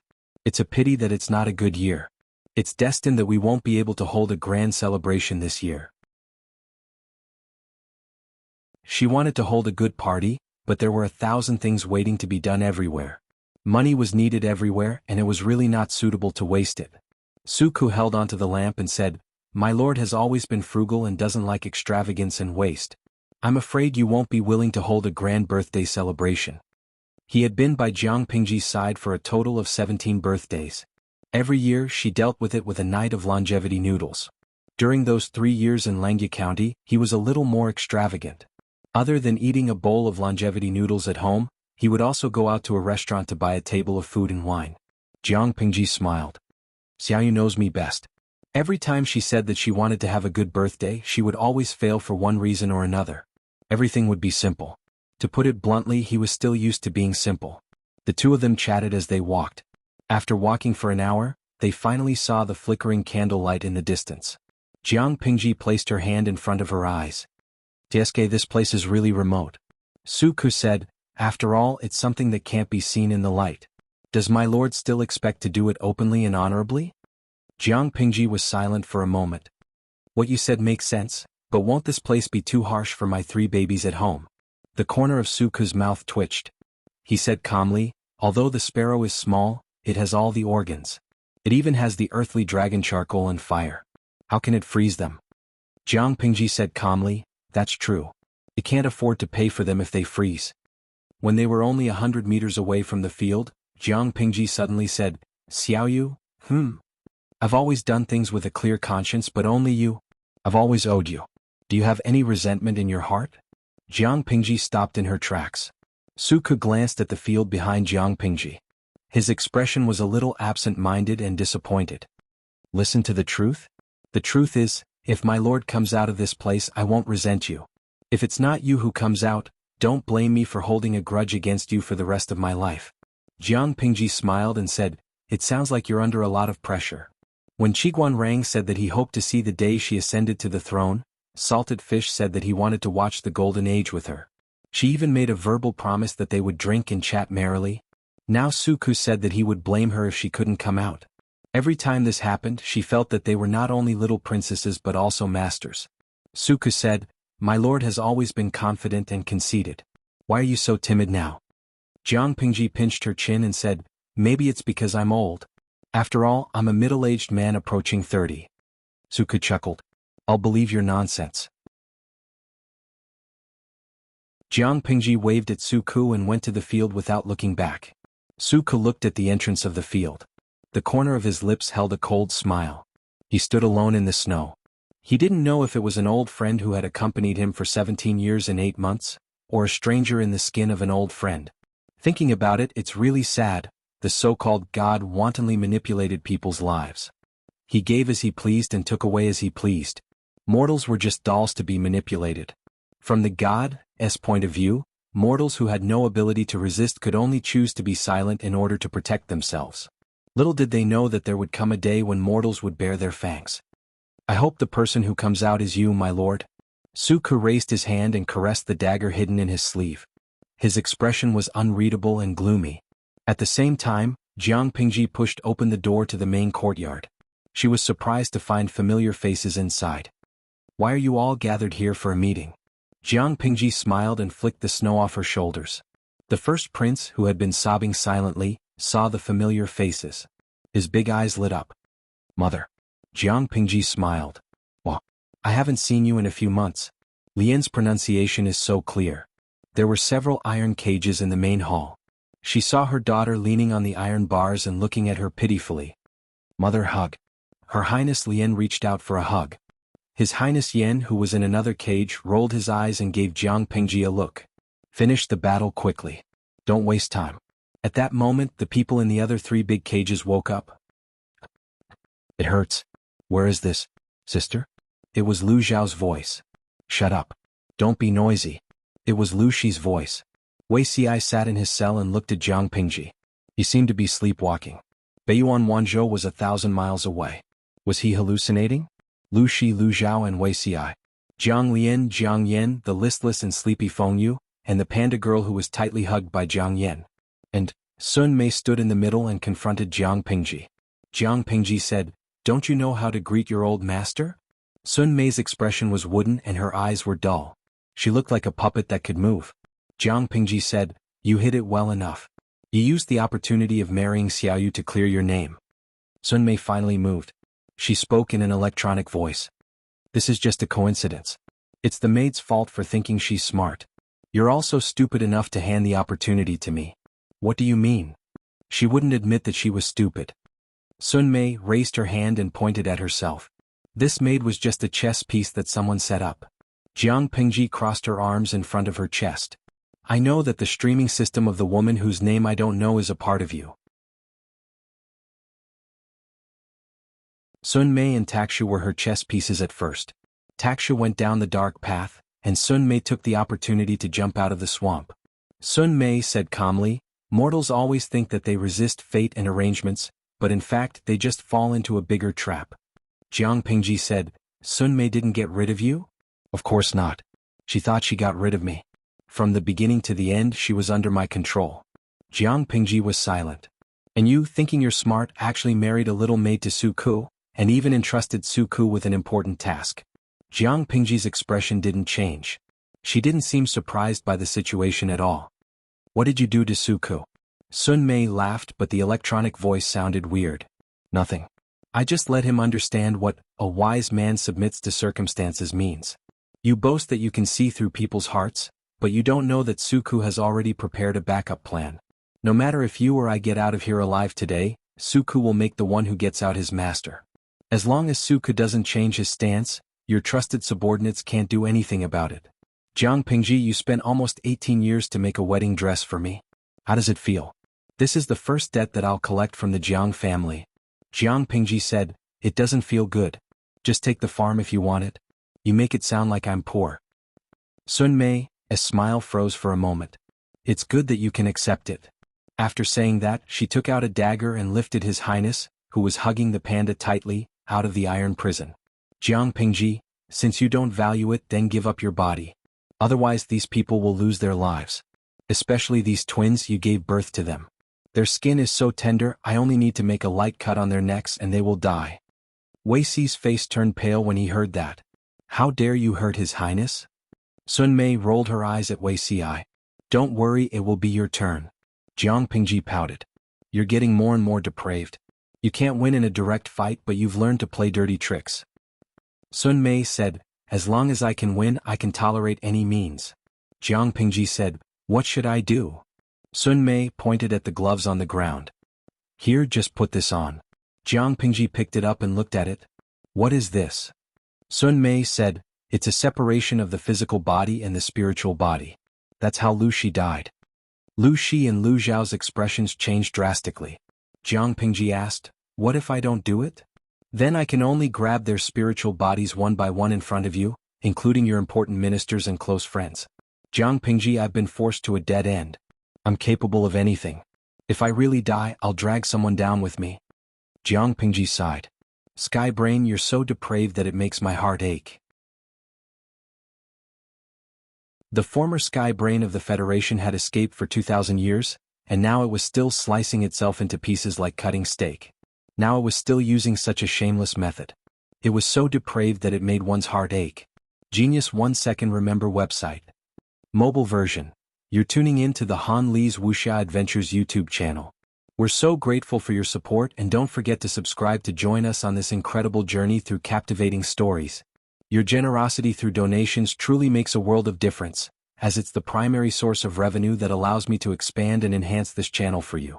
Thank you from the bottom of my heart for being a part of this adventure.